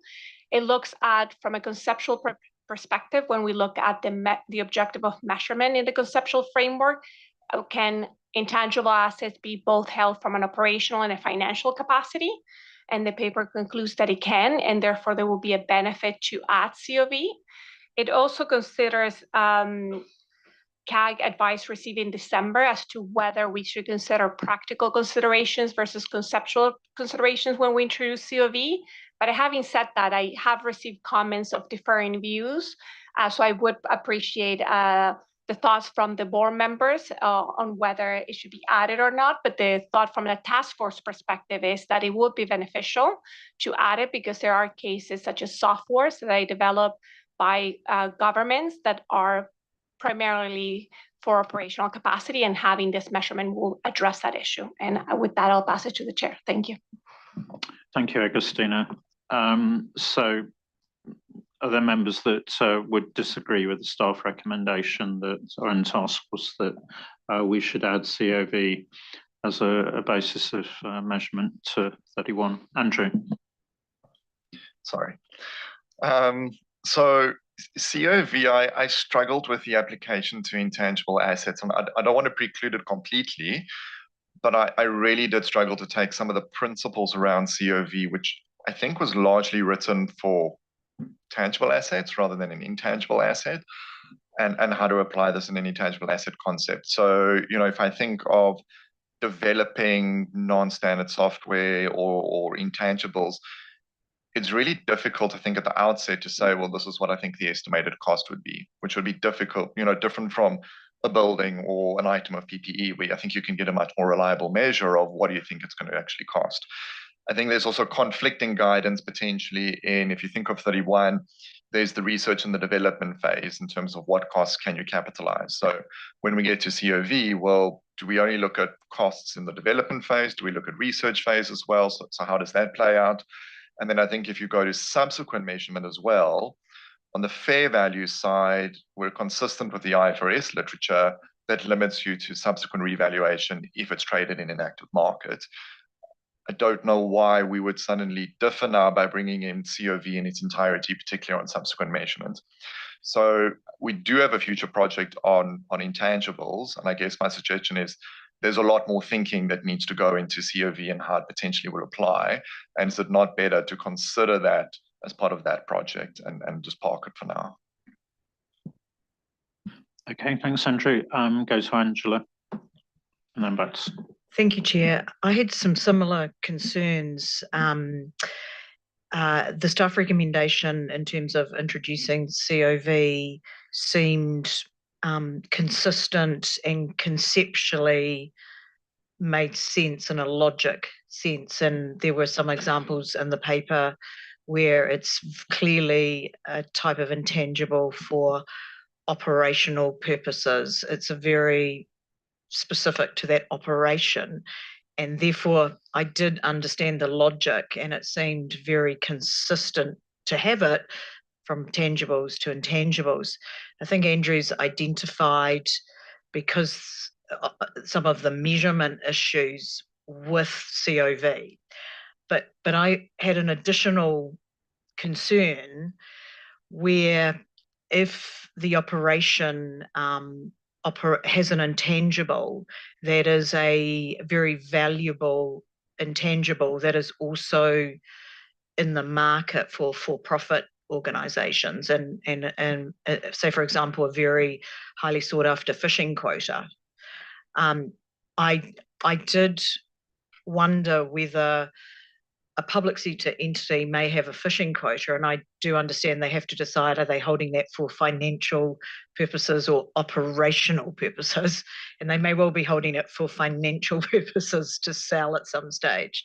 But if they're operating it and there are another private sector organisations who also have a share of the quota, I wondered whether the sort of mixed public sector, private sector difference, we should look at this further in terms of broader intangible measurement and what are intangibles, rather than through this project create a difference. And I think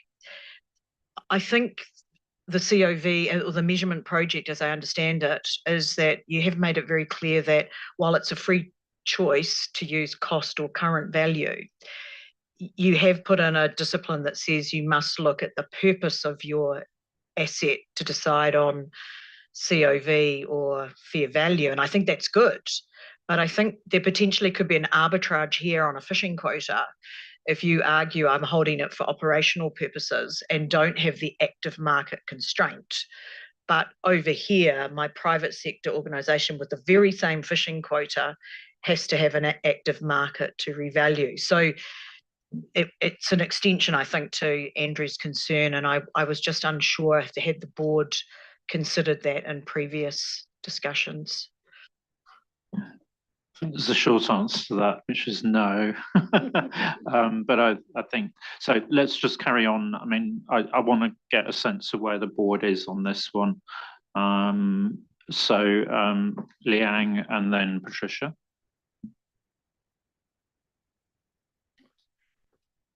Thanks, Chair. Actually, I don't quite follow that the reason why COV is not applicable to intangible asset. Maybe I have a simple example, such as we have a kind of technology, and the technology now is used in some state-owned, such as a hospital or school, which provides service to the citizen.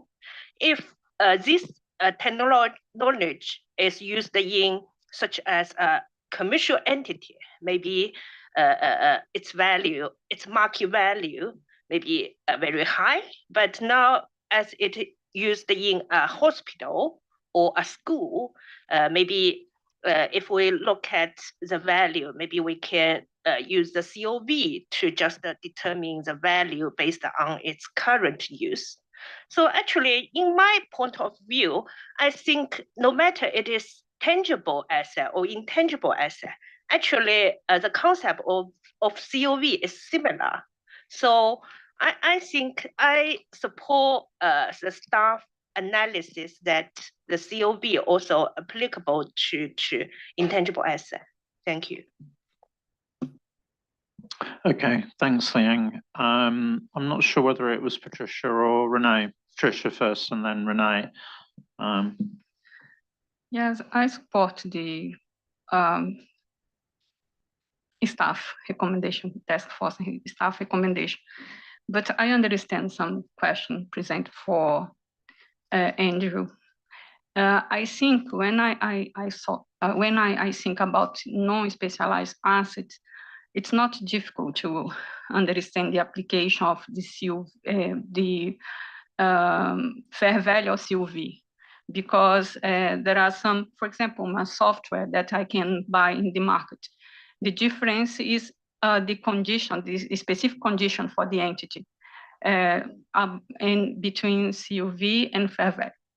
For specialized assets, like assets developed by the entity, I think I need more guidance to understand what I consider it. Because if I consider only developed activities or develop expenditure related to developed in the cost, I need to consider the same in the cost approach, I think. I think I need to more elaboration about the application of the COV. About the active market, after our conversation, I also think about if it's a restriction for the COV, it's a restriction for the, it's a restriction relation to the techniques or relation to the level of inputs. In my view, it's a restriction in relation to the level of inputs. I think it's need to analyze in depth what this means, the requirement intangible. For example, when I say I need to use information from active market, is about the techniques, or it's about the level of the input.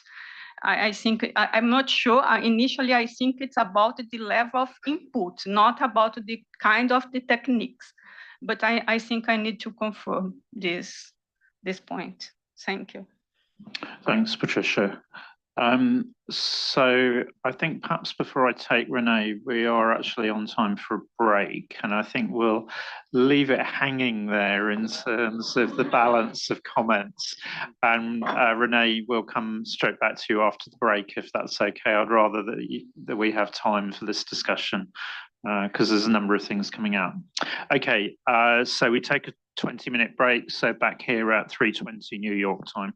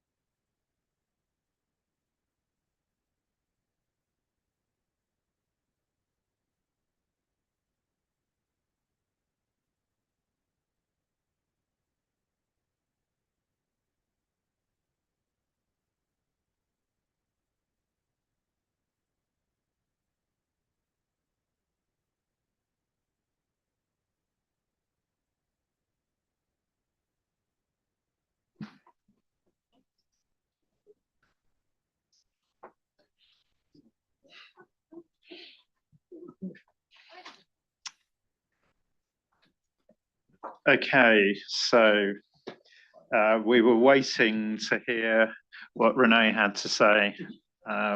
So Renee, over to you.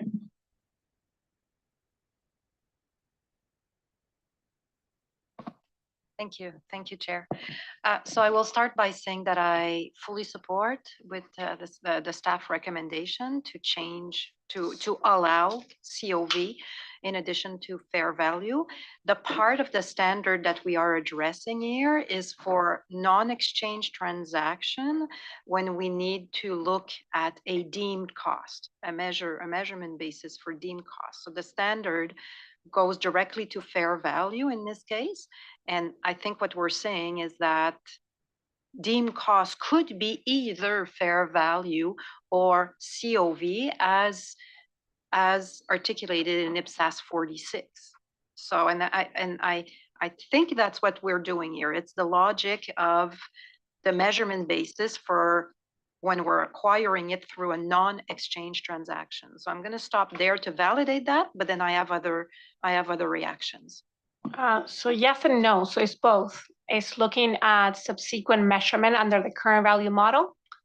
And additionally, because we're introducing it there for initial recognition at deemed cost, yes. Absolutely, for the revaluation model. But on initial measurement, it's the scenario where we are acquiring it in a non-exchange transaction.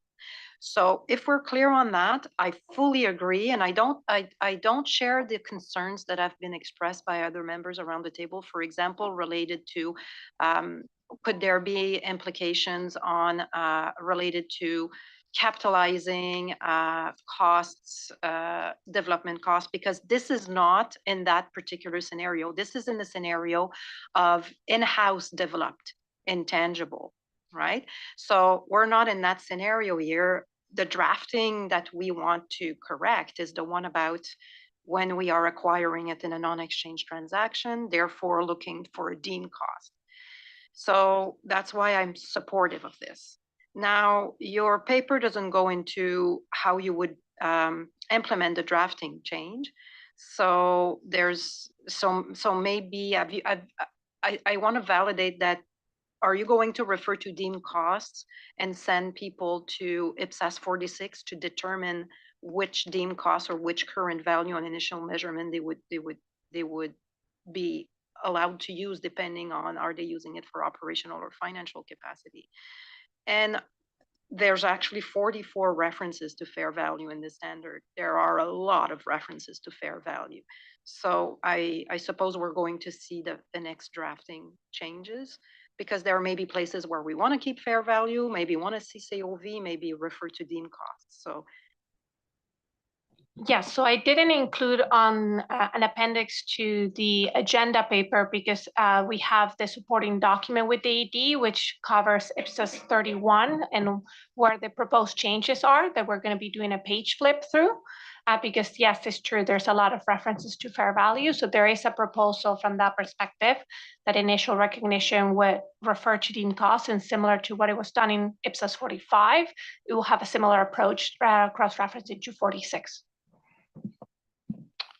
Okay, thanks. Over here, Trio. A very short comment. I'm sorry, I'm confused with that discussion, because tangible assets and intangible assets are substantially assets. That is, there is no substantive difference when you hold those assets, be them tangible or intangible, for their operational capacity. Well, there's all the similarities are there. I mean, there shouldn't be any discussion about applying COV when all the factors for applying that current value model is possible. I mean, I don't see why we would have that discussion. So I think, listening to the round of interventions from members, generally, I'm hearing support for, inclusion, but the expression of a number of areas of concern in terms of what does this mean, how would this work, which will need to be looked at if we are to proceed. And I think probably where we might get to is that tentatively we think we should do this, but that is subject to being properly worked through. There is a task force meeting tomorrow, so my suggestion would be that those members that have specific comments, suggested pieces of drafting and so on, pass those to staff, and that this is actually one of the items that's on the agenda for the task force meeting, plus any guests that might need to be, and then actually we get at least a preliminary readout on Friday morning in terms of, which could be, yes, we think this is doable, but it needs a bit more thinking, or yes, we've managed to resolve it. And, so if that's okay in terms of the way forward. Andrew. Just want to add one thing, I think on 31, I think the question that I'd perhaps also like the task force just to reflect on is, do they think this is possible at this stage, or is it a longer term thing? So I doubt Friday would be a solution, but I don't know if June or even September will be a solution. So what sort of time frame does the task force think that we can actually address the challenges to 31? I think we have to allow them to come back with that, Andrew, because it might be that, as you suggest, it's not a relatively easy approach, and in which case then there's a range of possible options, and I think we just have to allow them to come back based on what the information that they have. And to go to some of the points that have also been made, in any case, the board's going to have to review the drafting if that's if the proposal is to go ahead. That's okay. Good. Okay. So move us on then. So can I have the next slide, please? So as part of the measurement application phase, there was a question regarding current value measurement disclosures that were added by IPSAS 46. So this was a pretty limited consideration from staff, in the sense that the question raised was whether the term recurring or non-recurring was needed across the current value measurement disclosures that IPSAS 46 added. So this paper just simply recommends to remove recurring or non-recurring when that particular IPSAS only requires recurring current value measurement disclosures after initial recognition. So I will make that clarification that the current value measurement disclosures added by IPSAS 46, which leverage from IFRS 13, only apply after initial recognition. And this is why the view from staff is that having recurring or non-recurring, because the disclosures were inserted in the relevant IPSAS as opposed to being housed in IPSAS 46, is not required, and we're recommending to remove, where appropriate, recurring and non-recurring. That's one of the recommendations. And then the second piece is considering the inclusion of current operational value in IPSAS 12. This makes it a non-recurring current value measurement disclosure when an entity will value that inventory at the lower of two amounts, because then it's only a specific. When that event happens, you have a current value measurement disclosure being COV. So those are the two recommendations, and I will pause there. Thank you. Okay. Thanks for that. And I think maybe let's talk about the general recommendation, and then let's just talk about IPSAS 12 separately. So in terms of the general recommendation across the standards, is there anybody that disagrees with the staff proposal? Angela. Thank you, Chair. I agree with the staff proposal. I think in some of those standards, we just have disclosures for recurring items. And so therefore, if where we have recurring and non-recurring and we take them out, it's the same effect and it makes complete sense. I think there are a couple of examples, I can't remember, but there are some where it's just currently recurring for the disclosures. And so effectively by removing recurring, you're effectively bringing in the non-recurring as part of those disclosures. And I just really, it's just a request perhaps to check if there are any unintended consequences, but I agree with the overall recommendation. Agustina? Yeah, so from that perspective, I have been looking at the drafting to ensure that there isn't any unintended consequence from that perspective. I think when we think of non-recurring, for example, you land either in IPSAS 44, which has non-recurring. So therefore, if you were in 45, now you're in 44, you're in a different scope of an IPSAS.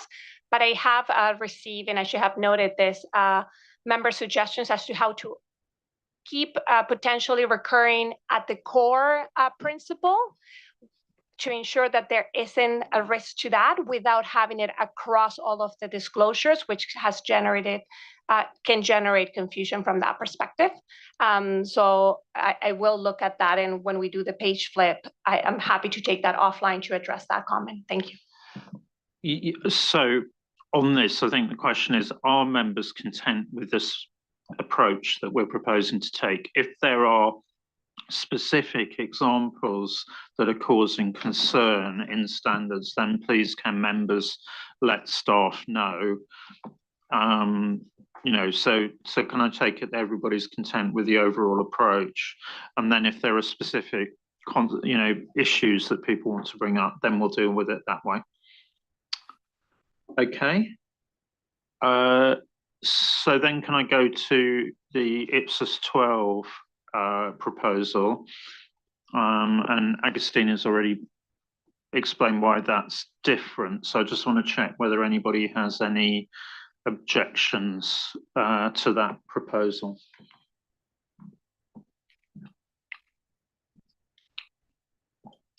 Okay, not seeing any flags up or hands raised, so I think we're fine with that one.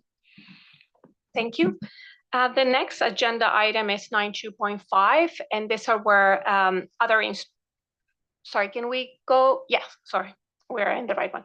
Other instructions regarding the December meeting. So there were two specific ones that we kind of bundled together. When we recommended replacing current replacement costs with current operational value under IPSAS 12, it was identified that you have inventories that you consume in the rendering of services. How could that be captured in a particular paragraph 17? And staff was asked to take it away and determine whether that could be merged with the existing bullets in that paragraph, or whether we would need to revise the particular bullet suggested. So staff is recommending revising that bullet because it does add clarity on what are those inventories that are held for operational capacity. So with that, I will pause and get the feedback from the board ahead of the discussing illustrative examples for 21. Thank you. Okay, so anybody disagree with that approach? Mike. So just a quick comment on para 17. Well, I understand this is, you figured it out a way that we have now 3 bullet points, but nevertheless, I'm wondering why in the third point, why there are materials and supplies mentioned, but they are not mentioned in A and B. Is there a specific reason on that? Because otherwise, I would suggest to delete materials and supplies. Yes, the thought to leave materials and supplies was when we were discussing the example of inventories that you use for rendering services. It was the idea that you have a particular material in rendering the service at no cost. And that's why we left it, but I'm happy to take it offline and to discuss whether those two can be deleted if the board is okay with that approach. Sorry, what's the proposal here then? It will be to, if, well, we don't have it up, but sorry, the proposal will be to remove, I'm just gonna quickly just go to that paper so I can call it out. Sorry, 1 second.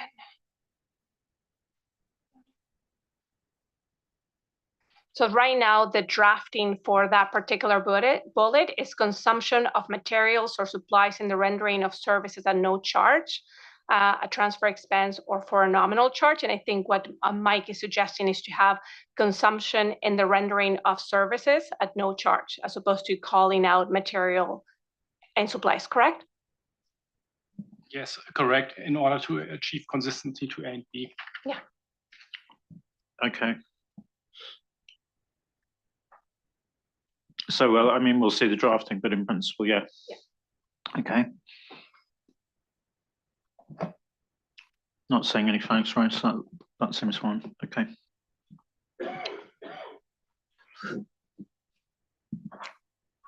Yeah, on IPSASB 21, the illustrative examples have been updated, and they include references to the three factors listed on the slide.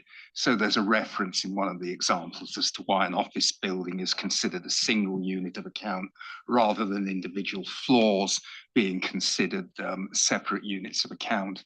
There's an example of a printer to which the market approach is applied in obtaining current operational value. And the last one was a straightforward editorial of reducing the monetary amounts to make the examples more easily understandable. I mean, we're going to be looking at the ED itself, so I wonder whether it might be best to look at that when we actually do the page by page through the ED. Okay, thanks, John. Yes, I think that's probably the best place to actually have a look at it. Andrew.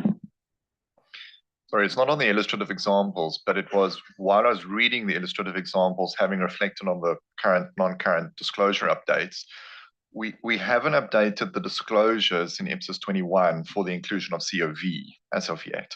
So we've parked COV in there, which is a past decision happy with, but we haven't updated the disclosures that would normally go with a current value measure on that. So I just want to ask, can we ask the staff to update the disclosures for the current value measures in IPSASB 21? Dave. Sorry, just to, and August, you jump in and correct me. Are we talking about the fair value disclosures that go across all the literature? Okay, sorry.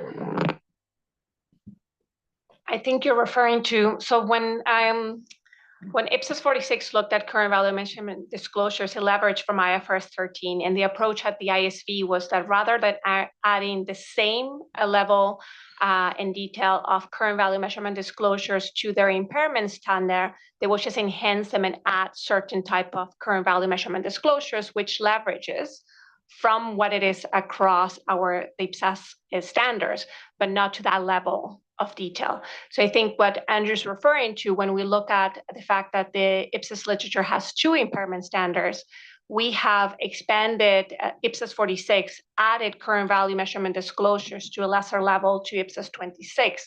However, it did not do it to IPSAS 21. I know from a staff perspective, I didn't look at that as part of the current value measurement disclosures because it was outside of the limited scope. But I think Andrew's question is, considering that we have added COV to IPSAS 21, should there be a consideration from staff to add such disclosures?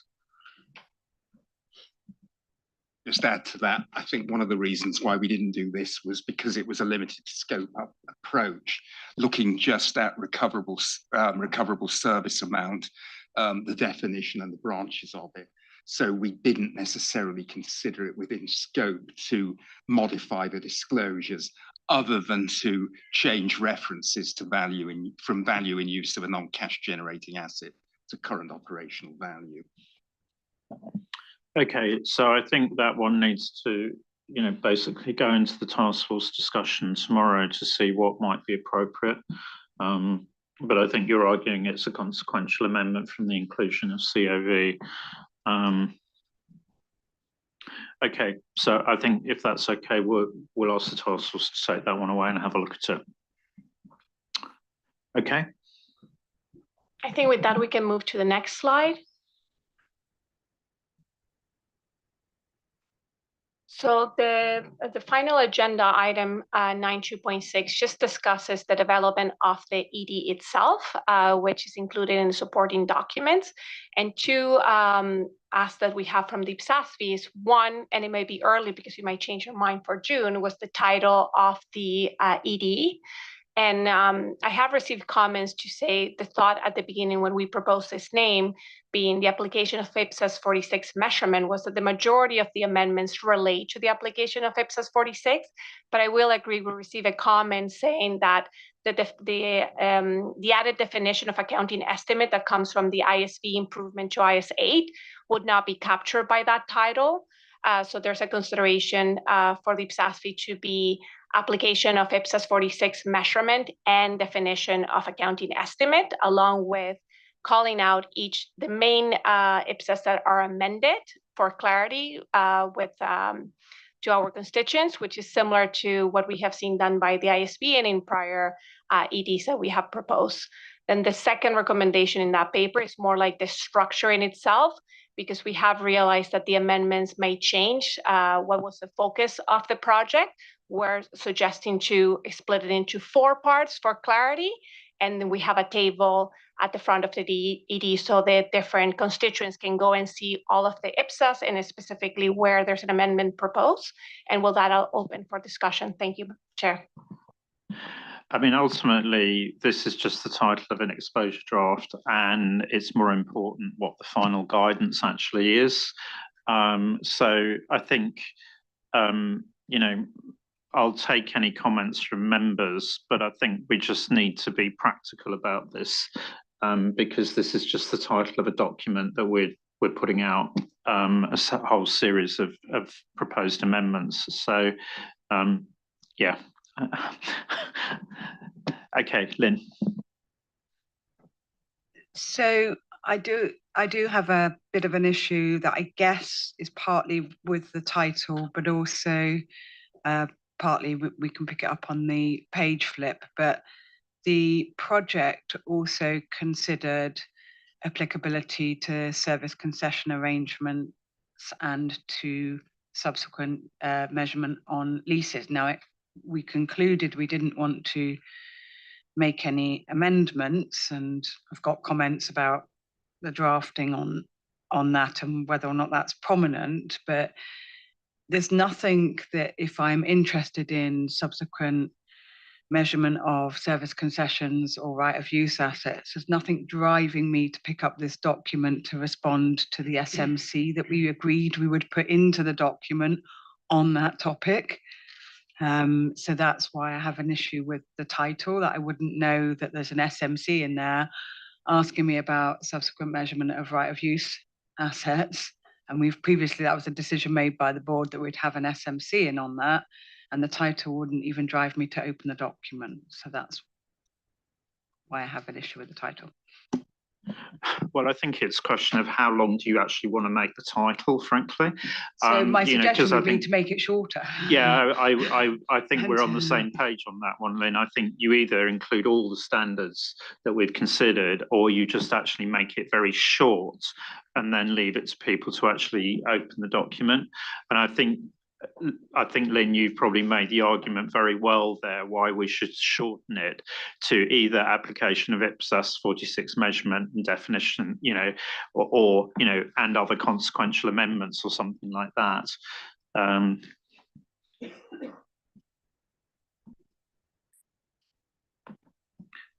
From a personal perspective, I would stick out the application of IPSAS 46 measurement and definition of accounting estimates and leave it there. Let people pick up the document and work it out. And any objections to that? So just clarify that, then, is that okay? take out the bit in brackets afterwards. David, final word. I'm not going to debate more on this because I think I'd like to think about it a bit longer, but because from my perspective, I think what we're talking about is the application of COV across a whole suite of stuff. So I just wonder whether actually to make it quite clear, we just say the application of COV. And then everybody will sort of think, well, I better have a look at that. And then as Lynn says, you know, you can look at it and say, oh, well, you know, there's an SMC. Right, Ross, final comment, and then I'm going to cut this because it's not a valuable use of time. Yeah, so just to explain why we have the brackets, the telling amendments, it's just to let people know what's actually being amended in a very easy way before they open. That's what we do for all of our exposure drafts where we do multiple EDs, but it's up to the board to decide what they want to do for the title. I think in this case, less is more, and to Lynn's point, actually, if people are interested in how we're applying COV, they pick the document up and they have a look at it. And we've got a table, which actually is a very good way of summarising what we've looked at. So I think, okay, allow the task force to come back, basically to make a recommendation, but we're not going with including all the IPSAS in this one because of the length of it. So, if you want to come back with a recommendation on a short title, that's fine. And, I think we just need to cut it at that point. Lynn, very final comment, and then I actually want to look at the more substantive point, which is how we actually... it wasn't about the title. We can take it on the page flip, but if we're having a table, I think we should also show that we considered but rejected amendments to other IPSAS, and we could do that in the table as well up front, because my other comment is it's not until you get to about page 28 in the depths of BCs do you understand the rationale. So I think the table ought to also include ones that we considered but rejected. Yeah, I agree with you, Lynn, on that. I think that, again, that is back to your point about actually people understanding what we've actually considered. So if we can go with amending the table on that. Okay. So I just want to take comments if anybody disagrees with the way in which staff have actually structured the material, recognising that there probably isn't a right answer to this.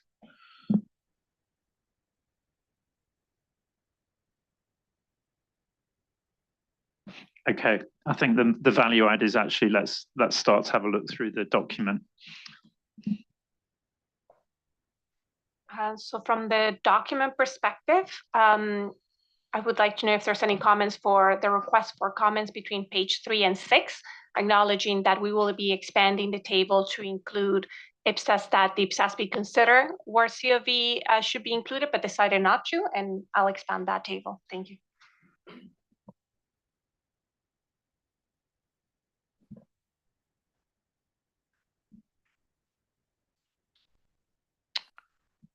All right, okay, any comments? I think, Ross, maybe if you can just lead us through page by page, recognising Agostina's got to pick up comments as we go. So I've got it open, I can do it, Ian. Okay, fine, you do that, Dave, then. So let's start on page 8 of the document, amendments to part 1, applicability of current operational value in IPSAS.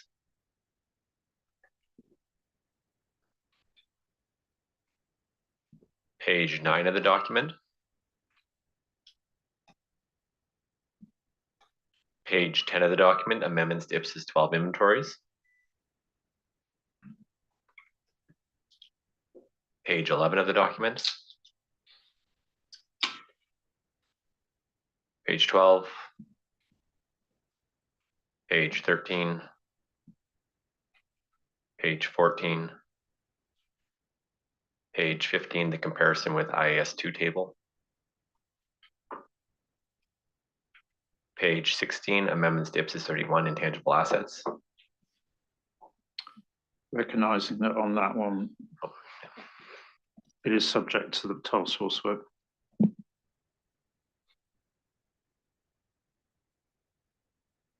So I'll go all the way to page 20. Any comments on IPSAS 31?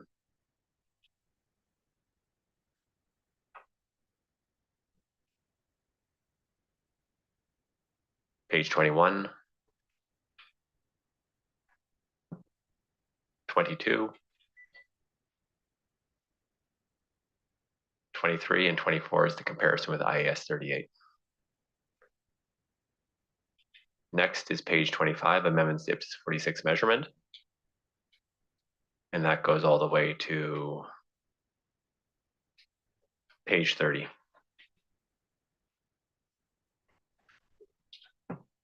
Yeah, Lynn.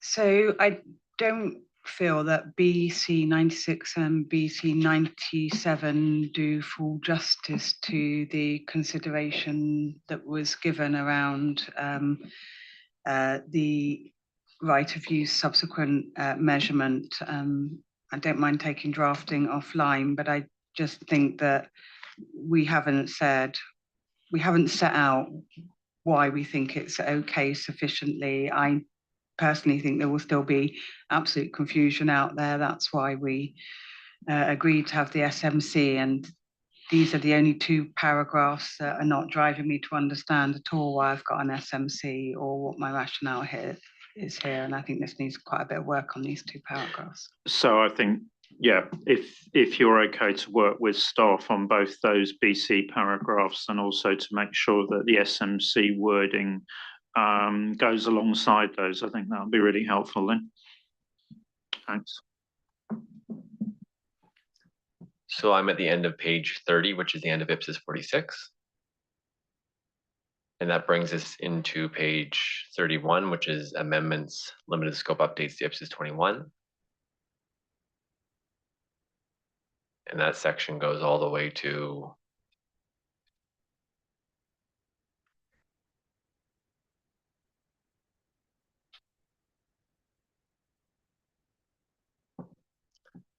sorry, I remember there's lots of examples now. It's page 53. Page 53, thank you. I've had a comment on paragraph 39C that anticipates that there is an impairment. It should actually, there needs to be some tweaking of the wording, and it should refer to a potential impairment, because even if current operational value is 0, there's a possibility that fair value less cost to sell is higher than 0, and therefore recoverable service amount will be higher than 0. Okay, thanks, John. Andrew, where are you? Paragraph 43A. Don't disagree with what's being said there, but I don't think that those are principles. So I don't think that's the right placement in the standard, rather to an IE or an IG, something like that, I think, John. Yeah, I certainly see that point. I mean, I was reacting really to the debate we'd had in the board where, you know, staff were pushed to try and ensure that there's not this fair value industry. So I don't know whether I've gone overboard by including this guidance in the core text rather than, as you say, Andrew, leaving it to the basis and the illustrative examples.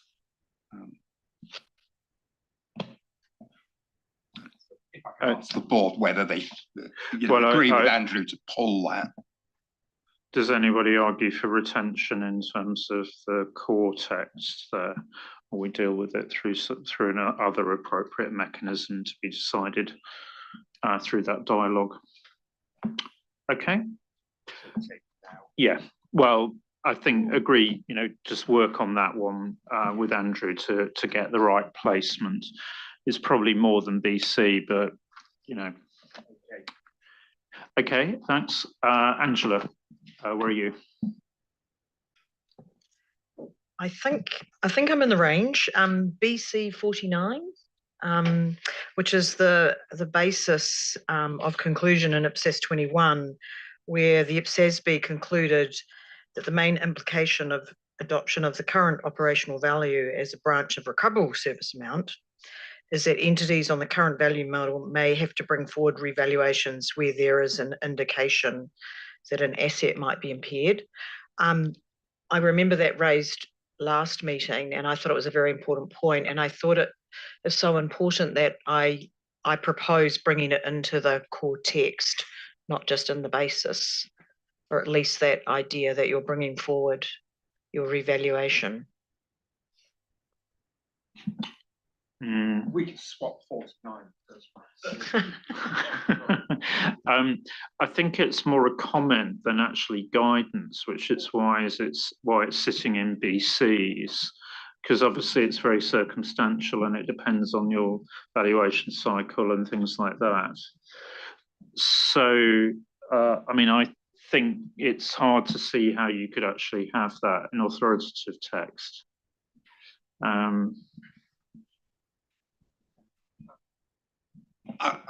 I mean, my initial reaction, and I communicated with Angela, was that I agreed that that is an important point. And it also responds to the discussion we had last December, if you remember, where I think the question was, well, so what is the impact on entities which are on the current value model for subsequent measurement, subsequent to recognition? But, you know, I do see both points. I mean, another point that Angela's raised, and I think a very important point, is that an impairment to one asset does not require a revaluation of the entire class to which that asset belongs. And maybe that paragraph needs to add that point as well. I think we sorted that, John. Yeah, I think that was a subsequent amendment some time ago. I think when I was on the board. Okay. Yeah, I think we resolved that a little while ago. I just recall the discussion at December was, and I think the scenario is that when you are in IPSAS 21, so whether it's an individual or the whole class, that's not really the issue. The issue is that you're often you do the higher of two things. And I think in practice, what can happen is that if you're on a revaluation model, is that you may think you have to do both and then compare the values. And I thought possibly the point of the basis was to say, really, all you're really doing in practice is bringing forward your revaluation. So it's potentially it's just making it clear that you don't have to do two valuations and compare the value. That's what I thought the point was, but perhaps, yeah. I mean, you know, looking at the draft, I think it's a question of actually is the drafting right on 49? I can't see that you could actually bring this in anywhere as sort of authoritative text, because it is a piece of thinking, a thought process. But I think that's if Angela, if you've got any suggested clarifications on BC 49 that actually because I think you captured what we were trying to do. So I think if you can work with John, if there's any clarifications on that, BC. Yeah, that's fine. Thank you. Okay, thanks. So are there any other points on the amendments to IPSAS 21?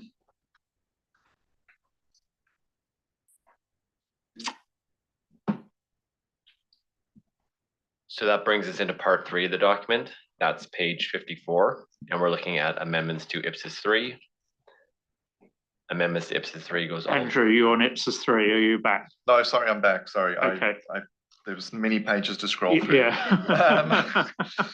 Sorry, the table at the introduction to the illustrative examples, i.e. 17, personally, I found that exceptionally confusing. I thought it almost felt like this example only applies in an historical cost model and that it couldn't apply to a current value model. So John, I see what you were trying to do, but I had a completely different version. So I don't think we need the tables. I would propose that we rather just delete it.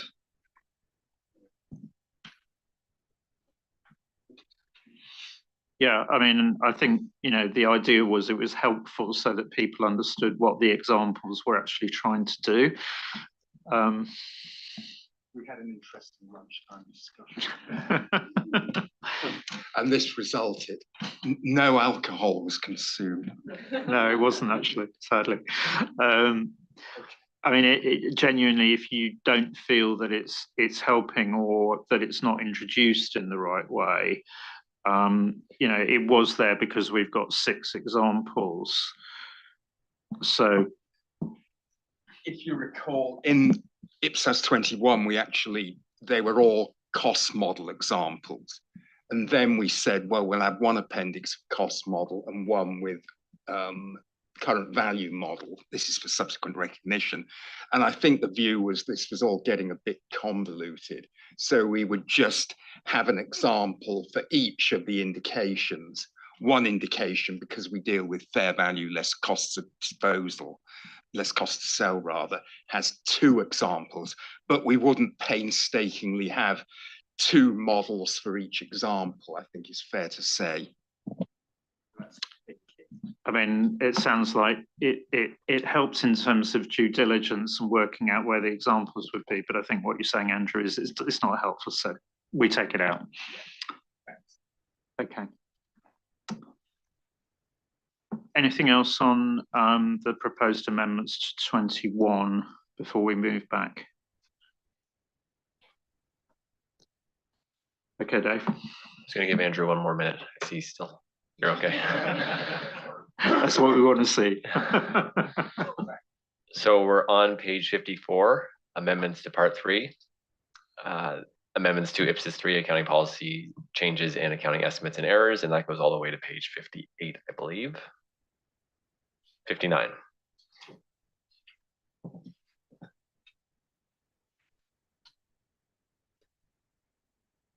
And then further in part 3, we look at amendments to IPSAS 40. That's page 60 to page 62. Then amendments to IPSAS 41. That's page 63 to page 65. Then we have amendments to IPSAS 45. That's page 66 to page 67. Amendments to IPSAS 46. That's page 68 to 69. And then we move into amendments, part 4. And these are the current value measurement disclosures. I'll go through them standard by standard. So IPSAS 16 is page 70 to 72. IPSAS 27 is page 73 to 75.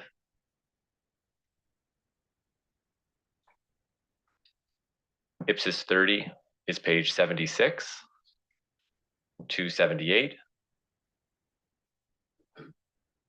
IPSAS 34 is page 79 to 81. IPSAS 38 is page 82 to 83. And that takes us to the document. Andrew. Sorry, I just wanted to flag on IPSAS 38, and I've been discussing with Agustin on it. I don't think we've resolved it. So I just want to flag it for the board. Is 38 does have some non-recurring current value measures subsequent to initial recognition. So just working with her to see if there's any updates on the text. I'll be taking that away and looking at with the measurement task force. So we'll come back to you on that. Thank you. Okay. Any other points on the draft document other than those that we know there is further work to be done on?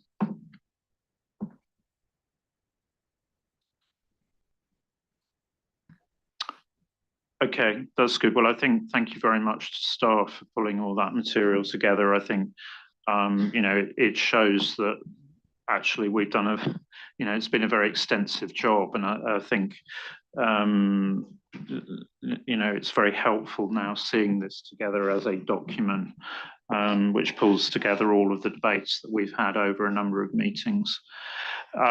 So, Christina, do you want to? You're just moving your flag there, so. No, I think we will just take it away regarding the comments that the IPSASB made on IPSAS 31, looking at those particular paragraphs for IPSAS 46. We'll discuss it with the measurement task force tomorrow to determine when is real to come back to the board with that. I know that there was a mention of Friday, or we also have the check-in. So we'll come back to that with an update for the board. Thank you. Okay, thanks. And of course, we'll have a recommendation on the key issue of the title. And also there's the review, there's the piece of work on the BCs and the SMC that's been agreed with, yes. That Lynn will work with you on. Okay, good. Well, thank you, everyone. I think that's an important milestone in terms of delivery of this. And I think we'll see where we get to in terms of the task force work, in terms of the next step, in terms of whether this comes back before the June meeting. But it's looking, I think, in quite good shape at this stage. So thanks everyone for that input. So with that gets us to the end of today's agenda items. And I think Ross and I were just conferring. So Ross. So we're a little bit ahead of schedule, but we're not sure we have enough time to start another item today. And with the social at 5:30, wanted to give people a chance to, they wanted to dip back to the hotel to change into more casual clothes, they'd have time to do that or catch up on calls or things before. So that's the intention for today. Unless anybody disagrees with that.